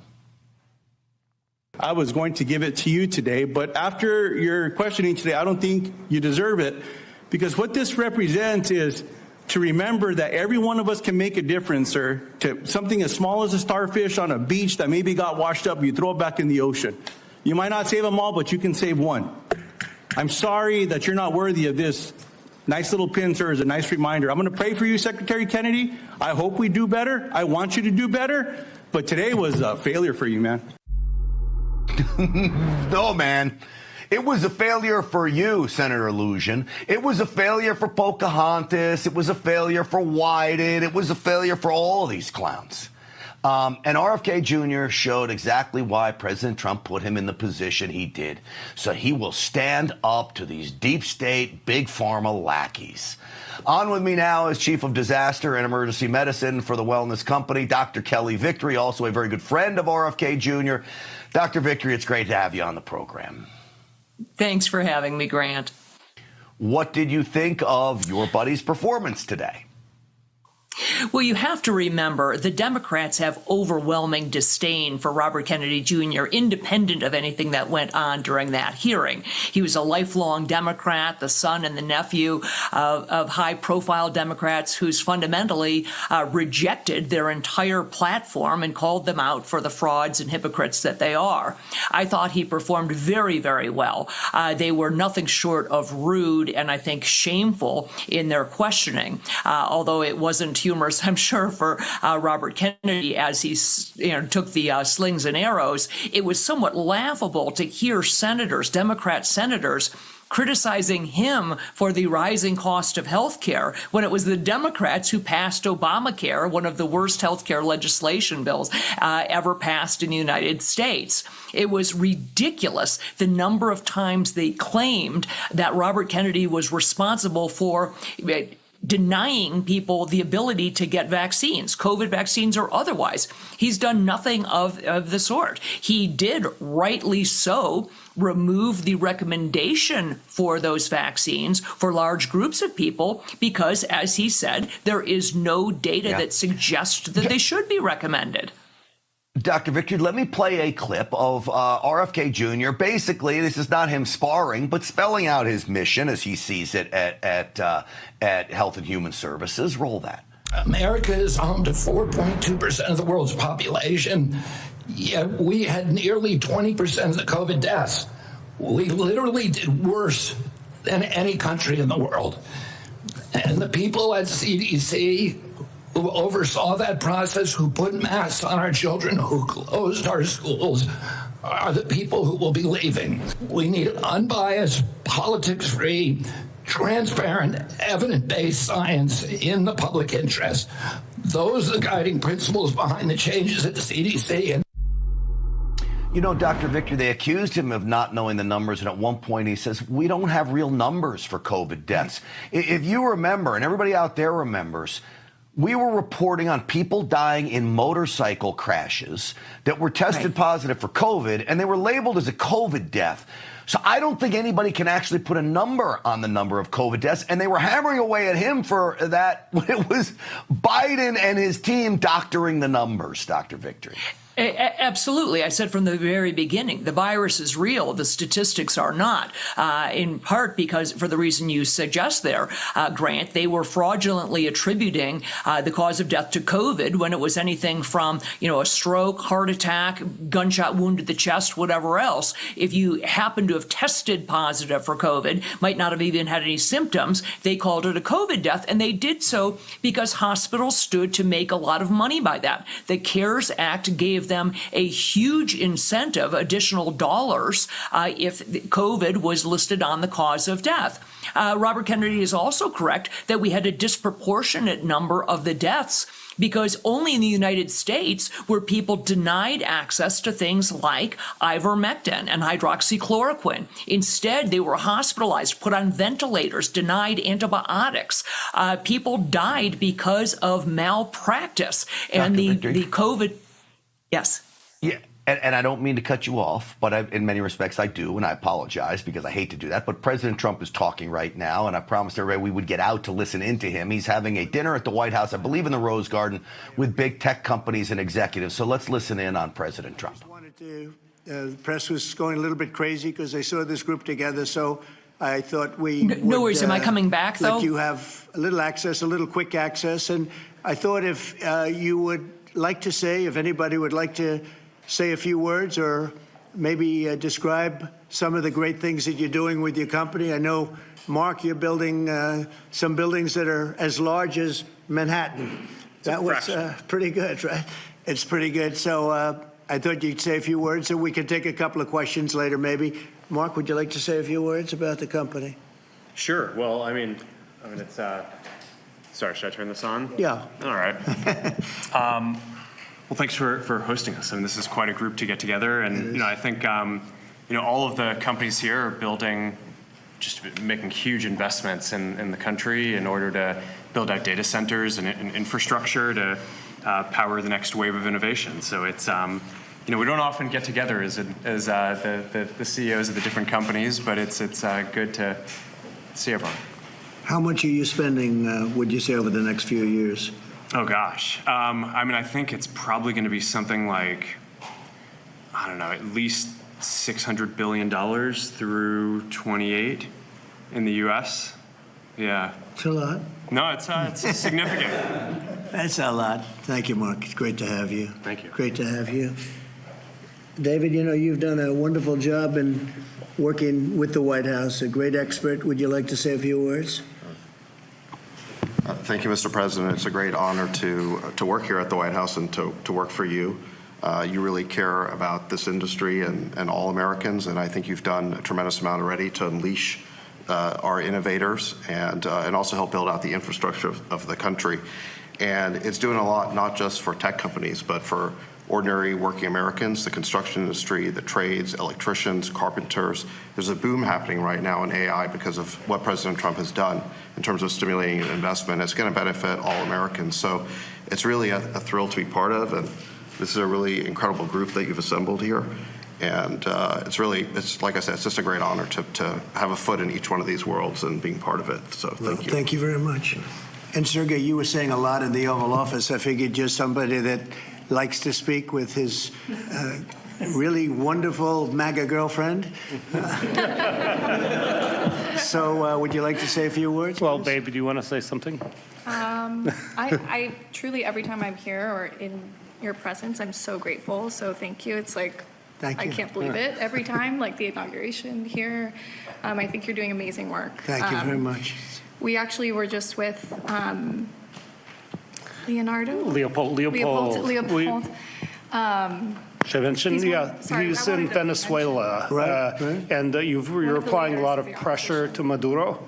And I think that's phenomenal for an American president to actually be applying pressure there in Venezuela and then hopefully in Cuba and so forth. So there's a lot of civil rights work that you're leading. We didn't get a chance to mention.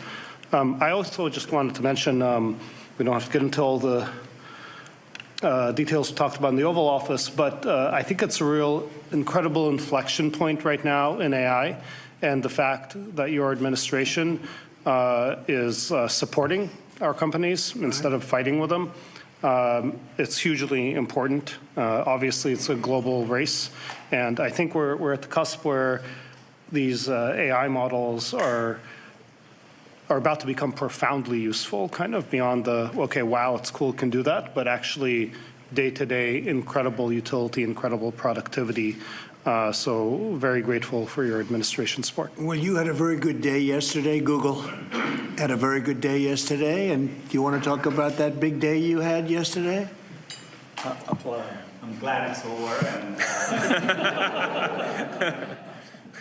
Don't forget, Biden was the one that prosecuted that lawsuit. You know that, right? Look, it's a long process. I appreciate that your administration had a constructive dialogue, and we were able to get it to some of resolution.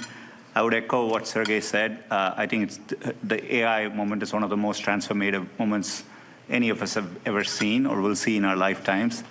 So making sure the U.S. is at the forefront, and I think your administration is investing a lot. Already the AI action plan under your leadership, I think, is a great start, and we look forward to working together, and thanks for your leadership. Great job you're doing. Incredible, really, job. Lisa, how about you? Well, Mr. President, it's such an honor to be here, and the incredible work that your administration has done to support the semiconductor industry. We're building the brains behind all of the wonderful AI that's being built here.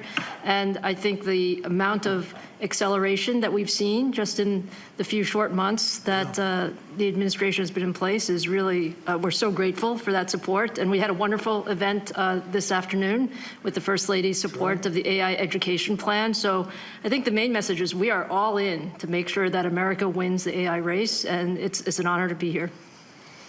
Thank you very much. Great job you're doing, too. Amazing job, what you've done in a short period of time. Really amazing.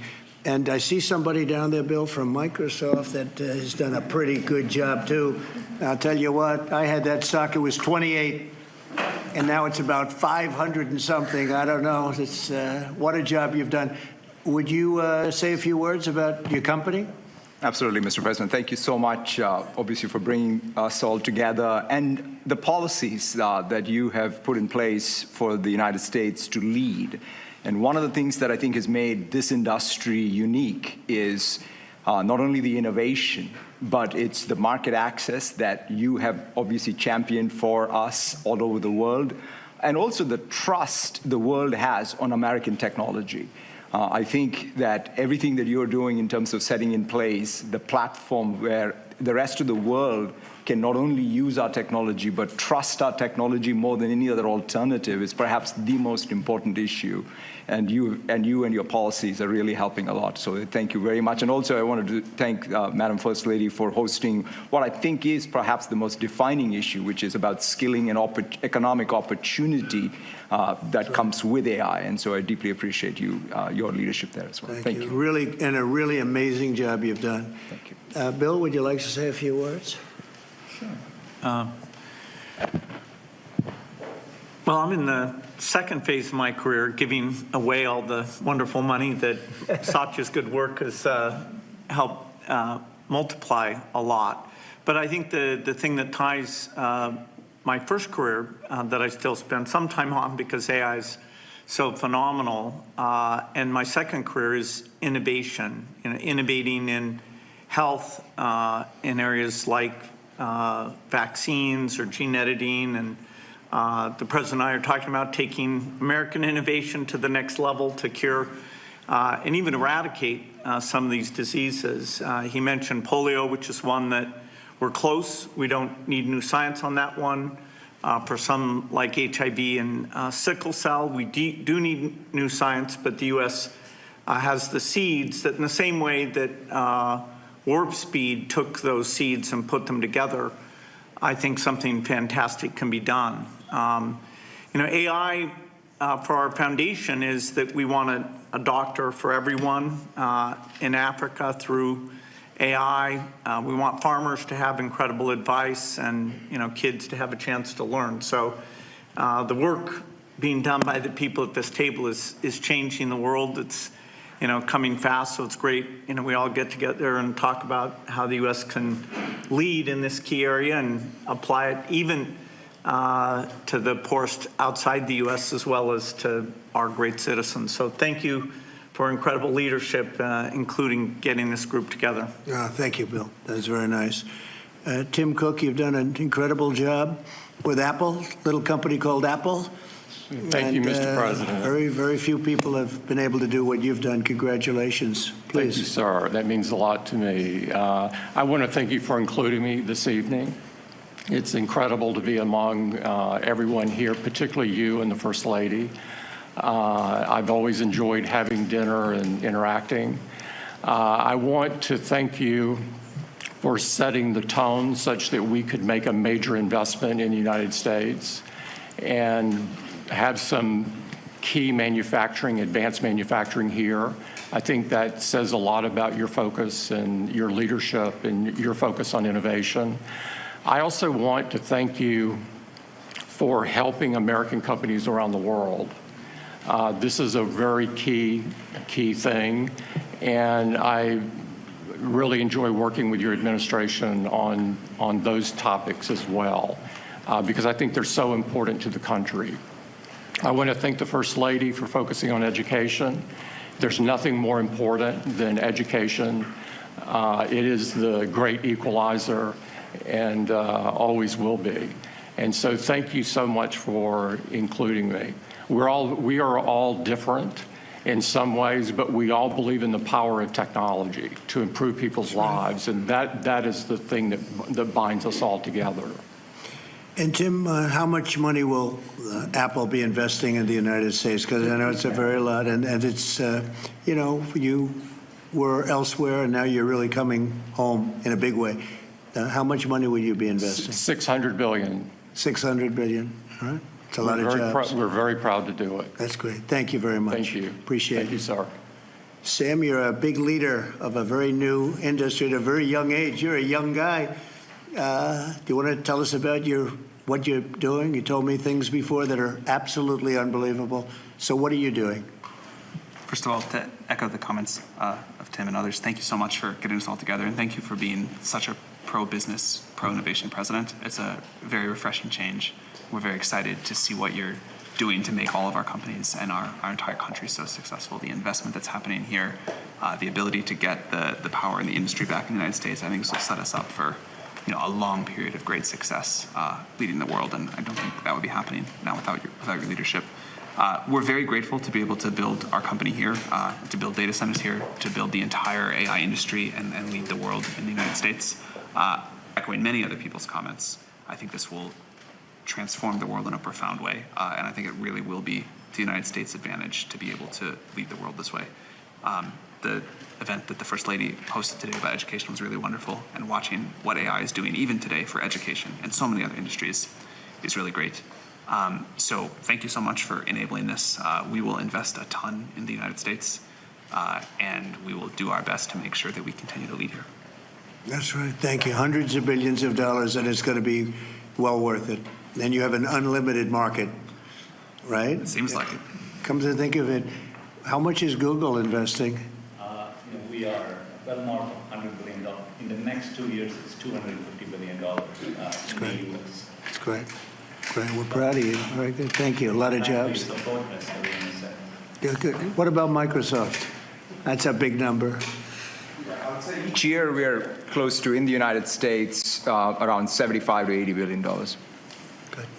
Very good. Thank you very much. Absolutely. Would anybody like to say anything? You have a lot of geniuses on my right. Some young, some not so young. Mostly young, come to think of it. Yes, please. I just wanted to echo everyone's comments. I think we've been just very impressed with how this administration has really embraced AI. And I think that in addition to the infrastructure, the most massive infrastructure built in history, I mean, we're talking 10x the size of the Apollo program. I think also, to me, the most important thing is what AI will do for all of us. And I think that there's been a choice of whether to approach it with optimism. And I think that that's what I've really seen from this administration. So I just wanted to say thank you for that. Great job you're doing. Incredible job you're doing. I know every inch that you're building, and I can't believe it. They're big. The biggest buildings ever. You know, we talked about 100-story buildings. These buildings blow them away, right? So I just want to, they're more lateral than they are up and down, but they blow everything away. So congratulations. Would anybody like to say anything, please? Satya? Mr. President. Would you like to go? Safra? This is a most incredible time. AI is going to change everything. You hear all of us saying that. But the fact that you are our president and you recognize this right away and you've unleashed American innovation and creativity, all the work you're doing in basically every cabinet post, in addition to what's coming out of the White House, is making it possible for America to win. Today's event that was spearheaded by our wonderful First Lady, focusing on education, is the center of where we need to go, because it is all of these young people who can't be afraid of new technologies. They literally have to embrace it and make America even stronger. And that focus was very, very critical. And I think this is the most exciting time in America ever, at least that I remember. So thank you. Thank you for everything you're doing.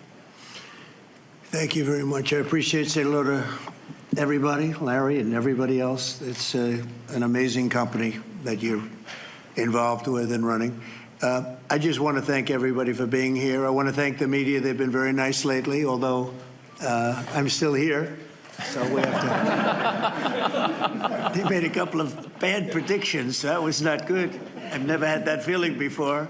I went to an event and people are coming up to me and saying, "You're still here." I said, "What do they mean by that? I didn't hear about this." But anyway, I do. The press has been great in terms of this industry, and they understand the importance of it. This is taking our country to a new level. We're leading the world. We're leading China, but we're leading the world by a lot, and we're leading it because of the people around the table. And all I can do is implement and make it a lot easier for you, and I'll be doing that 100%.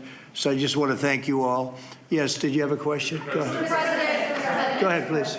Thank you, Mr. President. Tomorrow we have a jobs report coming out, the first since the BLS commissioner who you fired won't be there. A lot of people will be turning to you to see if you believe the data that's released. Can you commit to saying the data will be credible? The number, I don't know, they come out tomorrow, but the real numbers that I'm talking about are going to be whatever it is, but will be in a year from now when these monstrous, huge, beautiful places, they're palaces of genius, and when they start opening up, you're seeing, I think you'll see job numbers that are going to be absolutely incredible. Right now it's a lot of construction numbers, but you're going to see job numbers like our country has never seen before. Thank you very much. Thank you, Mr. President. I have two questions for you. First, after your phone call with Ukrainian President Zelensky today, do you plan to speak with Russia's President Putin in the near future? What? If you will speak with President Putin in the near future. I will be, yeah, I will be. We're having a very good dialogue. I settled 7 wars. The one that I thought would be maybe one of the easiest. You know that feeling? You think one thing is going to be easier, turns out to be a little bit tougher, but the one that I thought would be an easier one because of my relationship with President Putin and with Ukraine and everything else, I thought it would be the Russia-Ukraine disaster where this week 7,014 people were killed, soldiers, in most cases soldiers, a few from Kiev, relatively few, but mostly soldiers, and they're being killed at levels that we haven't seen since World War II. And they're not American. They're not from any of the countries that some of you are from, but they're people, they're souls, and we'll get it done. But that's turned out to be the most difficult of the group. You know, I settled 3 wars. One was 31 years going. A lot of people killed, 10 million people. Another was 34, and another was 37 years it was going on. And people said, you can't settle them, and I settled them. This one turned out to be more difficult, but we'll get it. We're going to get it settled. Mr. President, Senator Bill Cassidy said effectively we're denying people vaccines. Do you have full confidence in what RFK Jr. is doing? Well, I didn't get to watch the hearings today, but he's a very good person. And he means very well, and he's got some little different ideas. I guarantee a lot of the people at this table like RFK Jr., and I do. But he's got a different take, and we want to listen to all of those takes. But I heard he did very well today. But it's not your standard. It's not your standard talk, I would say, and that has to do with medical and vaccines. But if you look at what's going on in the world with health, and look at this country also with regard to health, I like the fact that he's different. Okay? Can you give us your latest thinking on semiconductor tariffs, sir, which you're considering imposing? And have you discussed that with any of the leaders? Yeah, I have. I've discussed it with the people here, chips and semiconductors, and we'll be putting tariffs on companies that aren't coming in. We'll be putting a tariff very shortly. You probably are hearing we'll be putting a fairly substantial tariff on, not that high, but fairly substantial tariff, with the understanding that if they come into the country, if they're coming in, planning to come in, there will not be a tariff. So if they're not coming in, there's a tariff, fairly substantial tariff. Well, I don't know if they're building here, and for the most part, I think they're building here. That's probably why they're here but like I would say, Tim Cook would be in pretty good shape. No, please, in the back. Are you urging or encouraging any candidates in the New York City mayor's race to drop out, declare the field? No, I don't like to see a communist become mayor, I will tell you that. And I don't think you can win unless you have one-on-one, because somehow he's gotten a little bit of a lead. I have no idea how that happened, but I'd prefer not to have a communist mayor of New York City. And, you know, that's what he is based on his policy, if you look at his statements in the past. So I would like to see 2 people drop out and have it be one-on-one. And I think that's a race that could be won. Yeah. Mr. President, you'll be heading to the UK in a few weeks. Yesterday, Nigel Farage was on Capitol Hill. He really was talking a lot about pushing back on censorship online. He was asking politicians like yourself, some of the people in this room, to really push back on that. How concerning is that to you? And Mr. Zuckerberg, if you don't mind answering, how concerning is that to you, the lack of freedom of speech online in the UK? You didn't think you'd get that question. He's looking at me saying, he's saying, how did I get that question? If you'd like to answer, free speech. Sorry, actually I wasn't paying attention. But there seems to be a crackdown. The British government seems to be cracking down on social media posts, people being arrested for tweets, social posts. Just wondering how concerning that is to you, Mr. President, and Mr. Zuckerberg. This is the beginning of your political career. No, it's not.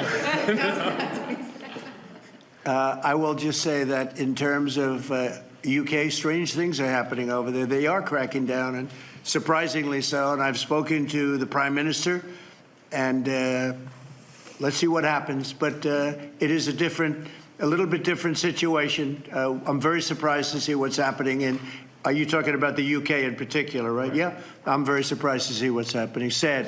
It's not a good thing. Yeah, please. Mr. President, thank you. America is first in artificial intelligence, but what are your concerns in the alliance of axis of evil, China, Russia, and North Korea towards artificial intelligence, but also as military, sir? Well, I have no concerns. We have the most brilliant people at this table, and nobody's close. And I spoke to world leaders, and they admit privately, but they admit the biggest. They admit we have the smartest people, we have the greatest technology. They can copy, but they can't create like we can create. We have the smartest people in the world right at this table. So thank you for the question. Thank you very much, everybody. Thank you. Thank you very much. What's your reaction on Florida changing its vaccines? I'll comment on that later. Thank you very much.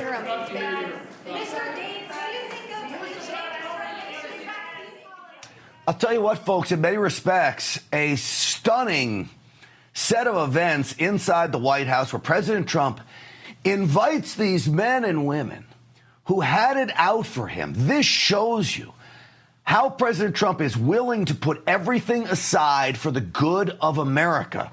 From Sergey Brin at Google, you have Bill Gates, you had Zuckerberg spending millions and millions of dollars to defeat President Trump. Now they're sitting in the Oval Office with him, not just sucking up to him, but thanking him for his push of AI, making these people millions, if not billions of dollars on top of the billions they already have. They have to be surprised that President Trump is working out so positively for big tech when they did everything they could do to squash him.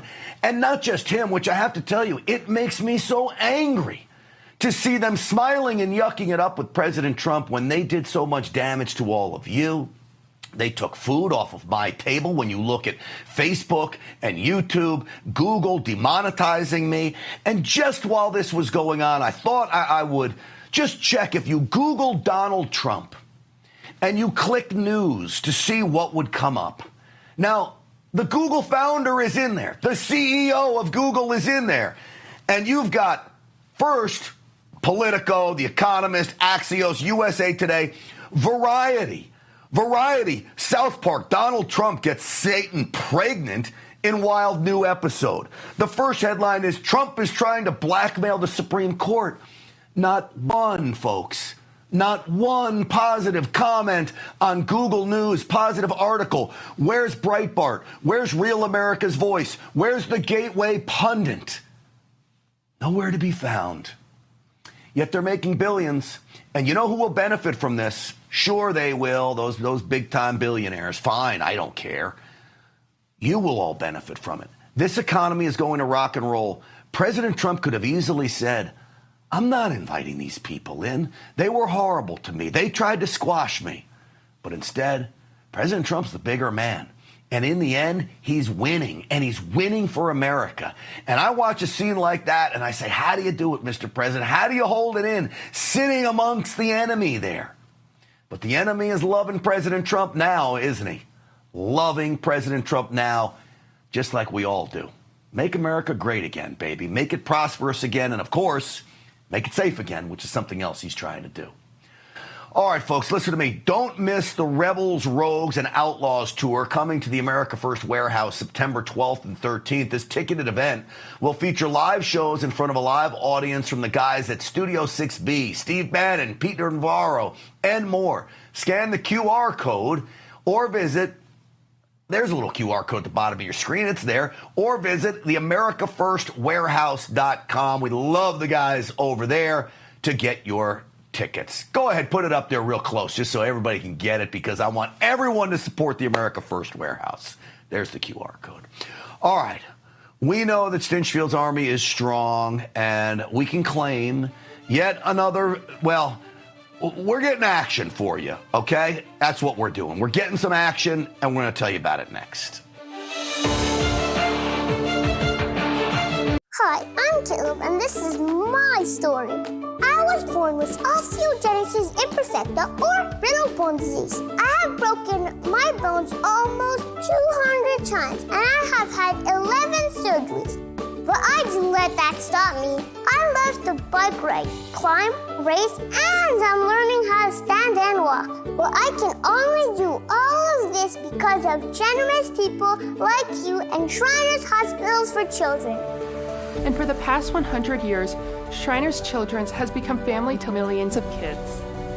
But it's only possible because of people like you. Shriners Hospitals for Children is only able to provide this world-class, life-changing medical care because of the generous gifts of people just like you. Because of you, I can ride my bike. I can play basketball. Because of people like you, I can play the trombone. I can smile. Will you send your love to the rescue today? When you go online to loveshriners.org, you'll help make all of this possible for kids like me. Like me. Like me. When you say yes to giving just $19 a month, only 63 cents a day, we'll send you this adorable Love to the Rescue blanket as a reminder of all the kids you're helping every day. Your gift, no matter how small, can help a child today. This is your moment to make a difference. When you pick up your phone, I know you have it right there, and call to give. You're helping kids like me. Thank you. Thank you. Gracias. Thank you. Please call or go online now. If operators are busy, please call again or give right away at loveshriners.org. Your gift makes a difference. Thank you for giving.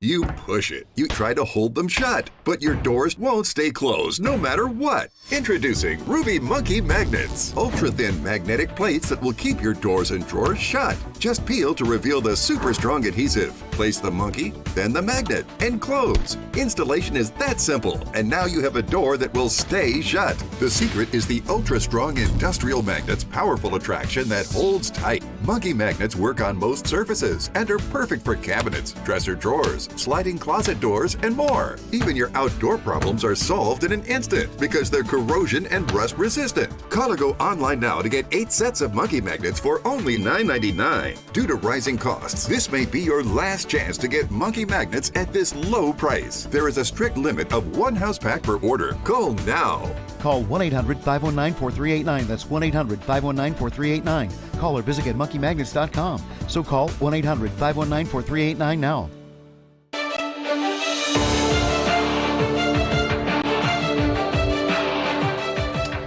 Welcome back, everyone. I want to give you an update to a story that I feel very, very strongly about.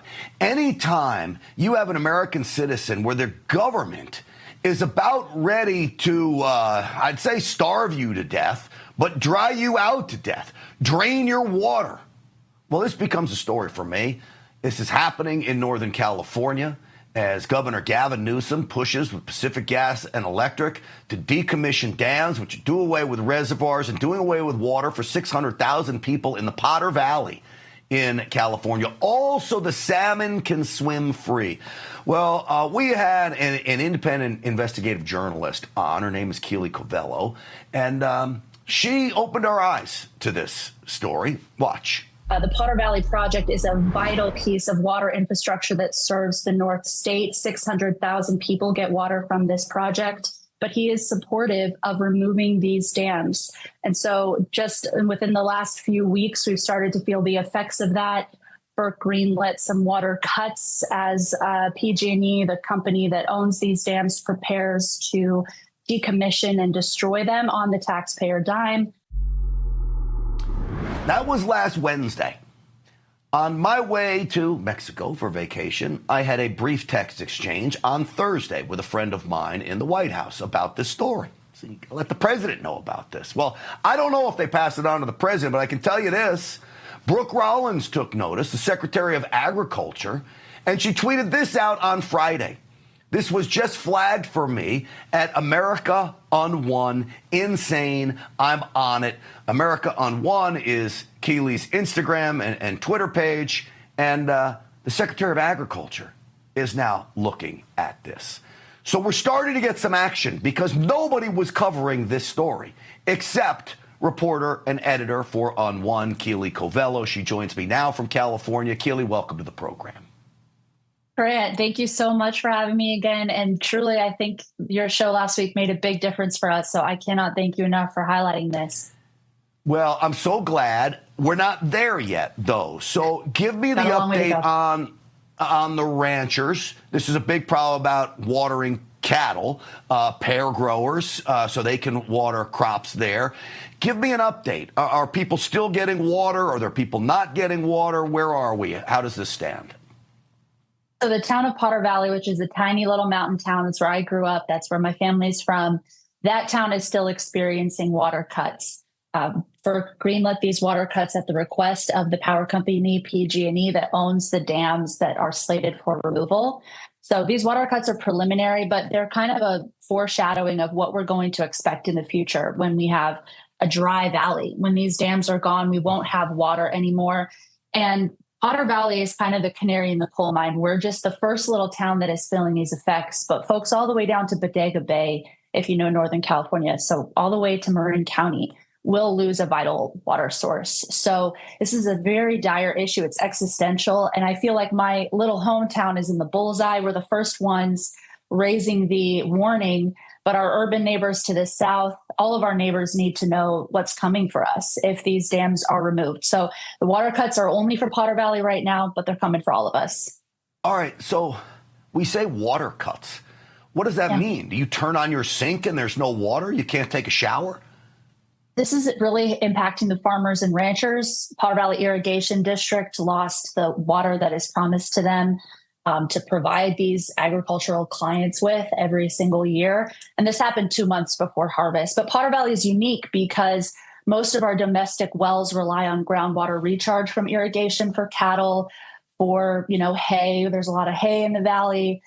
There's pear trees, like you said. There's some grapes. This is just an agricultural town. That's all it's ever really been in its history. So without that water, not only are we losing our most vital central economic industry, we're also losing water to our homes. So that'll come down the road as we lose our groundwater recharge. Right now, folks who, like we shared a video of a gentleman who's watering his pear trees and he lost his water right before harvest. These are 110-year-old trees that will die within a year if they don't get water his great-grandfather planted. And he's just one of many. You've got financial impact, you've got emotional impact, you've got the impact on what this means for generations to come in this valley. But I'll ask you, so you come on the program the other day. It was tough to get some media attention, I know, before. Then you see this tweet from the Secretary of Agriculture, Brooke Rollins. What goes through your mind when you read that, specifically, by the way, quoting you? It blew me away. I'm just a little independent journalist from a very small town. So that was incredible that she's paying attention to us. And it's not about me. It's emblematic of how she has been as an ag secretary since her confirmation in February. I've noticed that she's really taken an interest in these issues that impact real farmers, real ranchers, small family farms and ranches in this country. She will step in. She's done that time and again. So it was just very encouraging for our community. We were all so excited. Huge thanks to you for spotlighting this. The folks at America First Policy Institute, Tate Bennett, I heard her on your LA radio show the other day. She has been amazing connecting us. So there's some really good people in DC helping our little farm town out. And I think that speaks volumes. Well, this is what the MAGA movement's all about. We try to take care of each other. And if you can, real quick, I know we don't want to give away too much, but the wheels are turning, right? You're getting a little more action than you got before. Is that safe to say without giving away too much, Keely? I think so. I think that our last hope is the federal government. As you know, Grant, we're not going to get a lot of help from Gavin Newsom or Sacramento. I think they're the ones who are behind this. Frankly, I think they want this for their own ideological purposes. They believe in fish over people. They have truly an anti-human agenda. And so I don't think we're going to get any help from our Congressman, Jared Huffman. I don't think we're going to get any help from our governor, Gavin Newsom, who has said he's proud of these dam removals because they make him look like a green governor as he heads into 2028. And clearly, he's ambitious. My goal on this is this will backfire on Gavin Newsom once they see how badly people are affected. I don't care whether you're Democrat or Republican. Everybody loves farmers and ranchers. This will backfire. I'm hoping not to give Newsom a pass, but maybe this was driven by somebody in his office. He takes a lot of money from Pacific Gas and Electric. If he has his eyes open to what's going on here, maybe he changes course only because he wants to run for president. But that's a wish, because certainly history has not shown him to make those kind of changes. Keely Covello, thank you. You keep up the good work, and please keep us posted on this. Anything we can do to help you, we're happy to do it. Thank you, Grant. You're the voice for small town America right now. Really appreciate you.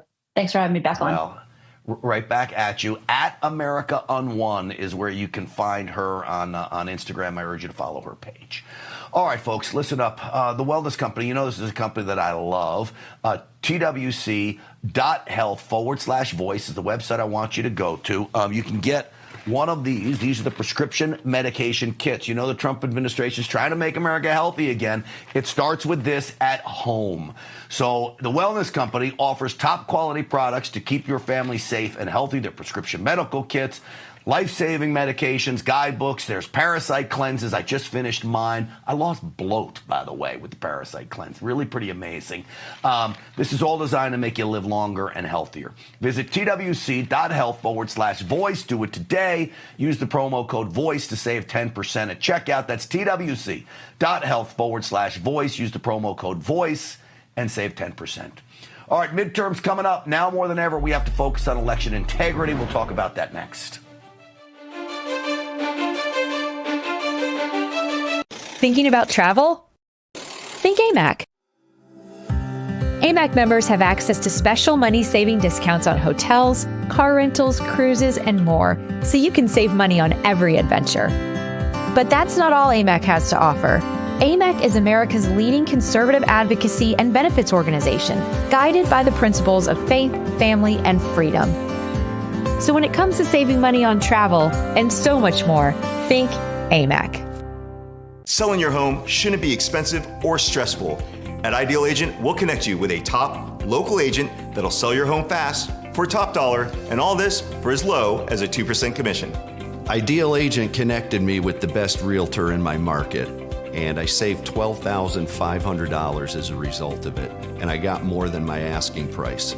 Ideal Agent is available nationwide, there's no obligation, and best of all, our service is completely free. Call today or visit idealagent.com.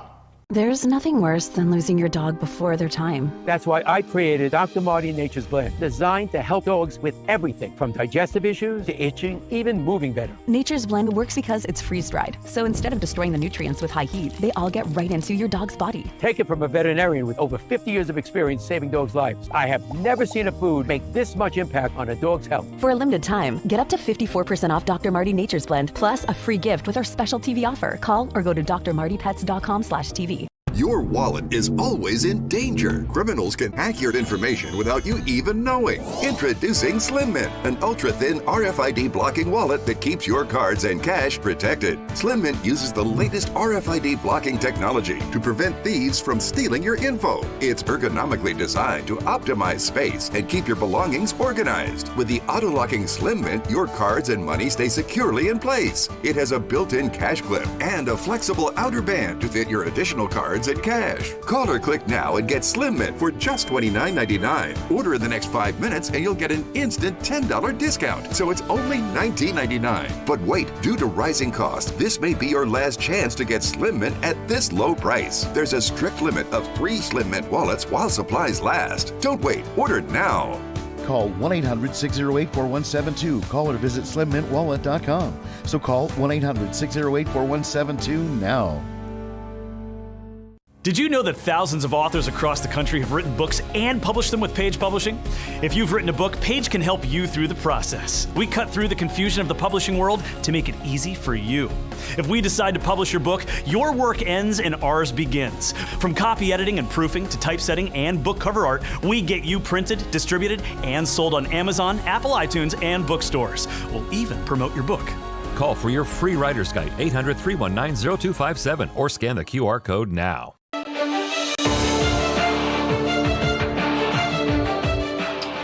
Well, folks, I'll tell you what, there's nothing more important than election integrity.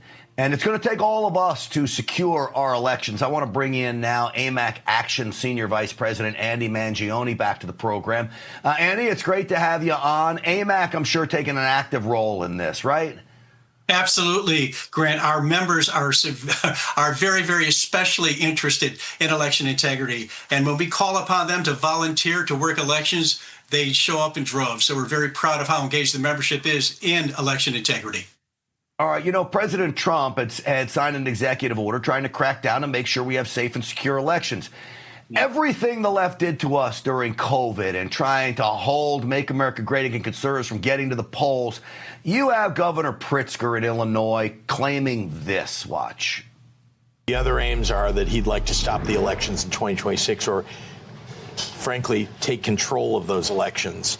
He'll just claim that there's some problem with an election, and then he's got troops on the ground that can take control if, in fact, he's allowed to do this. All right.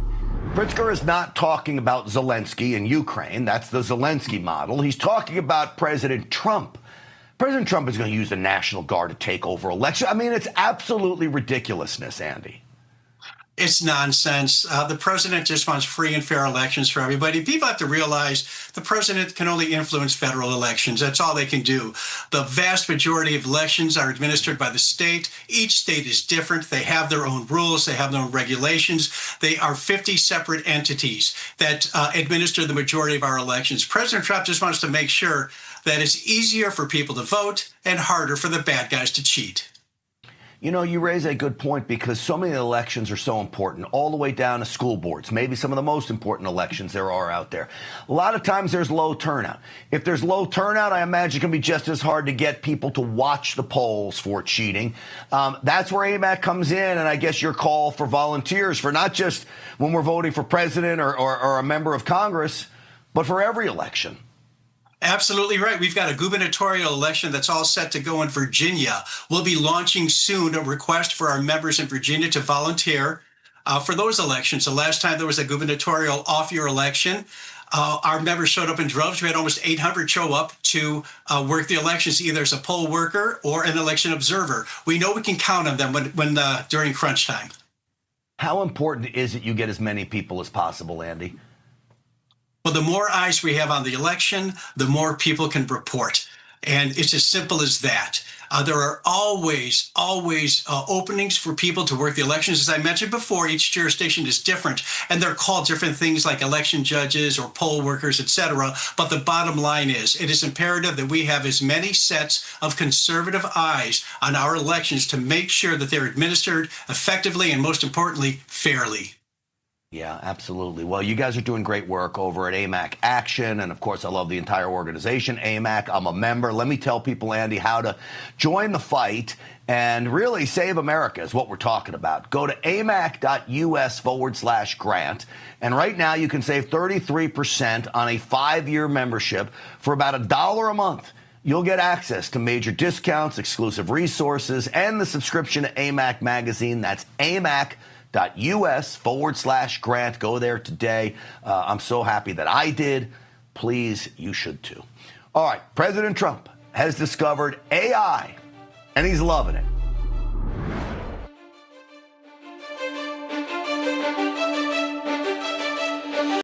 Guys, if you plan to retire in the next 20 years, or if you've already retired, I have a message for you that you need to hear. Central banks, BRIC nations, and our allies are pumping trillions of dollars back into America, but every dollar they send could make your savings worth less. Hi, I'm Donald Trump Jr., and I just want you to be prepared for the future. So protect your hard-earned savings with gold.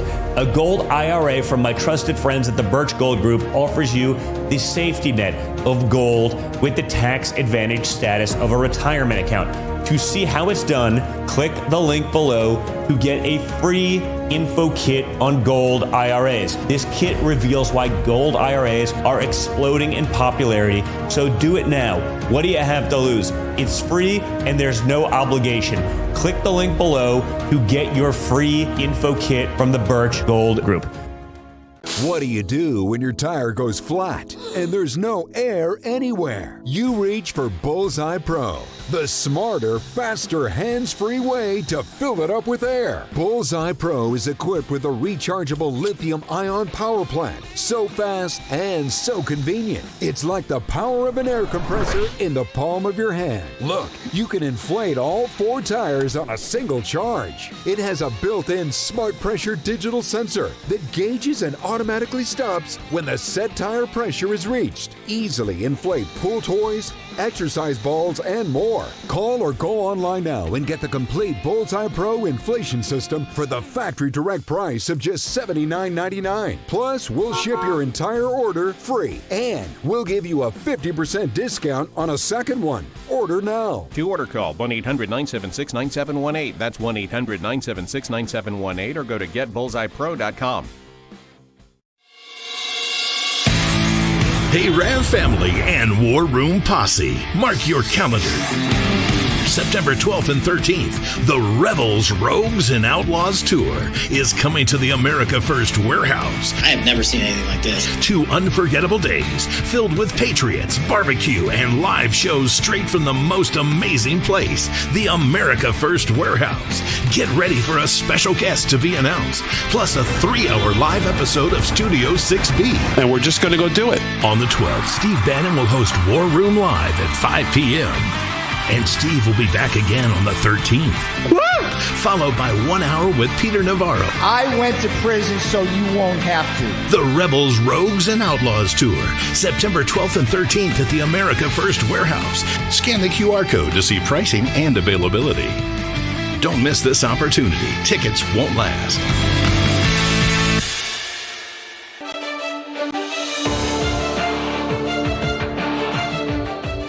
Welcome back, everyone. So President Trump, he knows a lot about AI. I mean, the guy is literally making America the AI capital of the world, and he's using it. He went after Adam Schiff. Anyone who stands up to the president, anyone who criticizes the president, anyone who says anything adverse to the president's interests gets the full weight of the federal government brought down on them.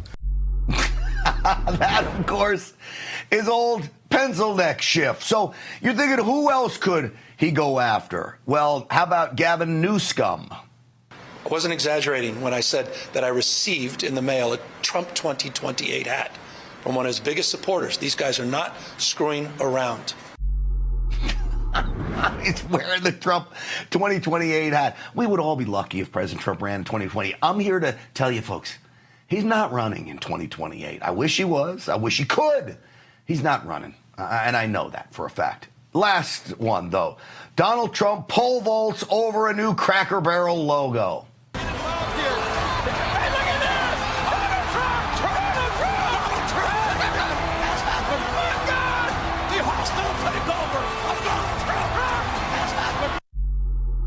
You cannot beat this stuff. I'll tell you what. Just don't go with AI in this program. Just let me come in and do it myself. No computers. That means I'd be out of a job, and I'd hate that. Stinchfield's Army rolls. We'll see you tomorrow night, folks. Thanks for watching.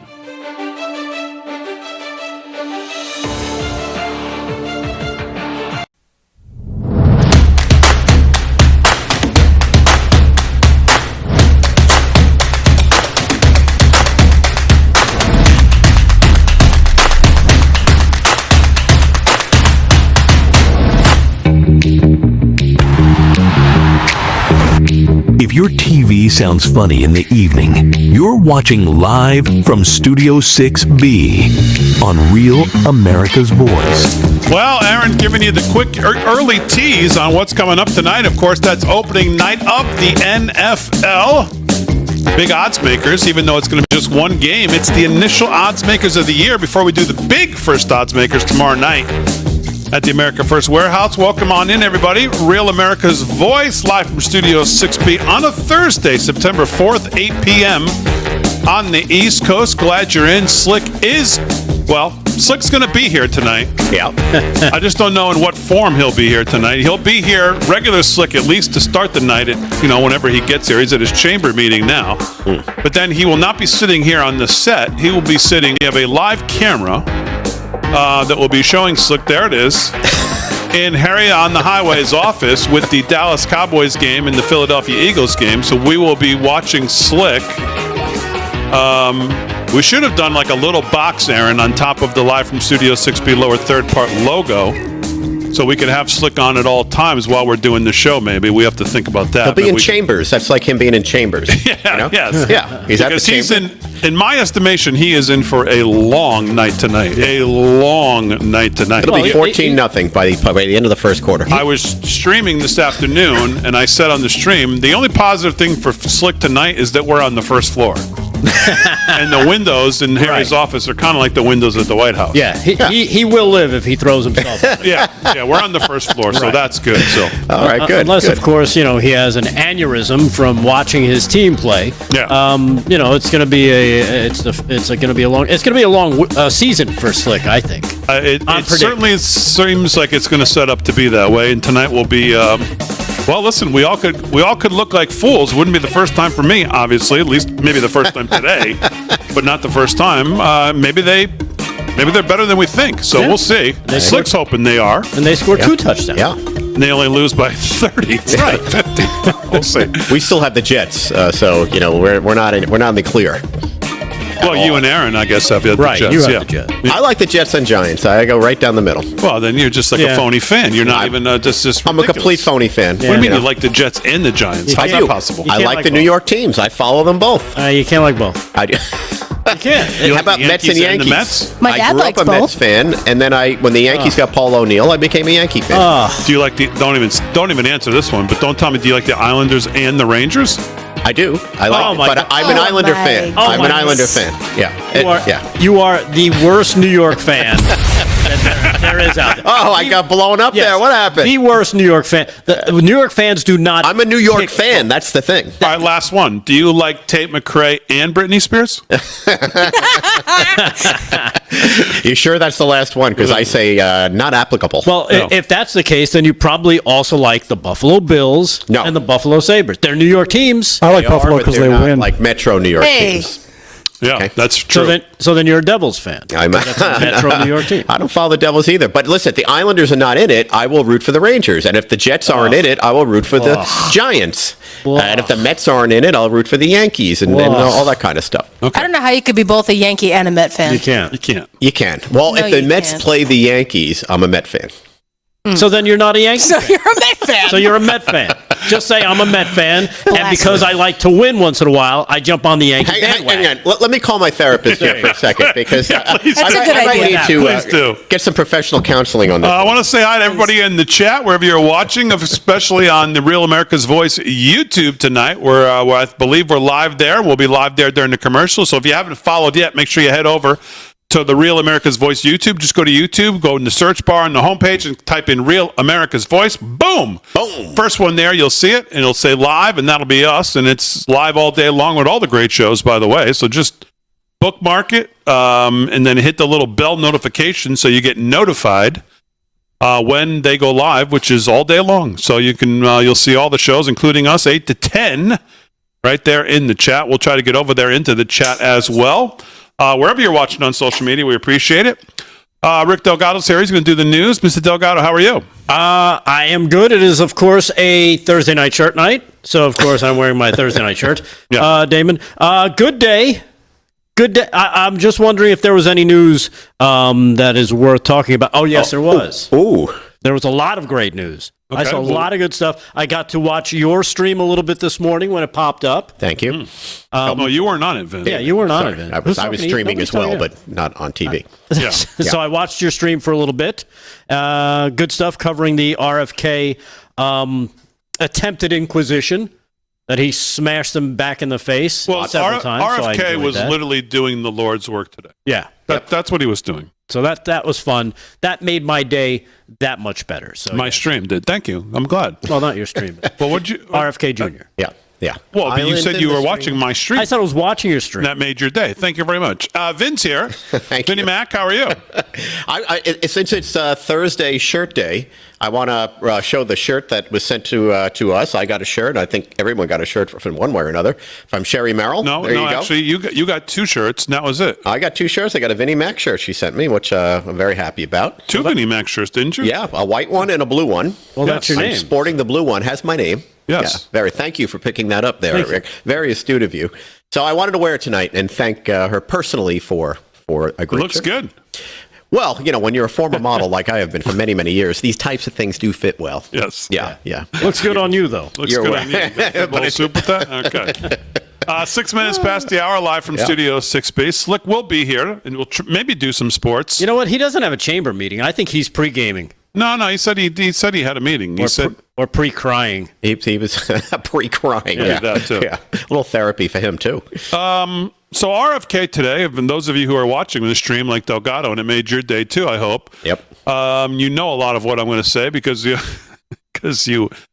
watched it. But to be serious, RFK Jr. today literally did the Lord's work in what he had to face. And the title of my stream this afternoon was "Come watch as Republicans all act like Democrats in questioning RFK Jr." Because it was impossible to try to be distinctive in who was who. If you just closed your eyes and listen to the stupid questioning and their inability to let him talk. These hearings at one point used to actually, at least one side would try to go in and actually extract some information for you, the citizens, to try to learn something. And what we saw today was just further proof that both sides are corrupted by big pharma dollars. Mm-hmm. No question. And there's just no way around that, because the Republicans today, most of them were as pathetic. Well, first of all, it started outside before we even got into the hearing with, unfortunately, John Kennedy. And we love John Kennedy's for his little appearances on Fox and his little funny things he says. But let me just be the first to say it. He's quickly becoming Lindsey Graham 2.0. Oh, no. As he's calling for RFK to resign. And I don't know. I just don't get it. I don't get it. RFK Jr. is the most popular cabinet member of Trump's team for a reason. People recognize the scam that has been public health in this country, the scam that has been the COVID vaccine, I don't want to call the childhood vaccine the whole thing a scam, but every parent who's may had to make these decisions understands that 26 to 30 shots in the first 36 months of life, you need your head examined if you think your kid needs that. And you're just going to go, okay, that's what the schedule is, doc. That's what I'll do. Just stick them whenever you're supposed to. And whatever it is, I'll just follow along like a drone. If that's your going in, I don't know. You need your head examined. So RFK Jr. understands all of this. He also understands what went on in the Biden administration. And he understands, unlike all of the questionnaires today, the difference when it comes to the COVID vaccine specifically, the difference between the process and the product. Because everybody keeps asking him, do you agree? They're all President Trump fans today. Did you notice that? All the Democrats are big President Trump fans. He deserves prizes. He deserves this. He deserves that. Do you agree that President Trump deserves a Nobel Peace Prize for what, or the prize, and whatever the prize is for the Operation Warp Speed? And he says, yes, I think what he did was great. Oh, well, then why you? And then they try to get to the vaccine part, and maybe he could have done a better job of saying, I think what the president did in getting through the red tape, getting these people to get this together, he put pressure on them that's never been put on. They did this in record time to get something to market. Mm-hmm. All of that, fantastic. Unbelievable. No one else could do it. What they ended up giving him was a disaster. Yeah. Process, product. Two different things, two completely different stories. But the questionnaires today had no interest in that, Vin. I've got a lot to unpack here because we talked about this the other night in the show. Number one, Trump did an amazing job. He got the vaccines made. He got duped by everybody who told him the vaccines were going to do this or that. So that's number one. Number two, the great awakening for this country, to the points you just made about parents and all the vaccines and all the CDC, all of our health system, the great awakening was COVID. We all realized we got duped by the very people we're supposed to be, trusting blindly in many ways. And my third point is, I go back to Elon Musk and Doge. And why do I go back to that with RFK? Because what Elon Musk did is what RFK is trying to do. He went in and he looked at all of our spending. He found lots of corruption. He found a ton of waste. He found a lot of people that don't need to be there.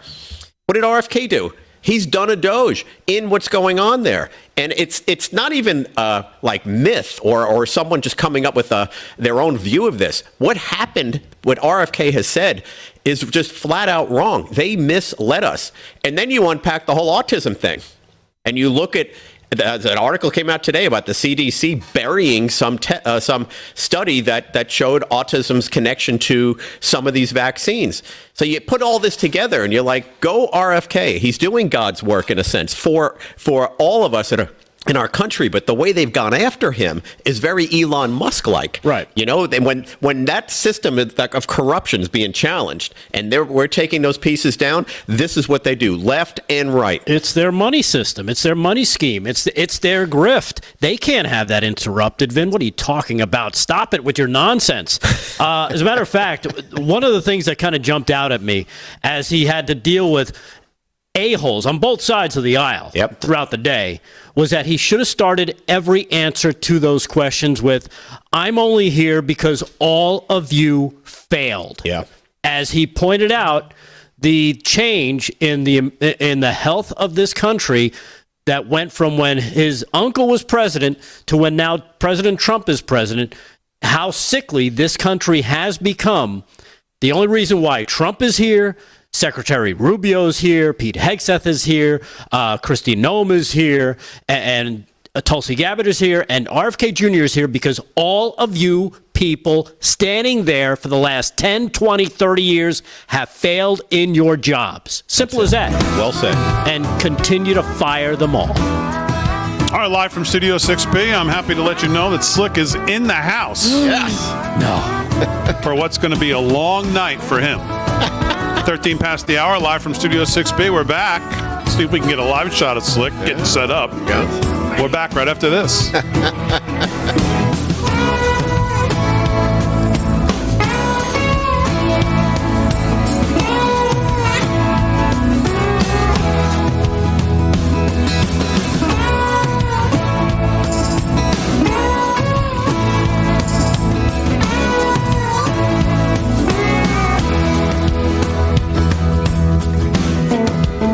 You ready?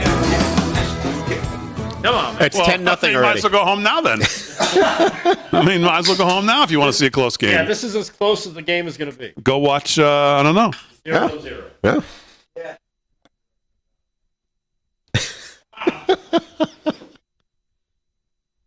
Oh, man.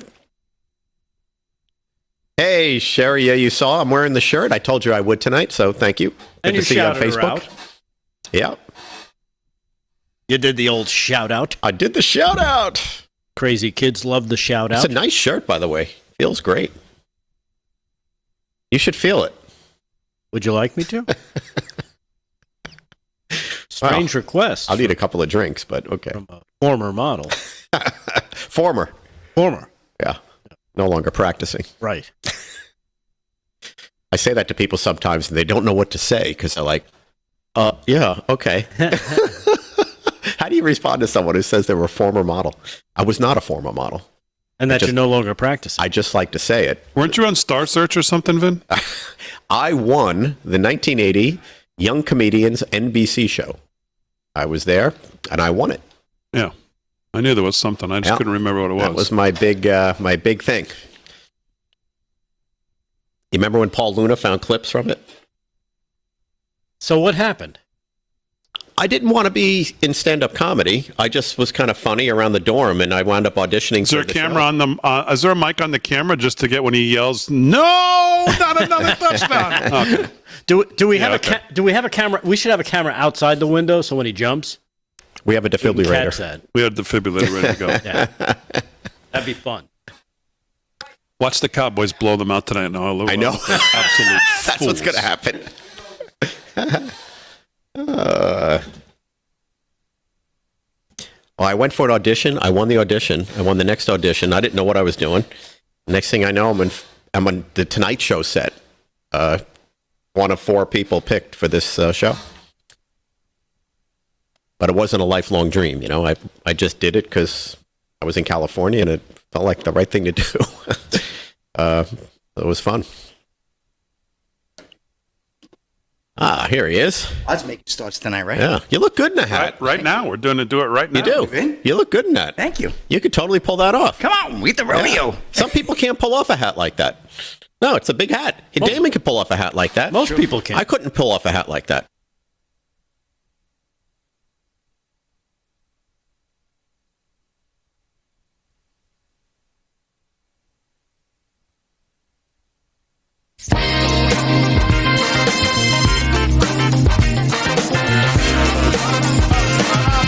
Ba-da-ba-da-da. 17 past the hour, live from Studio 6B on a Thursday night, tomorrow night, back live at the America First Warehouse. 8 p.m. we go live, and if you're lucky enough to be around the area or you're making it here to the America First Warehouse, we'll see you there, and it's always a great time there in the house as well. We'll be there. All the boys will be there tomorrow night, and we hope we'll have a great crowd there. And Kevin Downey Jr. and Vin and Rick Delgado and Slick and Paul and everybody will be there. We'll get out there and talk to you guys in the commercial breaks. It's always fun to have people on. Kevin does a great job with people, although Rick and Vin do a great job. Everybody does a great job. Yeah. They can all do it. What song should I play? You know, anything I can play for you before we get going on the piano tomorrow? I'll get back to you. You Let will? me think about that. I'll get back to you about 10:01. You got any Bon Iver in your repertoire there, Vin? Any what? Any Bon Iver? No Bon Iver. No, Bon Jovi. Oh, yeah. Well, what Bon Jovi? No, I don't even want to know. I don't want to know. It's My Life. Yeah, okay. Living on a prayer. Yeah, and then a very unknown ballad by Bon Jovi called Sha Na Na, I believe it is. I'll come up with some stuff. That was a B-side. Yeah, the B-side records. That was B-side. Slickster, how are you? I'm doing good. Big D, fired up. Bro, Are you fired up right now? Woo. Well, for now, you got to love it while it lasts, you know. Yeah. But it's going to be tough. We're at Lincoln Financial Field playing against Dr. Joe Biden's favorite team, the Eagles, right? Yep. So we shall see. You want a prediction from me? Is that what you want? Well, that's a good idea, Slicker. Let's do it for the first time this year, even though it's only one game. Let's fire it up, Aaron. Let's do a little odds makers. Hey.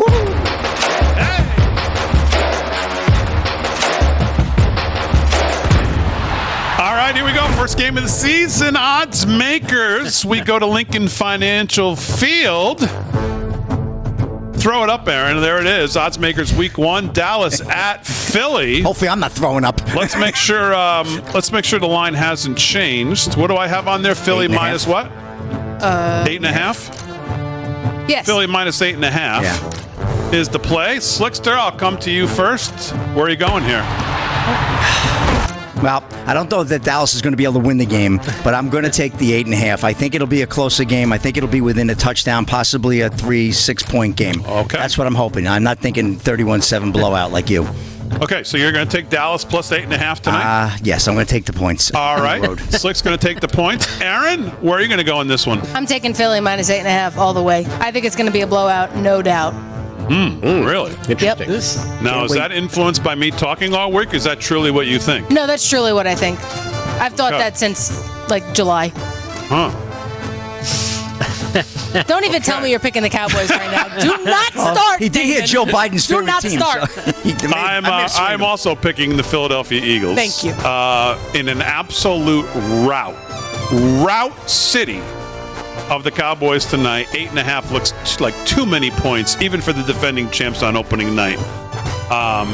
It's Flag Night there. They're doing it now. You got Boys to Men singing the national anthem. DVD. Ooh, it looks so easy to take the Cowboys here with those points. I got to take Philly in a blowout. So I'm taking Philly as well. So Slick's on the Cowboys plus 8.5. Me and Aaron on Philly. I'm on them for my life. If I could bet them, I would. Minus 8.5. Tell me how you really feel. And there you go. So there's our new graphics for the odds makers, too. I got all the games ready to go for week 1. Woo! Wow. Oh, man, it's going to be fun tomorrow night at the American First Warehouse. Our first guest of the odds makers is going to be none other than Farmer Brooke. He's looking to mow down the competition. He told me on the stream this morning he's going to bring the heat. Yeah. I said, well, you better bring the winners, not the heat. And He's been ready for this for months. Okay. He's been milking me last week and said, hey, can I just come on the show and give my picks?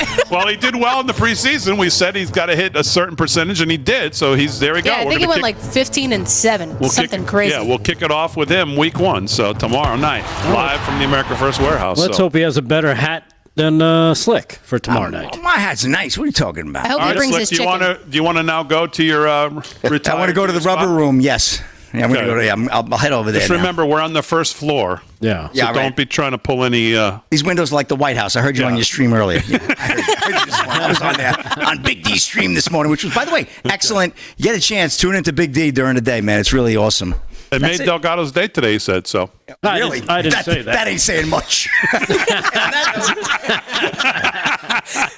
All right, there goes the Slickster. He's going to get ready to watch his Cowboys get creamed. So 21 past the hour, live from Studio 6B. So back to RFK. Let's talk a little bit more about what we saw today. Yeah. I kept hearing from the Democrats basically that the RFK is basically a crackpot. He's a kook. He's this. He's that. Aaron, throw this up. I want to remind you, this is the Secretary of Defense under Joe Biden. Now, I don't want to hear about RFK being a crackpot or a kook when all of these people during COVID were doing things like this. Because that right there is crackpot. That's what it looks like. Not RFK Jr. That right there. That's cult-like. Thinking that was somehow going to have some effect on what was going on. That somehow was going to protect you. As the Secretary of Defense of the U.S. walking around like that. And who's the kook? Give me a break. I'll go one further, Damon. The fact that they did stuff like that and they knew, because we all saw when there was a bunch of outtakes from video of all these people. Oh, we're doing a picture. Oh, the video's going to be on. Oh, let's put our masks on. They put on their mask. We saw it from Dr. Fauci, who was standing there before he went out to go on a podium, standing there without his mask, and all of a sudden it's like, oop, I got to go out there. He puts his mask on, walks out, takes the mask back off so he can talk on the podium. Bull. I call bull on all that. It was all for show. It was all nonsense garbage. Playing with everybody's minds, playing with everybody's heads, saying, oh, you got to do this or you're going to be dangerous and we can't allow that. Even the Secretary of Defense. Look, the Secretary of Defense is very, very mindful to be as healthy as possible, trying to get everybody to buy in. And it was all garbage. Yeah. They're in particular, their lies today about COVID. They all know what really happened here.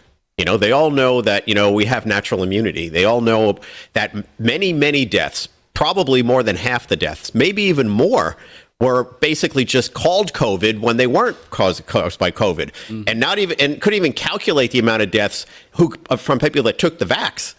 There's an unprecedented number of young people dying, and yet they're challenging RFK like, you don't know the data. You don't know how many people died. And he's like, I don't, because they messed with the data. The data's not accurate. It doesn't show what the real stuff is. That was his argument. I thought, one thing he did well today was he just didn't take it. He fought back at every turn.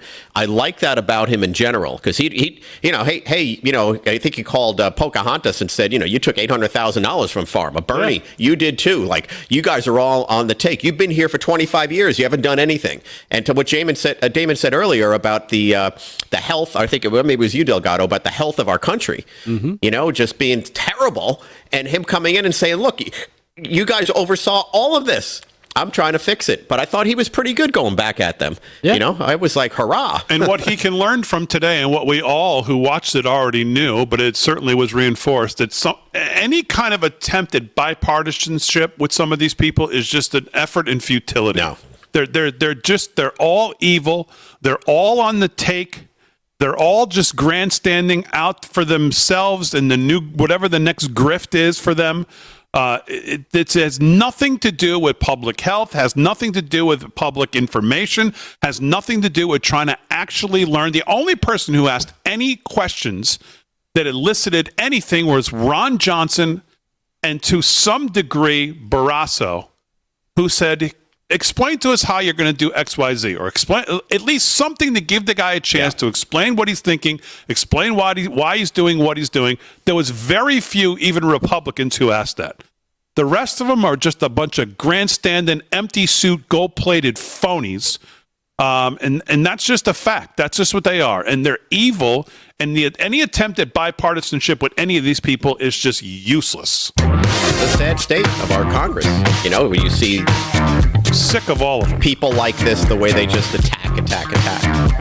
All right, live from Studio 6B. We'll do some news with Vinnie Mac and with Rick Delgado. Sports with Slick, maybe. He's getting ready to watch his Cowboys. We've only run one play. We have an injury already, so we'll have to see what happens. And a penalty. We're back right after this.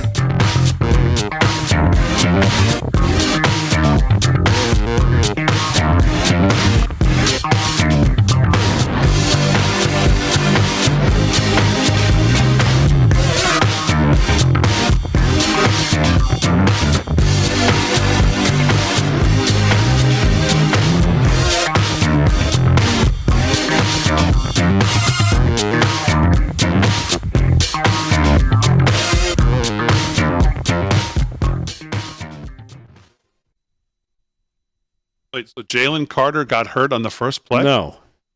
This guy being walked off, unsportsmanlike conduct for spitting on Dak Prescott. He's the other thrown guy, out of the game? That guy is the guy that got hurt, number 43. I don't know his name. He got hurt on the initial play. So Ben Van Smeren is already out. Easy for you. Looks like he's out. And the other guy got kicked out? Looks like it. Yeah, like he's going for a nice long walk. Well, that doesn't. That's not playing well into my blowout assessment. Chat live in the chat. Hey, there's Rick Delgado. Rick, you got a new country album coming out next year? Huh? I mean, Slick Rick. Sorry.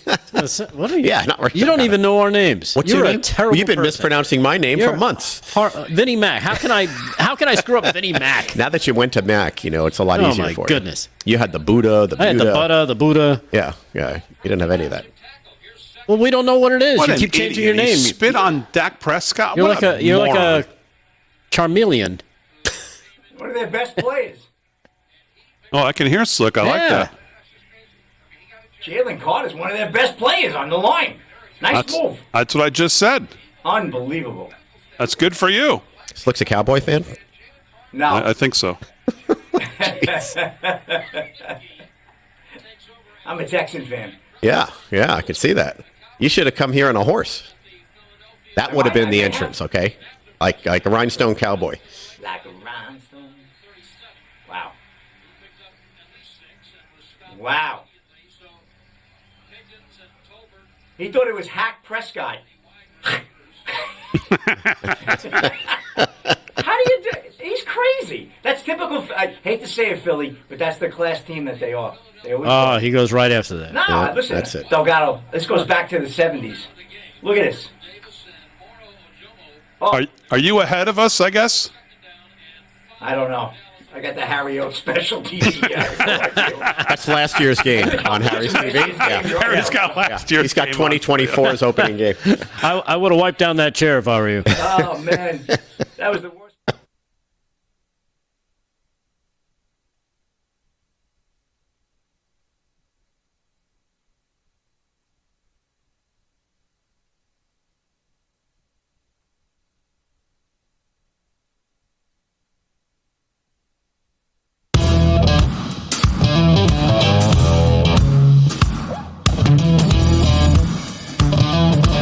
right, live from Studio 6B, 30 minutes past the hour on a Thursday night. Real America's Voice and across the airways, of course, of 103.9 LI News Radio. Glad you're in. Slick is here.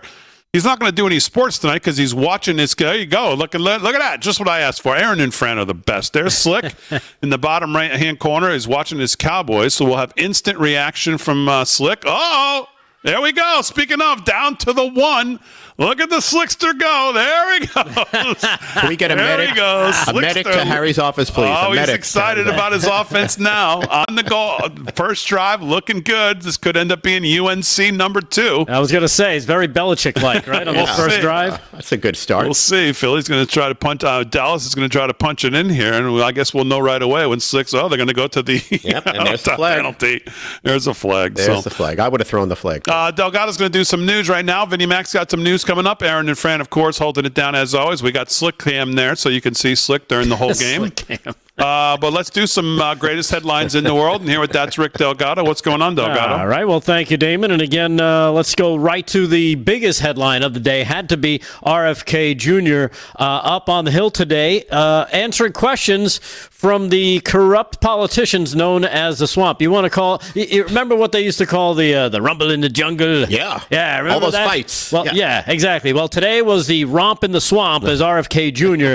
took on the grifting senators that decided to ask him some, attack him, basically. I thought this was probably, and I think this was from his opening statement, cut number 8 here, where he tells everybody exactly why these people needed to be fired and breaks down the numbers as to what has happened in this country. This is cut number 8 from RFK. Check this out. This morning, I got the latest numbers from CDC that 76.4% of Americans now have a chronic disease. This is stunning. When my uncle was president, it was 11%. 1950, it was 3%. Today, it's 76.4%. 8 out of 10 of our kids cannot qualify for military service. This is a national security issue. When my uncle was president, we spent 0 on chronic disease. Today, we spend $1.3 trillion. It's the biggest cause. It's increasing. And all of the arguments that Republicans and Democrats have about single-payer, Obamacare, or with the various ways to allocate the health dollars, they're all like rearranging deck chairs on the Titanic. If we don't end this chronic disease, we are the sickest country in the world. That's why we have to fire people at CDC. They did not do their job. This was their job to keep us healthy.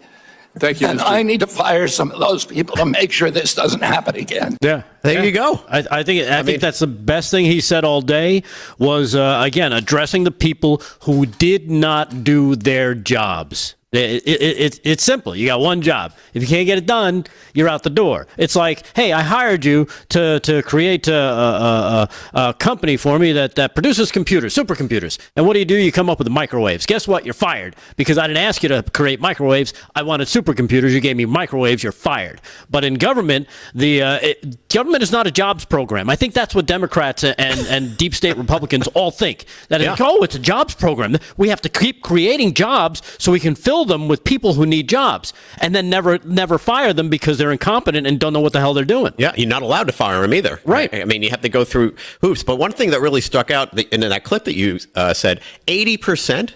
Yeah. 80% of the citizens in this country, think about the recurring revenue the pharmaceutical companies are getting to treat 80% of our people with some sort of remedy to whatever they're feeling, right? Exactly. And he didn't even touch on the mental health problem going on here. All the anxiety these kids have now, all this stuff. It's outrageous. How can any senator push back on statistics like that? I mean, it's indefensible. But they all tried because that's exactly what happened. You had 3 Republicans, maybe a couple more, actually join Democrats in their opposition in the Senate to criticize Kennedy on vaccines throughout the hearing, though it's not entirely clear what, if any, steps Congress thinks they might take or might not take. Again, RFK was on the offensive as much as they tried to be on the offensive. I'm talking about the senators. Here's cut number 1. This one was a big one where he called out Senator Wyden for his basically not doing his job. Cut number 1. Check it out. Senator, you've sat in that chair for how long? 20, 25 years, while the chronic disease in our children went up to 76%. And you said nothing. You never asked the question why it's happening. Why is this happening? Today, for the first time in 20 years, we learned that infant mortality has increased in our country. It's not because I came in here. It's because of what happened during the Biden administration that we're going to end. Yeah. And I think that was another important part where all these things that they're screaming about, their head is on fire, they're clutching their pearls over, it didn't happen in the last 7 months. No. This has been going on for decades. Oh, and so is the money trail. Yeah. I mean, between pharmas and the healthcare providers and everybody else in that chain, I think there's a list that came out that had how much all of our senators and Congress people are taking in that kind of money and money from those groups, and it's substantial. I have it. Would you like me to read some? I would love to see it. Damon, would you like me to read some? I would. But the thing I think about when we're talking about this is, and not only are we making them physically sick, the younger generation today is not only going to be more physically sick as they go through life, but they're mentally sick. Yeah. Their education has been poisoned.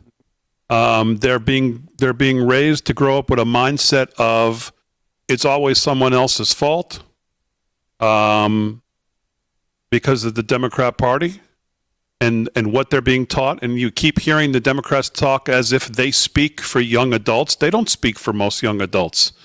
But the ones that do listen to them end up with this mentality of somehow it's always somebody else's fault. It's the Republicans' fault. It's the rich guy's fault. It's the white guy's fault. It's the this fault. It's the that fault that I'm not doing better. I don't have a better job. I don't make enough money. I can't do this. I can't do that.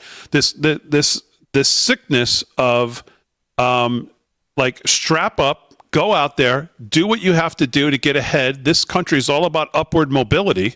You have every ability as anyone else does to go out there and go get it if you want it.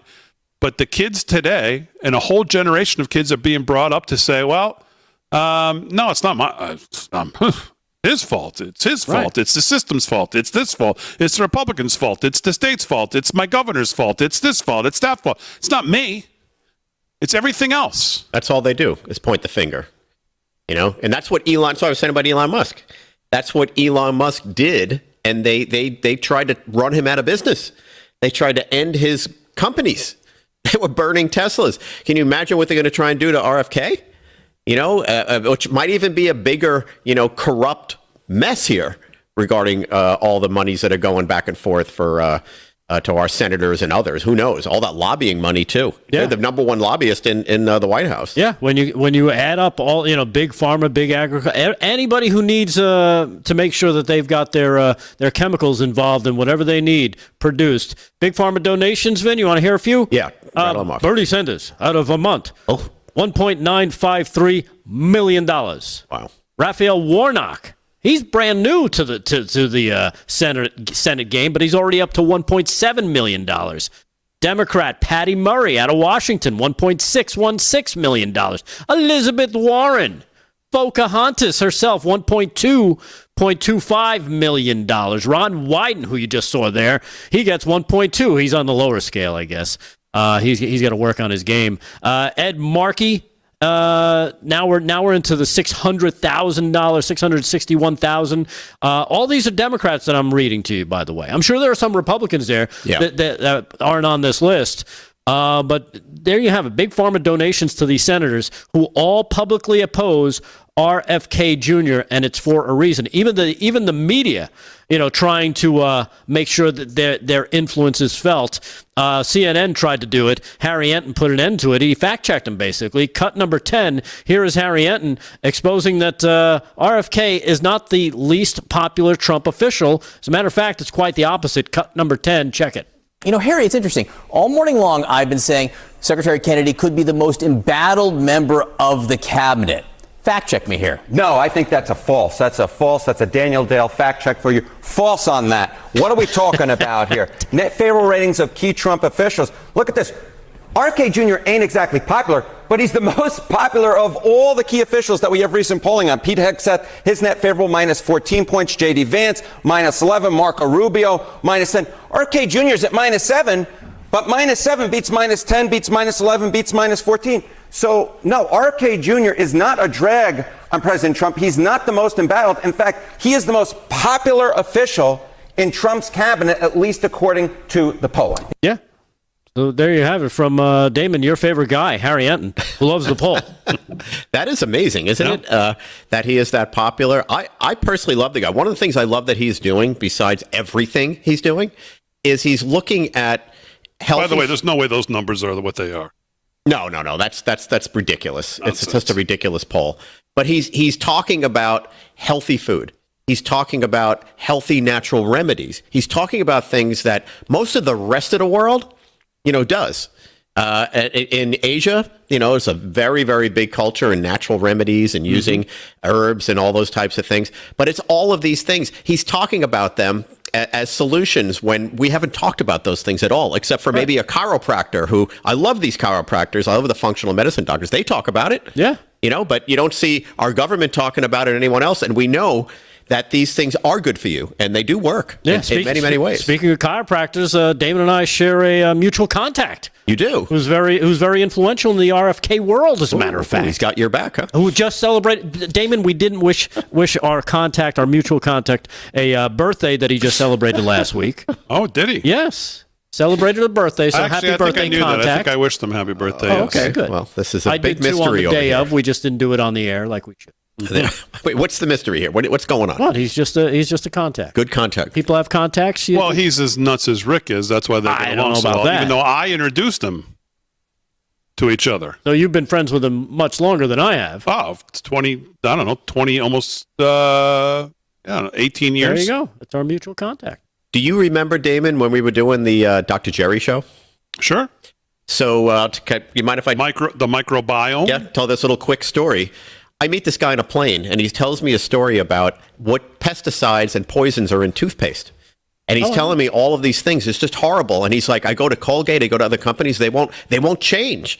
This is poison, and you can't even swallow it. He said, I've created a product that, is good for you, does all the things that you want it to do, and you can eat it. And I just thought to myself, how is that possible? That a little kid could take a tube of any of the toothpaste, and swallow some of that and have to be rushed to the hospital. What product are we possibly allowing to do that? And it opened my eyes to a lot of this functional medicine stuff that I'm talking about. He was a big advocate of that, as you know. Yeah. He's also a big advocate of not getting a root canal now. Have you seen some of his videos? I don't know if you still see some of his videos, but he says, boy, big. The root canal thing is like one of the bigger scams ever. He said so many people's health problems come from when the first time they get a root canal. Yeah. They open He said, it all if you up. walk into a dentist and you ask them if they do root canals, they say yes, walk out. Telling you. All right, 43 past the hour, live from Studio 6B. We got a tie game, 7-7 Eagles Cowboys. Slick was feeling good. That was quick, huh? Maybe a little bit nervous about where this game's going. We'll see. Belichick to the front row. Please. We're back with Vinny Mac's News right after this.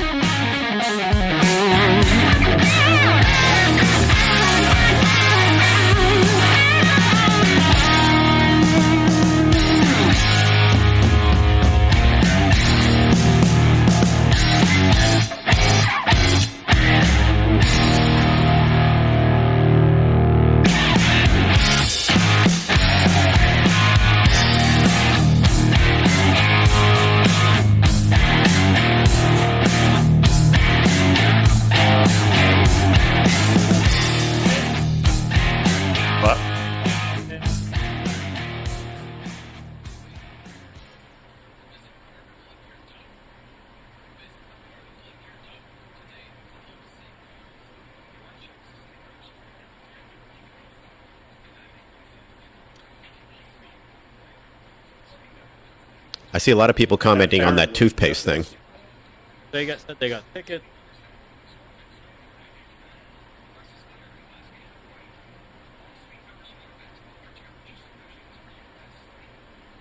If they got tickets, they're good. We'll make sure. Take care of you. Don't you worry about a thing there. Delgado will take care of you.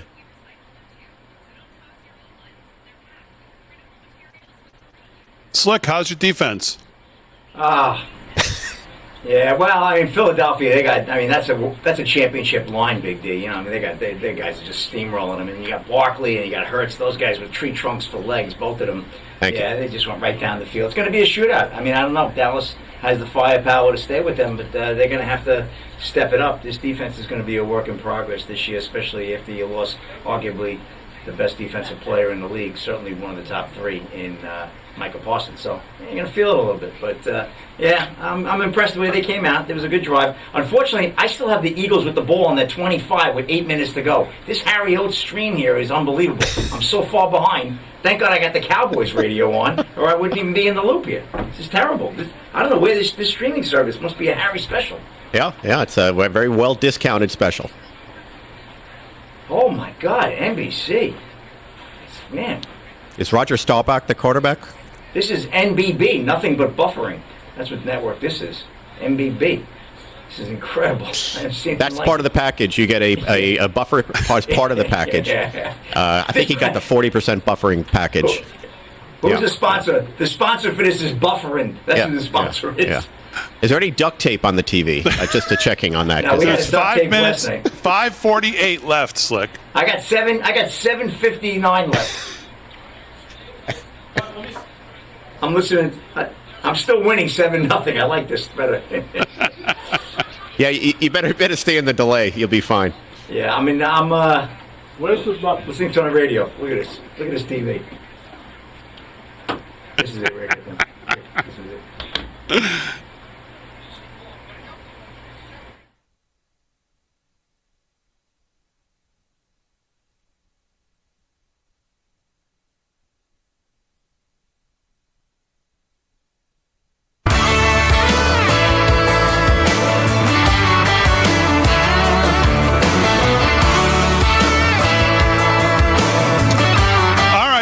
To the hour, live from Studio 6B on a Thursday night. Real America's Voice. Glad you're in.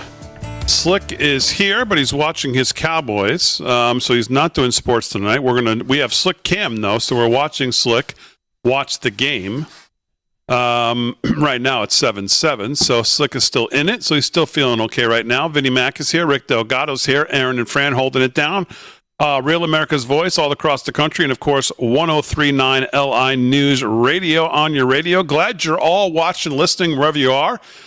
Make sure you watch us on the Real America's Voice YouTube right now. Real America's Voice YouTube. I see a bunch of our friends over there. I'm in there right now. Lisa Clark, Sue Salaburo, Doyle Cole, Coyle, Gary S., all in there watching 6B. So make sure you head over to YouTube, do a search for Real America's Voice.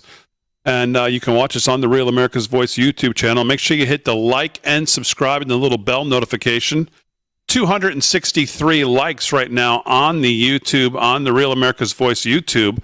Almost 1,000 people watching. So we need to get the likes up over there, everybody. If you haven't hit the thumbs up there, hit the thumbs up. 265 right now. I'd like to see that get over 300-400 here before the end of this segment, which is going to be Vinnie Mac's News, which is brought to you by our friends at Eternal Life Coin. Vinnie Mac is here. What's going on, Vin? A couple of things that have struck me today. One of which is, Trump's latest approval rating came out.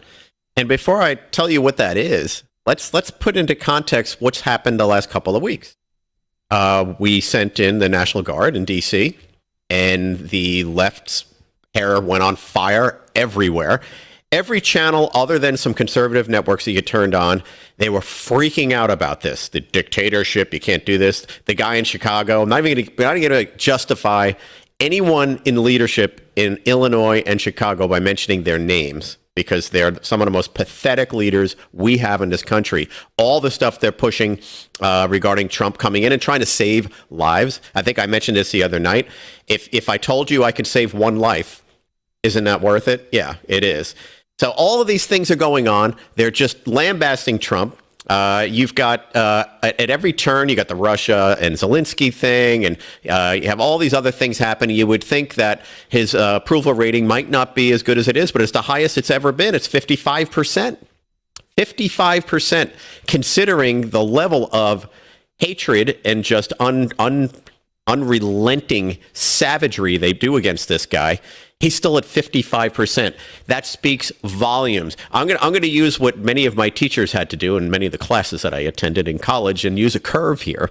Because if you put this on a realistic curve, he's probably more at mid-60s in terms of the country really saying he's doing a good job. Not even 55% if it were objective. Well, I mean, look at it. Look at every angle they go after him on. They're going after him on the, he's trying to stop crime. Can't have that. Oh, he's killing terrorists. We can't have you killing terrorists. Anything that makes sense to do, it's almost comical to hear. Completely against. It's amazing.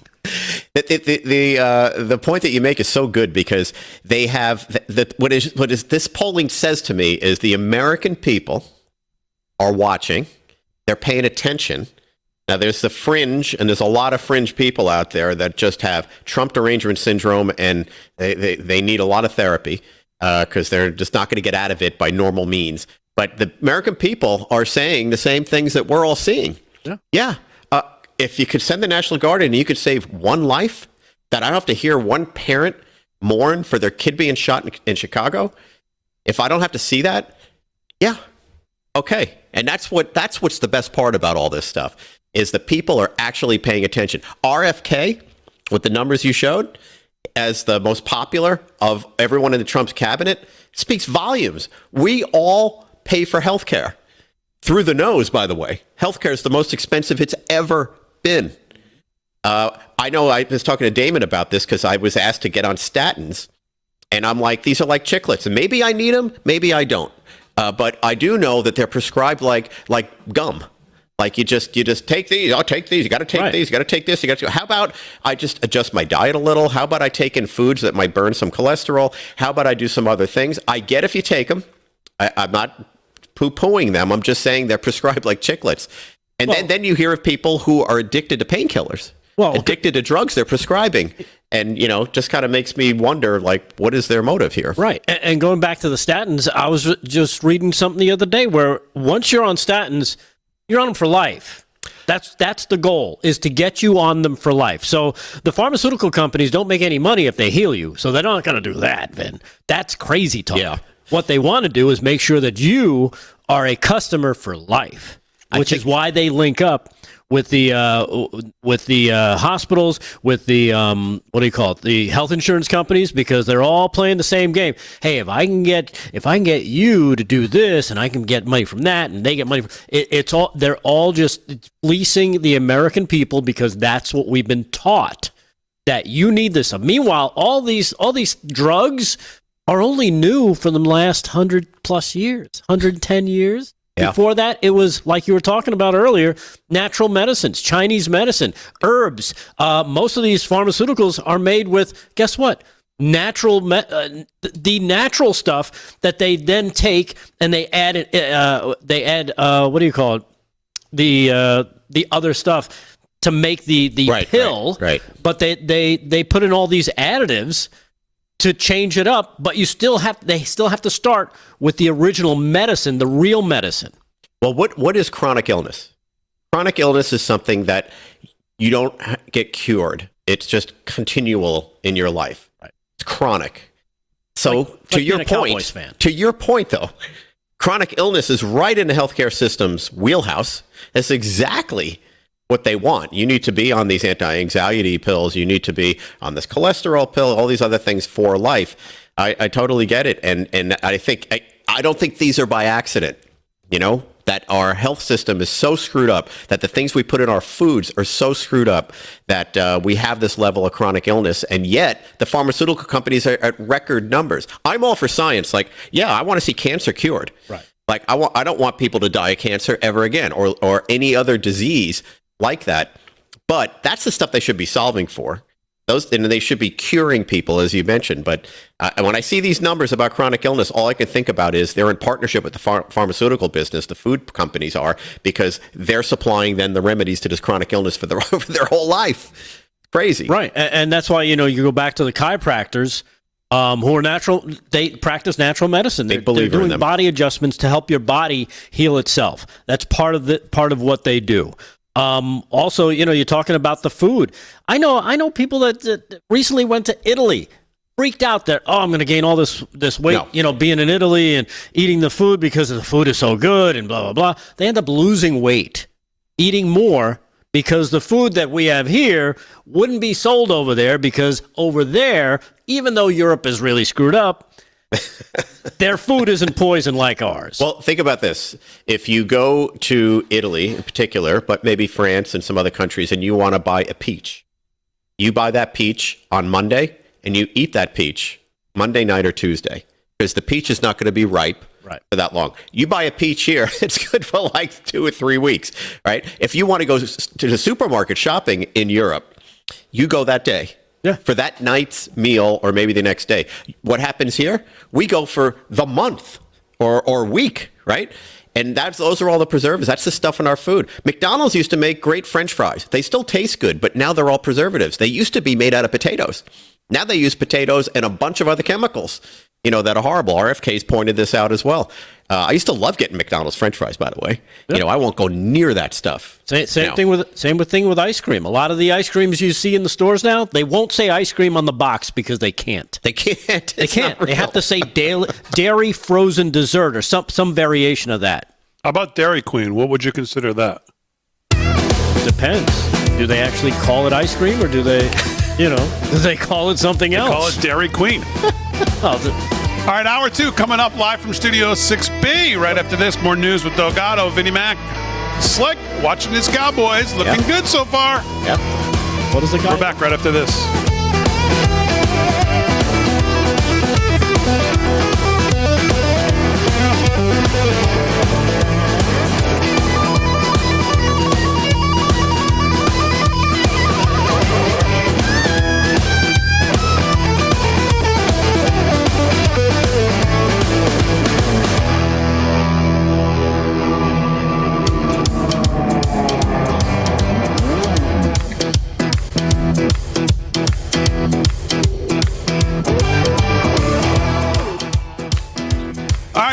Chat. What's going on? End of hour 1. Let's go over to the YouTubes. 459 thumbs up. Appreciate that. Let's try to get that up to 500-600 here before the start of hour 2.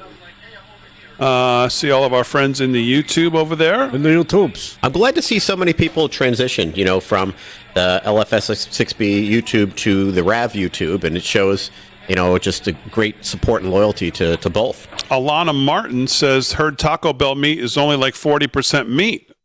Oh, no. Come on, don't ruin everything. Wow. You know what? The stuff does taste Ruby good. Ivy, hello. Lorraine, hello. Taco Bell in such a long time. I stay away from all that stuff, and I just feel I don't want that in my system. I'll do it once in a while as a treat. Hey, someone said on the YouTube on RAV, you can't watch the show once it's done. Is that true? They don't keep the VOD? Why? Oh, because the stream just goes all day. They don't. Yeah. All right, so Aaron, I can get the segments right and just post it on our YouTube afterwards? Yeah, okay, so that's what I'll do. Slick, you're in here. Yeah, breaking news. Just announced it. Oh, no. She's out for the year. Caitlin Clark? I thought the season was already over. I thought she was out already. Well, no, she's out. Well, she's officially out for the season. She's been out with the groin injury, but she's WNBA. We'll see how the ratings are now. You know what's amazing is that since she's been out, nobody's been talking about the WNBA. Slick, you might as well just stay here because the game is. I mean, we got the right game here. Oh, the game. Yeah, I'm in there. I think I'm still in the first opening minutes. I think they're doing the national anthem in the other room. Boys to Men just got done. Talk about Boys to Men. The end of the road. They started as boys; they're now men. Yeah, exactly. 494 likes on YouTube. Appreciate that. About 1,200 of you in there now. So the more you hit the thumbs up, the more people get the feed. So I don't know. That's the kind of the deal. Get the algorithm going. Hit the thumbs up, and you'll see the number continue to go up. J Squared 56 independent use said I was Burger King into their burgers, but they're not meat.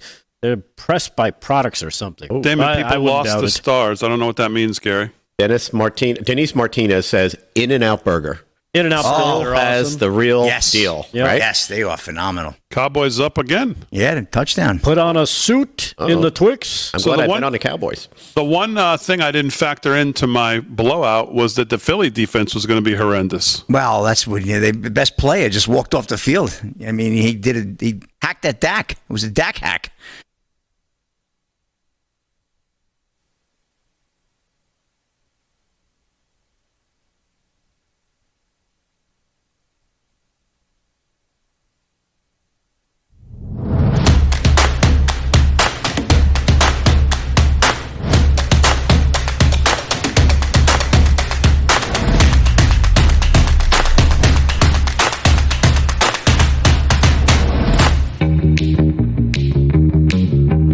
Big D, Double Dizzle, and the 6B Brizzle, live on Real America's Voice Vizzle, baby.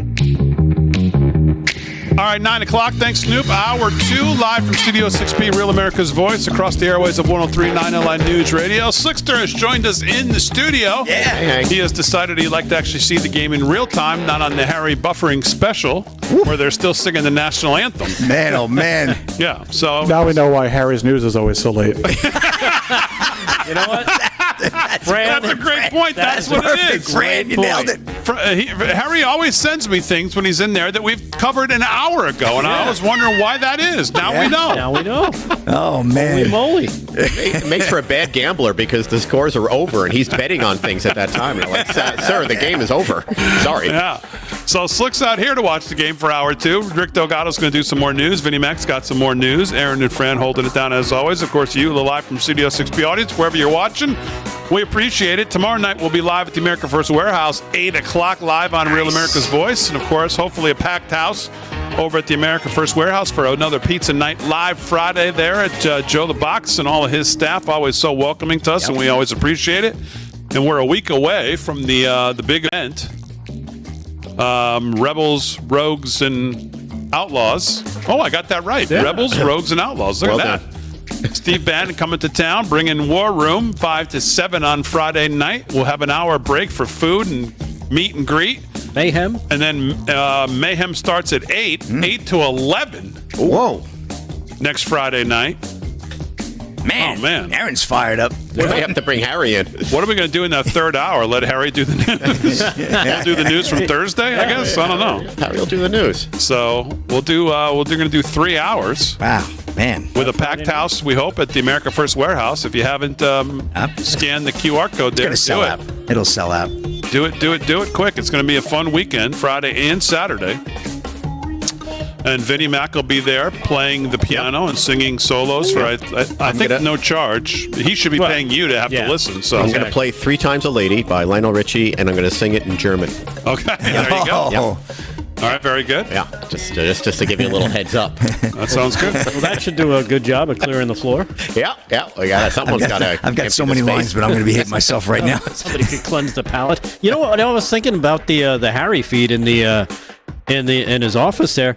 It'd be great for playing Wheel of Fortune with Harry, right?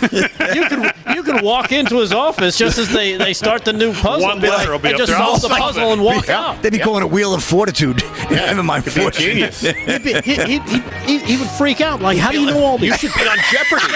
I can't believe this. Yeah. All right, 3 minutes past the hour, live from Studio 6B. So let me get to a couple quick things I wanted to get to. I saw, number one, just the news. Kash Patel reveals, now this is a welcome change to the FBI. Kash Patel reveals FBI stopped potential mass shooting at North Carolina preschool. Parents should know we will never hesitate to respond with urgency to protect their kids, their schools, and their communities, Patel said in a statement. FBI Director Kash Patel on Thursday revealed that his team stopped a potential mass shooting at a preschool after a North Carolina man allegedly threatened to massacre a group of 20 black preschoolers. The suspect, identified as 25-year-old Zachary Charles Newell, was taken into federal custody on Monday and charged with interstate threat to kidnap or injure. The threat was allegedly made on YouTube on August 27th. Newell posted a comment under the username Commentators Hate Me, where he allegedly stated his intention to shoot up, quote-unquote, a preschool, injuring or killing 20 black children. He also made a racist threat online the day before. No specific school was named. Quote, threats of violence against children are beyond unacceptable acts of cowardice, Kash told the outlet. The FBI worked quickly with our partners in North Carolina to ensure this individual was taken into custody before he could act. Parents should know we will never hesitate to respond with urgency to protect their kids, their schools, and their communities. The arrest comes after 2 children were killed in a mass shooting in Minneapolis last month, where the shooter opened fire on a Catholic school. While students were attending Mass, the alleged shooter died from a self-inflicted gunshot wound there. So the FBI and Kash Patel obviously got this tip and got into action and took care of this lunatic before he could do any damage. And that's what they do. You know, there's so many things they prevent which is why having a unbiased FBI, an unbiased police force, just folks that are out there to help us, like the guys in New York who are supposed to be watching on terrorists and so on. They stop so many things that we don't know about. Well done, Cash. This is what they should be doing. Not worried about going to get Donald Trump and not worried about hiding all the illegal stuff that Biden's doing or Hillary's doing. And how about we don't talk about this stuff until the guy's under arrest, which is a nice change too. How about that? We don't have to, we don't have to say the guy's on our radar. We don't have to say anything. How about just go get him, arrest him, then talk about it, which they did here. A lot of these shootings have a couple of common components, and that is a lot of the shooters are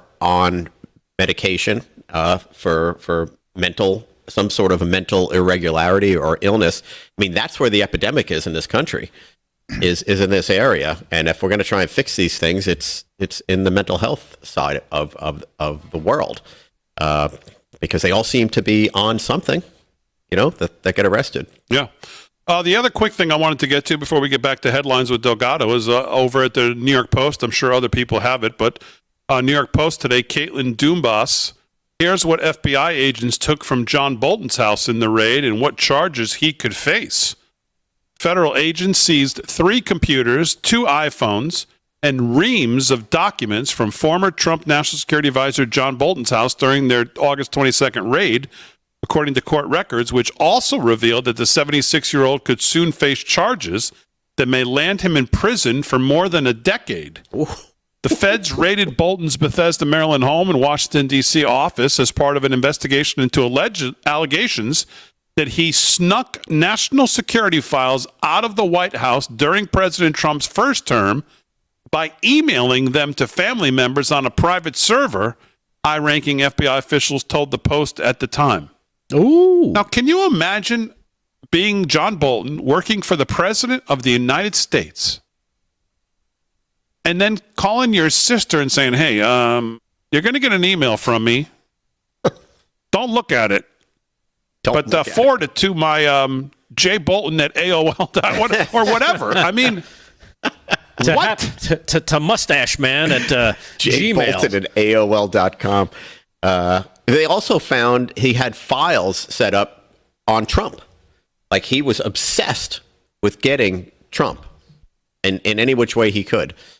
In addition to the high-tech hardware, agents confiscated 2 USB drives, a hard drive, 4 boxes of printed daily activities, typed documents and folders labeled Trump 1 through 4. There you go. And a white binder labeled Statements and Reflections to Allied Strikes, according to an inventory that was made public today. The warrant also revealed that Bolton is being looked at for allegedly violating 2 sections of the Espionage Act of 1917, forbidding unauthorized possession or removal of national defense information and other law preventing hoarding of classified files. His buddy Hillary Clinton should be able to school him in this. Of course, she was saved from this because James Comey rewrote the statute, which, of course, she violated as well. Probably to more of a degree than he, if it ends up that he did, probably did. If tried and convicted on all counts, Bolton could face up to 25 years behind bars. The longtime diplomat has not been arrested or charged with a crime yet. Investigators shelved the case. Now, listen to this. Investigators shelved the case during the Biden administration, leaving current FBI Director Kash Patel to reopen the probe upon learning of its existence about a month after taking office in February, the officials told the Post. Now Trump's Justice Department is questioning whether the Biden's FBI decision not to pursue the case against one of the most staunch Trump foreign policy critics was politically motivated. Well, let me do my duty here and help the Trump Justice Department save the money and the time of looking into whether it was politically motivated. I could tell them right now, the answer is yes. There you go. You're done. What do you think about this, Delgado? You know what? I applaud. Because this is what we need. This is what we voted for, right? We voted because these scumbags have been doing this for decades. And finally, we don't have to suspect it anymore. Now we're starting to see it.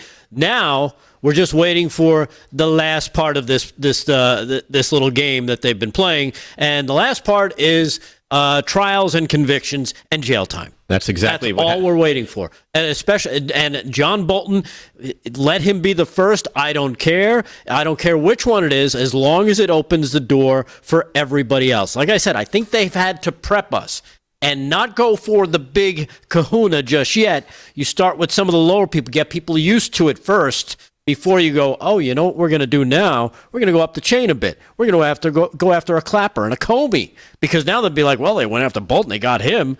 They could easily get those guys. They did much worse. And it just accelerates up the ladder till finally we see a Clinton end up in a nice jumpsuit, maybe 40 short. I'd love to see that. Yeah. You know what else it says, though? Alana Martin on the Real America's Voice YouTube says, when I said at Jay Bolton at AOL, boop, boop, boop, you've got illegal classified mail. That's a good one. Yeah. You know what else it says to me, though, is that there are some good people in the FBI. Some good people in the FBI, but we're investigating a lot of things. A lot of things that we thought were wrong, and they were investigating them, only to be shut down by the Biden DOJ, by corrupt FBI leaders, by all these folks, and now to be found and reopened by Kash Patel. So if there's any solace to this, it is that we do have some great people working at FBI who found things really troubling and puzzling. Not just this. There's several things that are going on right now that they shut down these cases, and Kash Patel has looked at it, or the DOJ's looked at it and said, oh, wait a second. Right. Why was this shut down? They just shut everything down that was putting any of their people in harm's way. So I find that great, because I've been so down on the FBI, man, and the Justice Department, but it's just the leadership, really, that it seems to be, and maybe the second level, too. Yeah, all the bureaucrats that, believe that they know what's best. And you heard a bunch of former FBI and a guy like Dan Bongino talk about it, where he knows people that they're downtrodden because they see what the leadership has done to the agency. Yeah.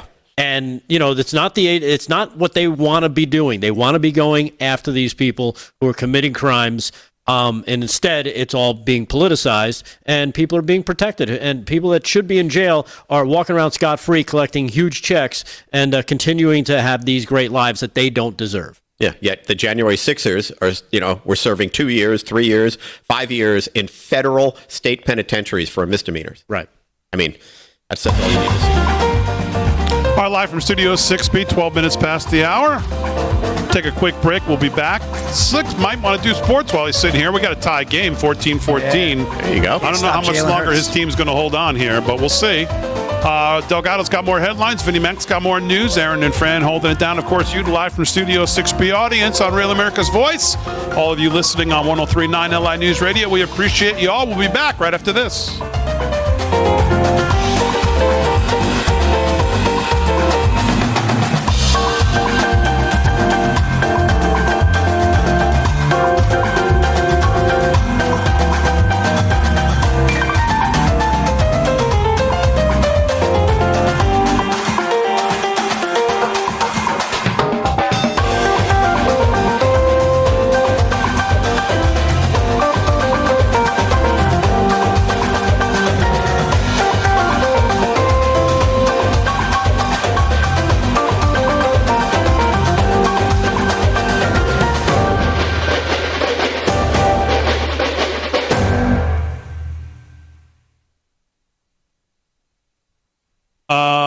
Chat. What's going on? Hey, Fran, I don't know if you've been watching the whole time. Does the YouTube cut the commercials in the middle of segments? What? I think there are mid-roll ads midstream. I don't know. I'm not paying attention to it 100%. All right. I think we need a lot of other things to do. Yeah, I hear you. Okay.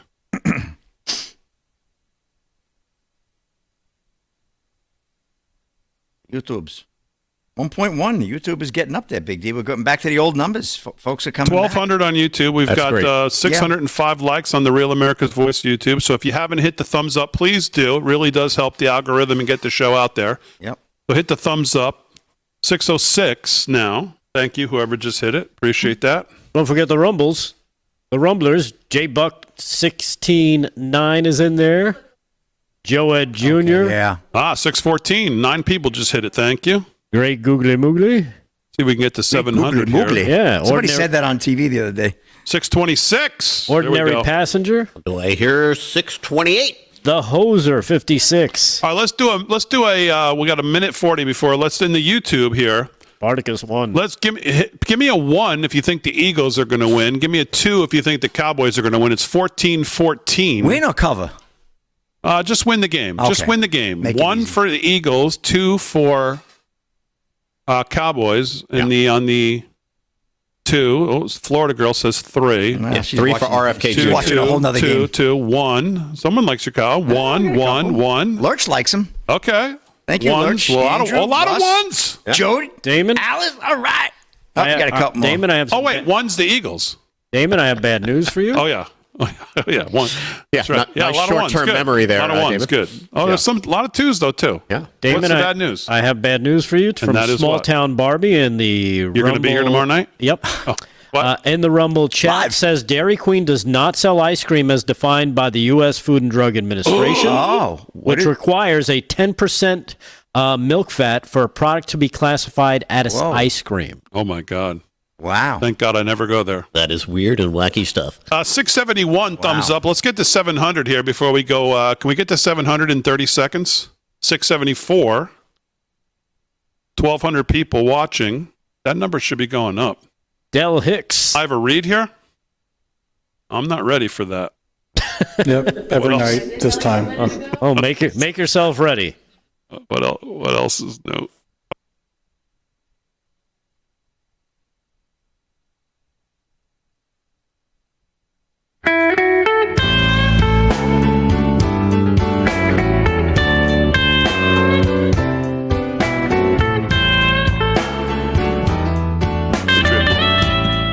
That's the one. That's the interview. Well, just hold on a second here, and I'll get to. I don't even know where it is. One night off. I know, but I don't see where it is. Here it is. Takes one All right, night let me talk to you about our friends. Sound like the Blues on a Thursday night, 17 past the hour. Let me talk to you about our friends at Patriot Mobile. I realize that there are many choices when it comes to who you choose for your cell phone service, and there are new ones popping up all the time. But here's the truth. There's only one that boldly stands in the gap for every American that believes that freedom is worth fighting for. And that is our friends over at Patriot Mobile. For more than 12 years, Patriot Mobile has been on the front lines fighting for our God-given rights and freedoms, while also providing exceptional nationwide cell phone service with access to all 3 of the main networks. Don't just take my word for it. Ask the hundreds of thousands of Americans who have made the switch and are now supporting causes they believe in. Simply by joining Patriot Mobile, switching is easier than ever. Activate in minutes from the comfort of your own home. Keep your number, keep your phone, or you can upgrade. Patriot Mobile's all U.S. support team, based U.S. support team, is standing by to take care of you. Call them right now, 972-PATRIOT. 972-PATRIOT, or you can go to patriotmobile.com/RAV, patriotmobile.com/RAV. Use promo code RAV for a free month of service. That's patriotmobile.com/RAV, R-A-V, or you can call 972-PATRIOT and make the switch today. Our friends at Patriot Mobile. Again, head over to patriotmobile.com/RAV, or if you want to give them a call, you can do that now. 972-PATRIOT is the number to call for our friends over there at Patriot Mobile. All right, 19 past the hour, live from Studio 6B. Slick's here. You can give us an update on the game. Sports is brought to you by our friend Mike Lindell. LFS6B is the promo code to use. And if you do use our promo code at all this month, send your receipt to lfs6b@yahoo.com. A lot of people asking, where do I send it? lfs6b@yahoo.com. Forward us your receipt that you get that shows you used our code, and we'll send you out our brand new Friday night live T-shirt. Just give us your size. There's only one color, so all you got to do is give us your size, and we'll send it out to you free as a bonus for using our code over at MyPillow. Slick, what's going on? Well, we got a shootout in Lincoln Financial Field there, Big D. Right now it's 14-14. Cowboys are scoring first, and then the Eagles are answering every time the Eagles have answered. Jalen Hurts just scampered for about a 15-yard touchdown run there, so he's doing a great job as well. CeeDee Lamb, 3 catches for 76 yards so far in the first half. Not too bad. 5:26 to go in the first half. We're all tied at 14. Dallas has the ball and is at midfield, so they're not quite on the move, but they're looking to seize the opportunity. opportunity and maybe get a quick score right here before the half. But good game so far. I don't know that Dallas is going to be able to win this in a shootout because I think Saquon Barkley is yet to get going, and once he does, I think that the game will start to shift. But we'll see. Hey, Aaron, I was just sitting here and I see who somebody posted about the game tonight. We got to get on the odds makers this year. Brian Glenn. Ooh, yeah. Right. He said he wanted to be on, right? He did say that. Yeah. That'd be great. See if we can get him for tomorrow night. Well, no. Farmer Brooks on tomorrow night. Brooks on tomorrow. All right, so we'll get him on. We'll get him on next week.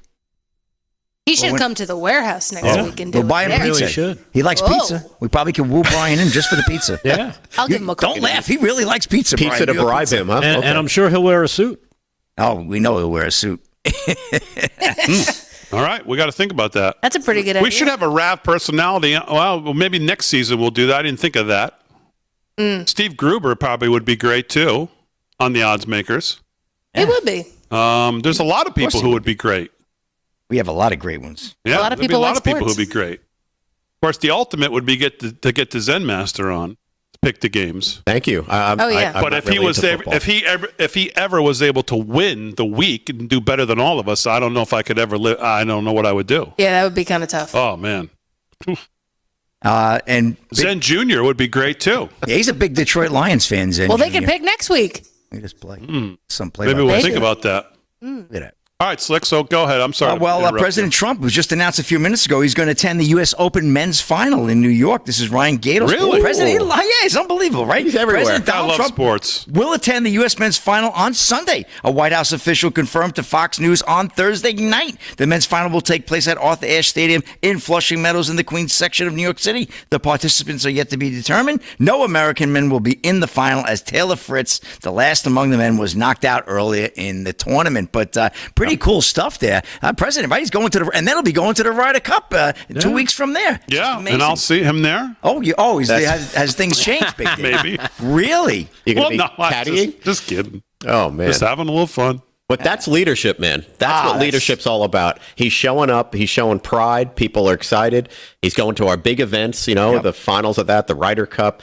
What else has he been at? The NASCAR stuff. NASCAR. He did a lap in the car and everything. He did a lap in the car. He's unbelievable. And he goes to MMA. Here's another event I think he might show up to, too. Boxing legends Tyson and Mayweather Jr. to compete in an exhibition. Ooh. This is Andreas Hale, and this is from ESPN. Boxing legends Mike Tyson and Floyd Mayweather Jr. agreed to compete in an exhibition match next spring. The event will be put on by CSI Sports /Fight Sports, but details regarding a location, date, and where the fight will be broadcast have yet to be determined. I've been doing this for 30 years, and there hasn't been a single fighter that can tarnish my legacy. Mayweather, 50-0, 27 KOs, said in the press release, "You already know what I'm going to do. I'm going to do something. It's going to be big, and it's going to be legendary. I'm the best in the business of boxing. This exhibition will give the fans what they want." Well, Mayweather's got to gain a lot of weight to be in Tyson's class because he, at his prime fight, he fought at about 158, 160. So I don't know. That's going to be very interesting. Even at Tyson's age, man, he can hit really hard. It's crazy.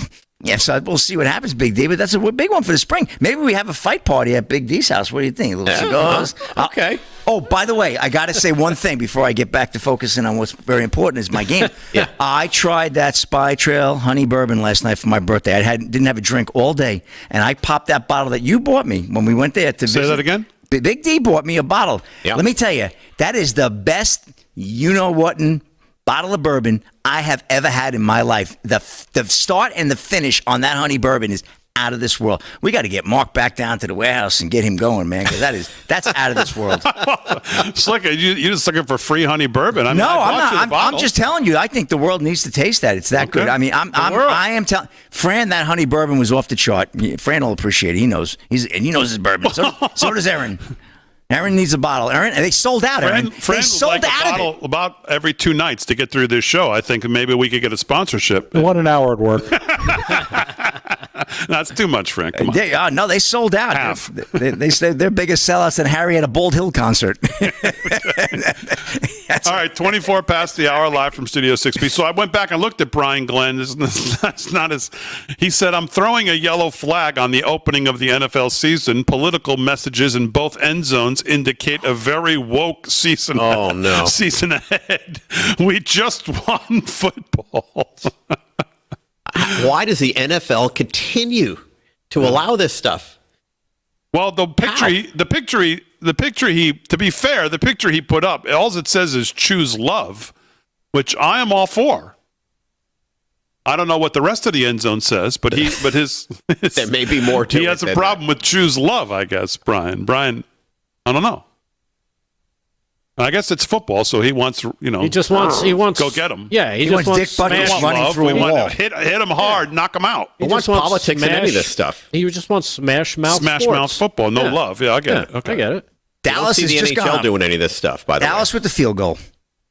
All right, relax. Look, you're up. You're looking way better than I thought you were. Yeah, so far. So clearly, I'm going to be made to look a fool here. Yeah, that's why I put my money on Dallas. Which is not We'll see. surprised. Still 2 minutes to go. They'll probably go right down the field, Philly. Let's go to Harry's TV and see the game tied. 0-0.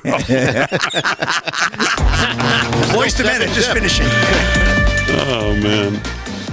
All right, 26 past the hour, live from Studio 6B. We're back right after this.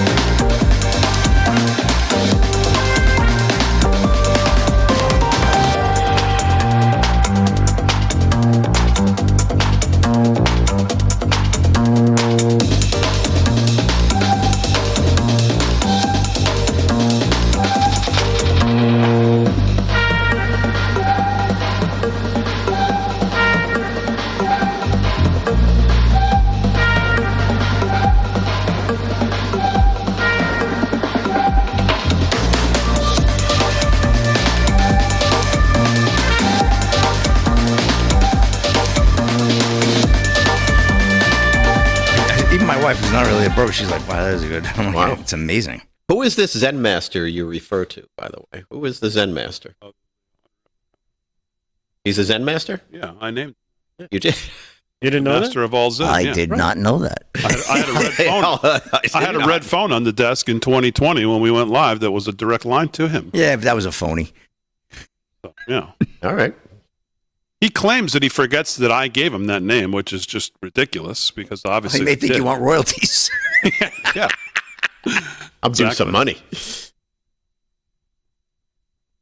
Oh, And Slick, since I didn't get a chance to say it, happy birthday to you, my friend. thank you. Yeah, Slick, happy birthday. I wasn't here last night. I know. We missed you last night. It was good. I Good wished stuff. you it this morning on my stream, though. I heard you. Delgado almost forgot my birthday. I had to remind him. That's terrible. When Did you have go to the everybody strip on club your last birthday. night? What'd you do? No, I worked. I had it was just one of those nights. But I didn't want to miss the show because and there's no place I would have rather been than been on the show. I could have taken off because you had a seat and I said, no, let me go to the show. I wanted to be with the boys. If we go to Harry's office, it might be your birthday. You're right. It still may be. Go watch it. We'll go back a day. That's true. Maybe a little more. They may be cutting the cord, but with that TV, when I go back there, kidding me? That's how slow it is. Robbo on YouTube says Slick's getting younger. Where are we with our likes? Thank you, Robbo. 728. Do you think Love we can get Robbo. to 1,000 thumbs up in the next half an hour? Whoa, look out. I think you have to be a member of YouTube, though. You have to get a YouTube account to do likes or something like that. How's the YouTube? Yeah, you have to be signed in. You have to be signed in. So if folks are out there that aren't But signed in, then- everybody has a... Well, not everybody does. I got a few messages from folks. I can't do a like because I'm not signed really? into YouTube, and all right. Well, if you have a Google account, you already have it. Damon didn't win the lottery last night. I won $4, so I'm still here. Wow, yeah, we're in the game at least. But this is it. This is it for me. Saturday already locked in. I got $4. I got the numbers What for is it up to Saturday. now? What is it up to? 1.7. I thought it was 1.9. Is it up to 9? It could be up to Wow. 9. Thank you. New York, after 1.7. taxes, you walk away with about 200 I'm definitely out. Tomorrow night at the warehouse will be my last official show. You will not see me on Monday. Really? Yeah. Wow. 1.7 billion coming my way Saturday night at 11. Okay. And that's it. I'm out. The big deal being on Monday moaning he's got to pay all these taxes. Oh, I got to pay all these taxes. 1.7. Crap. Now it's to the point where you pay. I mean, I'll be out with what, about 700-800 million? Hey, he's already complaining. Oh, that's good. Yeah, could you live That'll on last me at least a month in Vegas. Never mind, like 2 weeks. A like before. month. Forget.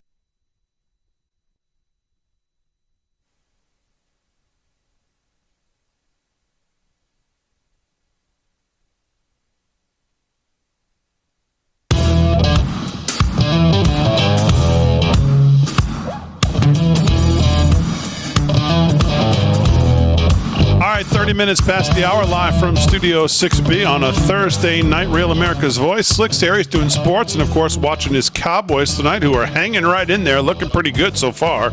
I've been dead wrong about this game as of right now, but we'll see how the rest goes. Rick Delgado's here. He's going to do some more headlines. Vinnie Mac's got some more news as well. Aaron and Fran holding it down as always. But right now, please welcome back to the show our friend from Birch Gold, precious metal specialist, Philip Patrick. Mr. Patrick, how are you? Doing well, guys. How are you? Very, very good. A busy Thursday night. It's always a pleasure to have you on the show. We appreciate you giving us a few moments. Lots to talk about.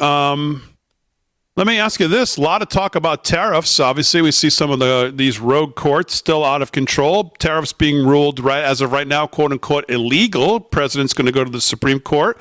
Where does this leave the administration? We've heard the president talk about how detrimental it would be to the country if this was to be held up. I think there's a lot of people on Wall Street who probably think differently, who would like to see the tariffs go away. What say you? Look, if they ruled them illegal, it would be a bombshell scenario, right? Tariffs were meant to be a revenue source for Washington, bringing in hundreds of billions of dollars annually. If the courts declare them illegal and perhaps even force repayment, which we'll see, that's a massive hole blown in government finances. It means not only the loss of future revenue, but potentially hundreds of billions refunded to the companies who paid in. And what that does is obviously pushes the US into even more debt at a time when we're already borrowing $4 to $5 billion a day and refinancing another $10 to $15 billion a day. Think about it. We're already struggling to refinance the $37 trillion debt load, take away tariff revenue, and the hole only deepens. The Trump administration has had a two-pronged approach to controlling costs. It's been DOGE, to eliminate waste, fraud, and abuse, and tariffs or the Department of External Revenue to bring in new cash. Of course, DOGE has failed to live up to expectations, and now tariffs are looking risky too. Anything that lowers government revenue in this climate is problematic for us, and the tariffs were looking really good from a revenue standpoint. And of course, the Fed has been saying all along, part of their hesitation is obviously they continue to say tariffs. We don't know exactly what you just keep hearing tariffs. We don't know because tariffs. We don't know what this is going to be because of tariffs. They keep saying tariffs. And the Fed's got a lot going on. Trump obviously wants rates cuts. You have what's going on with Fed Governor Lisa Cook. You have obviously Jerome Powell, who's going to be out in the beginning of 2026. What does the Fed, do you think about this whole thing?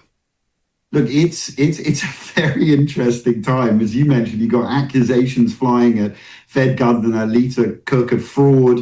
We've got questions about legitimacy, political interference in the Fed, and it's just adding ultimately to instability at a time when we need clarity. At the same time, the cost of refinancing the debt is surging, and that's the biggest problem of all. A year ago, it cost 4% to borrow for 30 years. Now it's 4.97. And by the way, this was in a climate where the Fed lowered interest rates, which tells us demand for our debt is waning. But it may not sound like a lot, but it's $100 billion a year. Over the next 30 years, that's $3.1 trillion. That's just in refinancing costs. So right now, we've got a central bank under scrutiny, political uncertainty around its governors, and skyrocketing borrowing costs.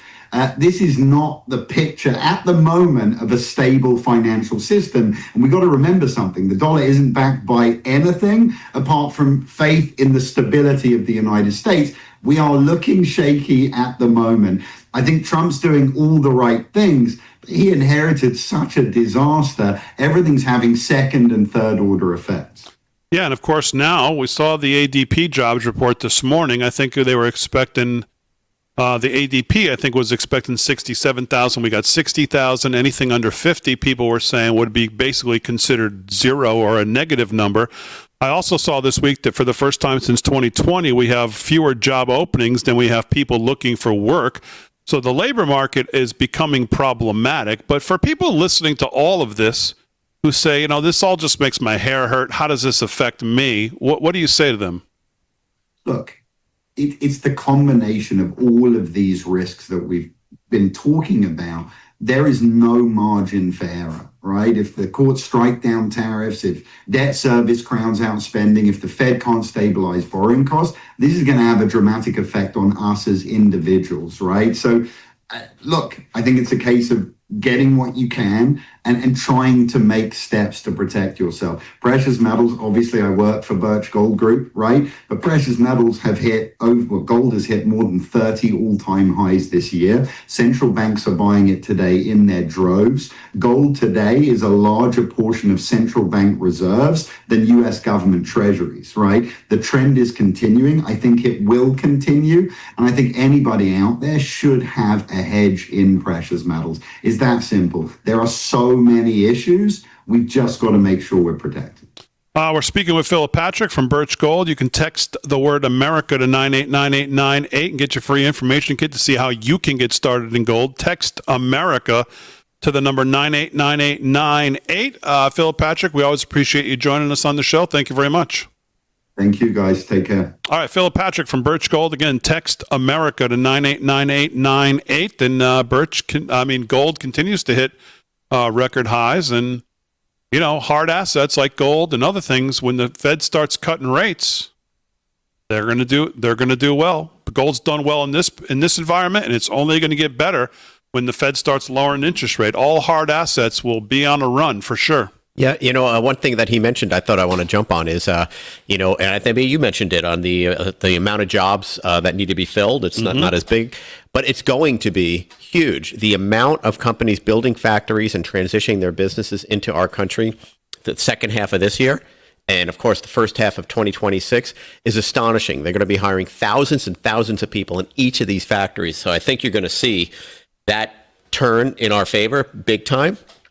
Because of the amount of investment going into the country. You're going to see a big time need for a lot of jobs. So it's coming, folks. Just don't let those numbers distract you like we're not doing the right things here, because they are. Just take a little time to put them in place.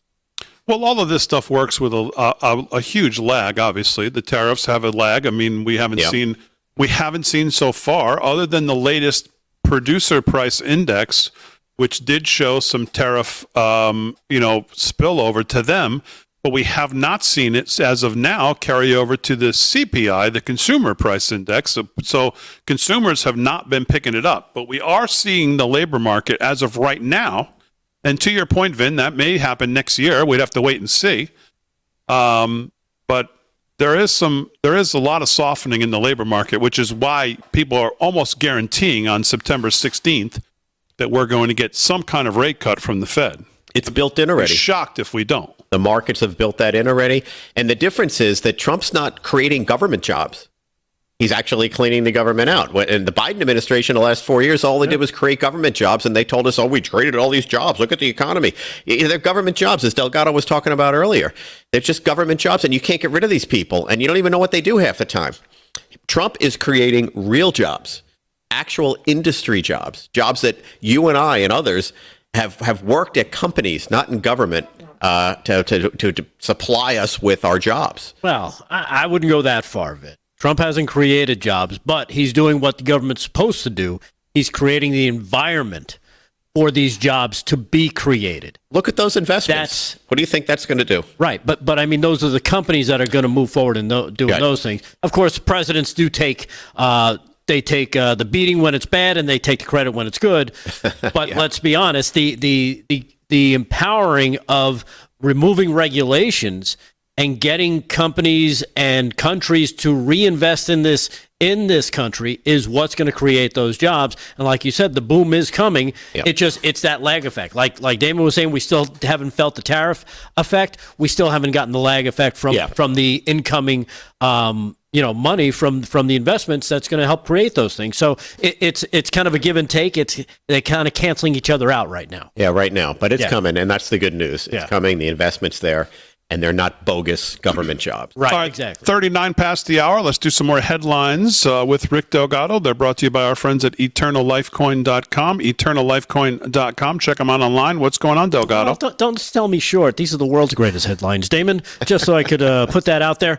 Justice Department is probing mortgage fraud. We mentioned Lisa Cooks. Yep. Well, her attorney had some things to say. Here, cut number 3, as things are starting to pick up speed. As a matter of fact, it looks like her attorney actually admits that Lisa Cooks did commit mortgage fraud. Cut number 3, check this out. Coming in on the escalating mortgage fraud accusations and controversy embroiling Federal Reserve Governor Lisa Cook, who President Trump fired. Cook's lawyer, Abby Lowell, in a new court filing, is trying to blame the Biden White House, trying to pin it on the Biden White House and the U.S. Senate themselves for not catching Cook's mortgage fraud allegations, claiming they did not vet her enough. After she listed 3 homes as her principal residences, she's accused of doing that to get cheaper and lower mortgage rates. Yeah, so that coming from the attorney saying, no, well, she may have committed the fraud, but at least she told those guys about it, and they didn't point it out. So that's going to be her claim, I guess, from her attorney, Abby Lowell, making that claim. That's going to be their defense. We told the Biden administration about it, but old Pops there was so drooling in his oatmeal that they decided not to do anything about it, and they knew about it. We told them that she did this, so what are you guys all upset about? That's an interesting strategy. Yeah, it's an interesting strategy. Admit that you committed the crime and then say, but you can't fire me for committing the crime. Here is Byron Donalds responding to that as well. Cut number 4, talking about the mortgage fraud and explaining exactly why it matters so much. Cut 4. Her lawyer said U.S. senators and Biden White House advisors could have asked about any of these alleged inconsistencies and contradictions when the Senate confirmed her. Are they basically admitting what she did is wrong? Yeah, that's basically an admission trying to pass the buck on somebody else. Look, here's the deal. She defrauded a mortgage company. She said it was a primary residence. It was not. And I think it's important for people to understand the difference between a primary residence and a secondary residence is the amount of money you have to put down to buy the property. Under, current law, primary residence, you could put down 3%, 5% towards the purchase of the home. But when it's secondary property, you got to put down at least 20%. So we're talking about hundreds of thousands of dollars that she did not put down when she lied on a mortgage app saying that it was another primary residence. The fact that the Biden administration didn't catch her or didn't question it just demonstrates once again how inept the Biden administration was. But that does not mean that the president of the United States, Donald J. Trump, does not have cause to remove her. Yeah. And again, the news of the investigation comes amid against the high-stakes legal fight that they're having with the Trump administration. One side saying, well, it has to be written out that it was for cause, and you just can't make up cause. But, of course, Congress never verified or put down in writing exactly what cause has to look like. So it gives a lot of latitude to the president to say, well, you being under investigation for fraud seems like a pretty good cause for me to say you're out. So for anybody. Yeah. All right, one more to go. Vinnie Mac's got some more news. Slick will give us an update on the game. And we've got probably the video of the day to get to. Live from Studio 6B right after this.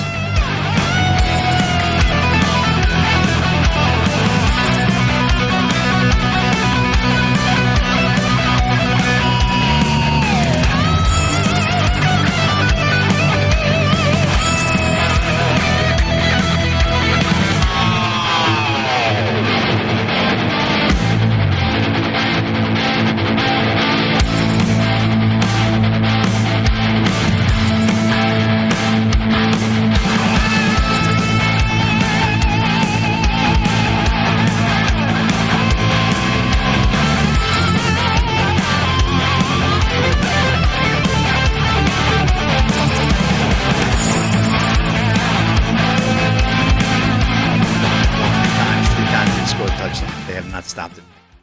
That's going to be the run-a show. Barkley just ran it right through. Let me give a shout out to our Facebook. Do you have that ready? Okay, so what do I need to do?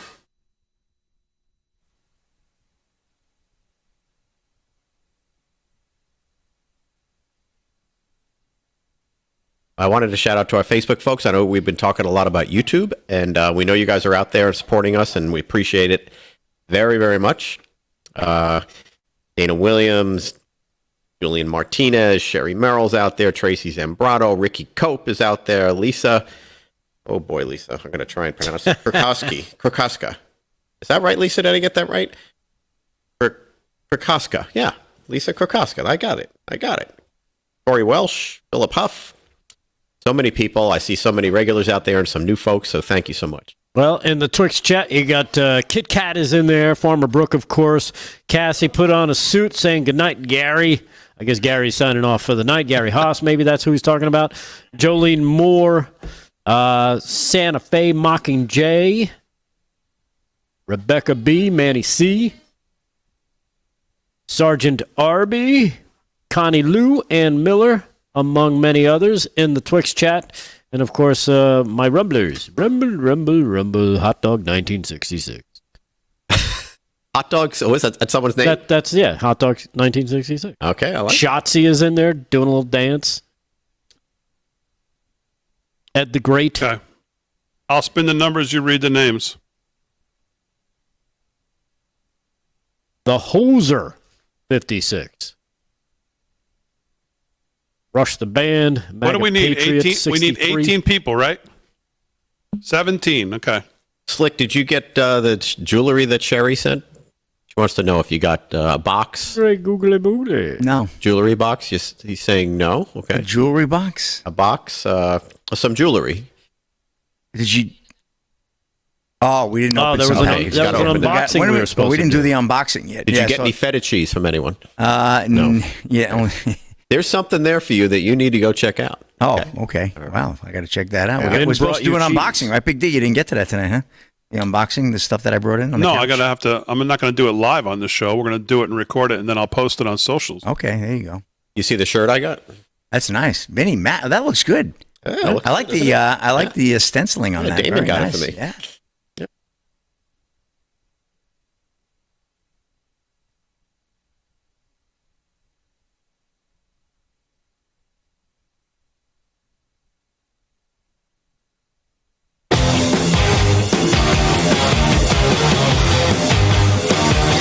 All right, 13 to the hour, live from Studio 6B. Okay, here's what we have to do quick. We got to pick who are the participants from the live from Studio 6B audience to be on the odds makers this year. Ooh, wow. All of you who sent your names in, we're going to roll right now, random number generator. We're going to pick the numbers, and Aaron's going to announce the winners. We need 17 more people. Farmer Brooks doing week 1. Here we go, Aaron. Okay. Winner number 1. Are you going to put this up so they can see that we're doing this? Oh, yeah, okay. Hold Okay. on. Oh, we're not going to put the names into Slick's hat? Stand by. We're not doing it the old-fashioned way. This is technology. Stand by. Okay, here we All go. right, here we go. Winner number 1 is number 1. Greg Kaywood, who was on last year. Okay. Rick Kaywood. Here we go. Winner number 2. Number 7. Oh, it's my Number lucky number. 7, that is Patrick Collins. Okay. Winner number 3 is number 15. Number 15 is Edward Brown. Okay. Winner Ed Brown. Winner number 4 is number 14. Number 14 is Mr. Jones. Ooh. All right. Oh, Winner he's got a number- thing going on. Winner What number happened to Mrs. 5 Jones? is number 5. He's Look got at a that. thing. Number 5 is Susan Kimball. Number 6 we got a girl. is number 3. Nice. Number 3, David Lacrosse. Okay. Winner number 7 Wrong is sport. number 14. Number 4, well, we did that. Did we? Okay. Yeah, we just did 4. Number 13. Gina, who was also on last year. All right. Oh, Gina Gina. Valiva. Winner number 8 How you doing? is number 4. How you doing, Gina? Number 4, Gina that from is Jersey. Mike Hardy. Okay. yeah. Winner number 9 is number Got it. 6. That is Henry Maynor. I was just going to say that. Henry All Maynard. right. Wow. Winner number Where are you? 10 is number 3. We did that. Okay. Number 5. It's very unscientific. We did that. Okay. Number 12. Ed Heidler. Okay. Sorry, I can't read my own handwriting. Number 7. We did that. Number 11. Nancy Pierce and her daughter. Okay. A 2 for 1. Number 1 we did. Yep. Number 11 we did. Yep. 13. Yep. Yeah. Okay. 2. How are you generating? Matt Miller. Matt Miller. Friend of the show. How many is that? Too many. I think that's it. 1, 2, 3, 4, 5, 6, 7, 8, 9, 10, 11, 12. We need 5 more. Okay. We picked a couple doubles. Number 18. 18. That is Robert McGuire. All right. Number 5. We did that. Okay. Number 12. We did that. Okay. 14. We did It's just picking random numbers. 12. It's terrible at it. We did that. 15. Yeah, but set for 9. Craig Bowen. Craig Okay. Bowen. Bowen? 13. I don't know. We did that. Okay. 21. That's new. That is new. Steve Ryder. Okay. And we need 2 more, right? 13 did it. 13. 5, 6, 7, 8, 2. 9, 10, 11, 12, 16. 14. 16. Mike W. I don't know how to say your last name, but All I know right. your email, so and it's okay. a last one is 11. Did we do that? 11. We did that. Okay. How about 5? We did that. Okay. How about 18? We did that. Really? 17. Yes. That is Christine Basic K. All right. There you go. We need 1 more. Oh, really? Yeah. How about 8? Oh, no. Okay, that's Bob Mattioli. All right. There you go. There's your odds makers. You all get an email from Aaron. Okay. And make sure you confirm that you're ready to do it, and we'll put you in your week. And we've got all 17 weeks now. All the details will be in your inbox. There we go. That's awesome. Vinnie Mac's here. Vinnie Mac, what else is on your mind in the news? A couple of things. There is a lot of investigation going on now by the White House and the DOJ because they're befuddled over this auto pen thing. And what they're finding is a bunch of emails between folks in the Biden administration questioning whether Joe Biden actually approved any of these clemencies or full pardons that went out. Remember those mass numbers that went out for all these people, and people not only questioning, did the big guy, approve these, but how could he possibly have approved all of these? And we didn't even provide him with the information.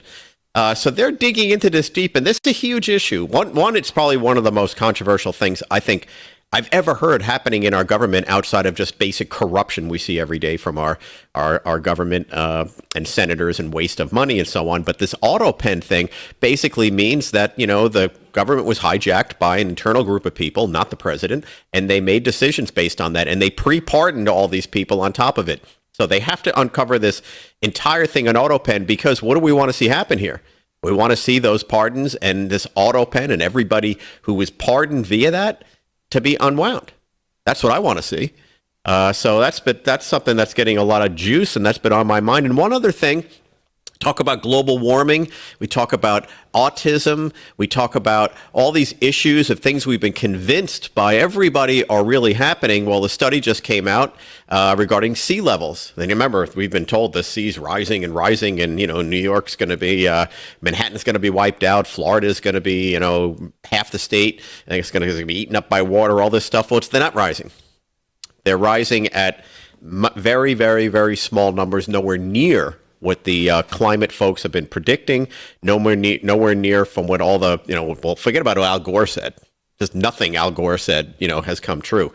But that's a big thing. We're finally hearing about studies that contradict this entire climate change, hoax that's been going on. It's another one of these political movements to get money out there, which is what the Biden administration did. They threw money out in the billions to every Tom, Dick, and Harry that had something that somehow, by the way, found their way to nonprofits and other people in the government that actually made a lot of money.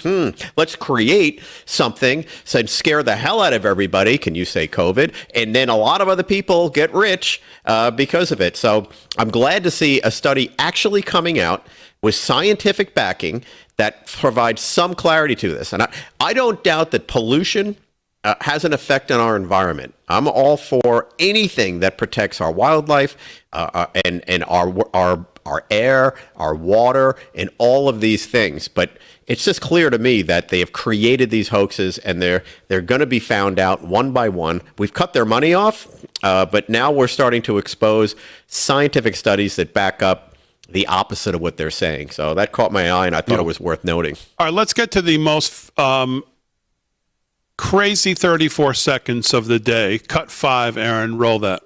The notion that rights don't come from laws and don't come from the government, but come from the creator, that's what the Iranian government believes. It's a theocratic regime that bases its rule on Shia law and targets Sunnis, Baha'is, Jews, Christians, and other religious minorities. And they do it because they believe that they understand what natural rights are from their creator. So the statement that our rights do not come from our laws or our governments is extremely troubling. What he said is extremely troubling. I mean, the way he looks is extremely troubling. Yeah, that's I don't.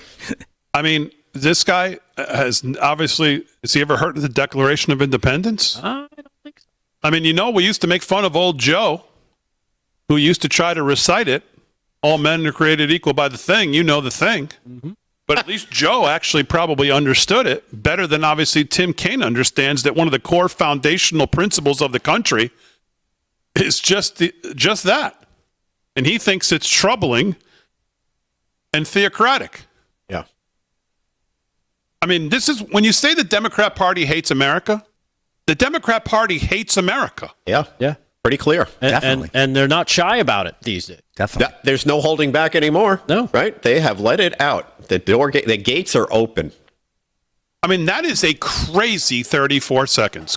Crazy town. That's crazy town right there. Yeah. Legit. If it wasn't so serious, I would have made it a crazy town. All right, as always, we salute our military, active and active police, firefighters, first responders, EMTs. Slick, good luck with the rest of this game. You're in there, looking good. 21-20. Thanks, boys, on the show. Aaron, Fran, great job as always. We will see you tomorrow night live at the America First Warehouse, 8 p.m. right here, live from Studio 6B. We'll see you then, everybody.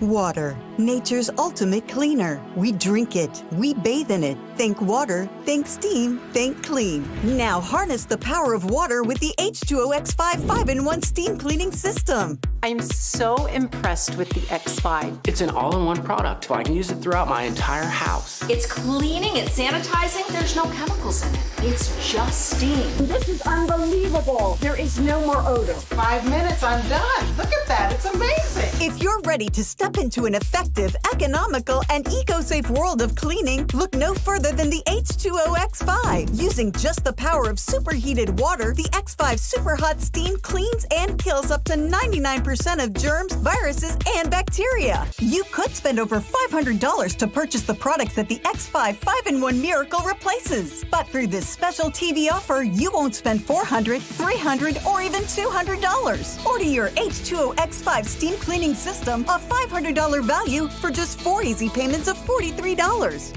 You'll get the X5 steam mop with microfiber pad, the carpet glider, the handheld scrubber, the window glass and mirror attachment, and the garment and upholstery bonnet. It's a complete 10-piece system, all this for just 4 easy payments of $43. But it gets even better. Order now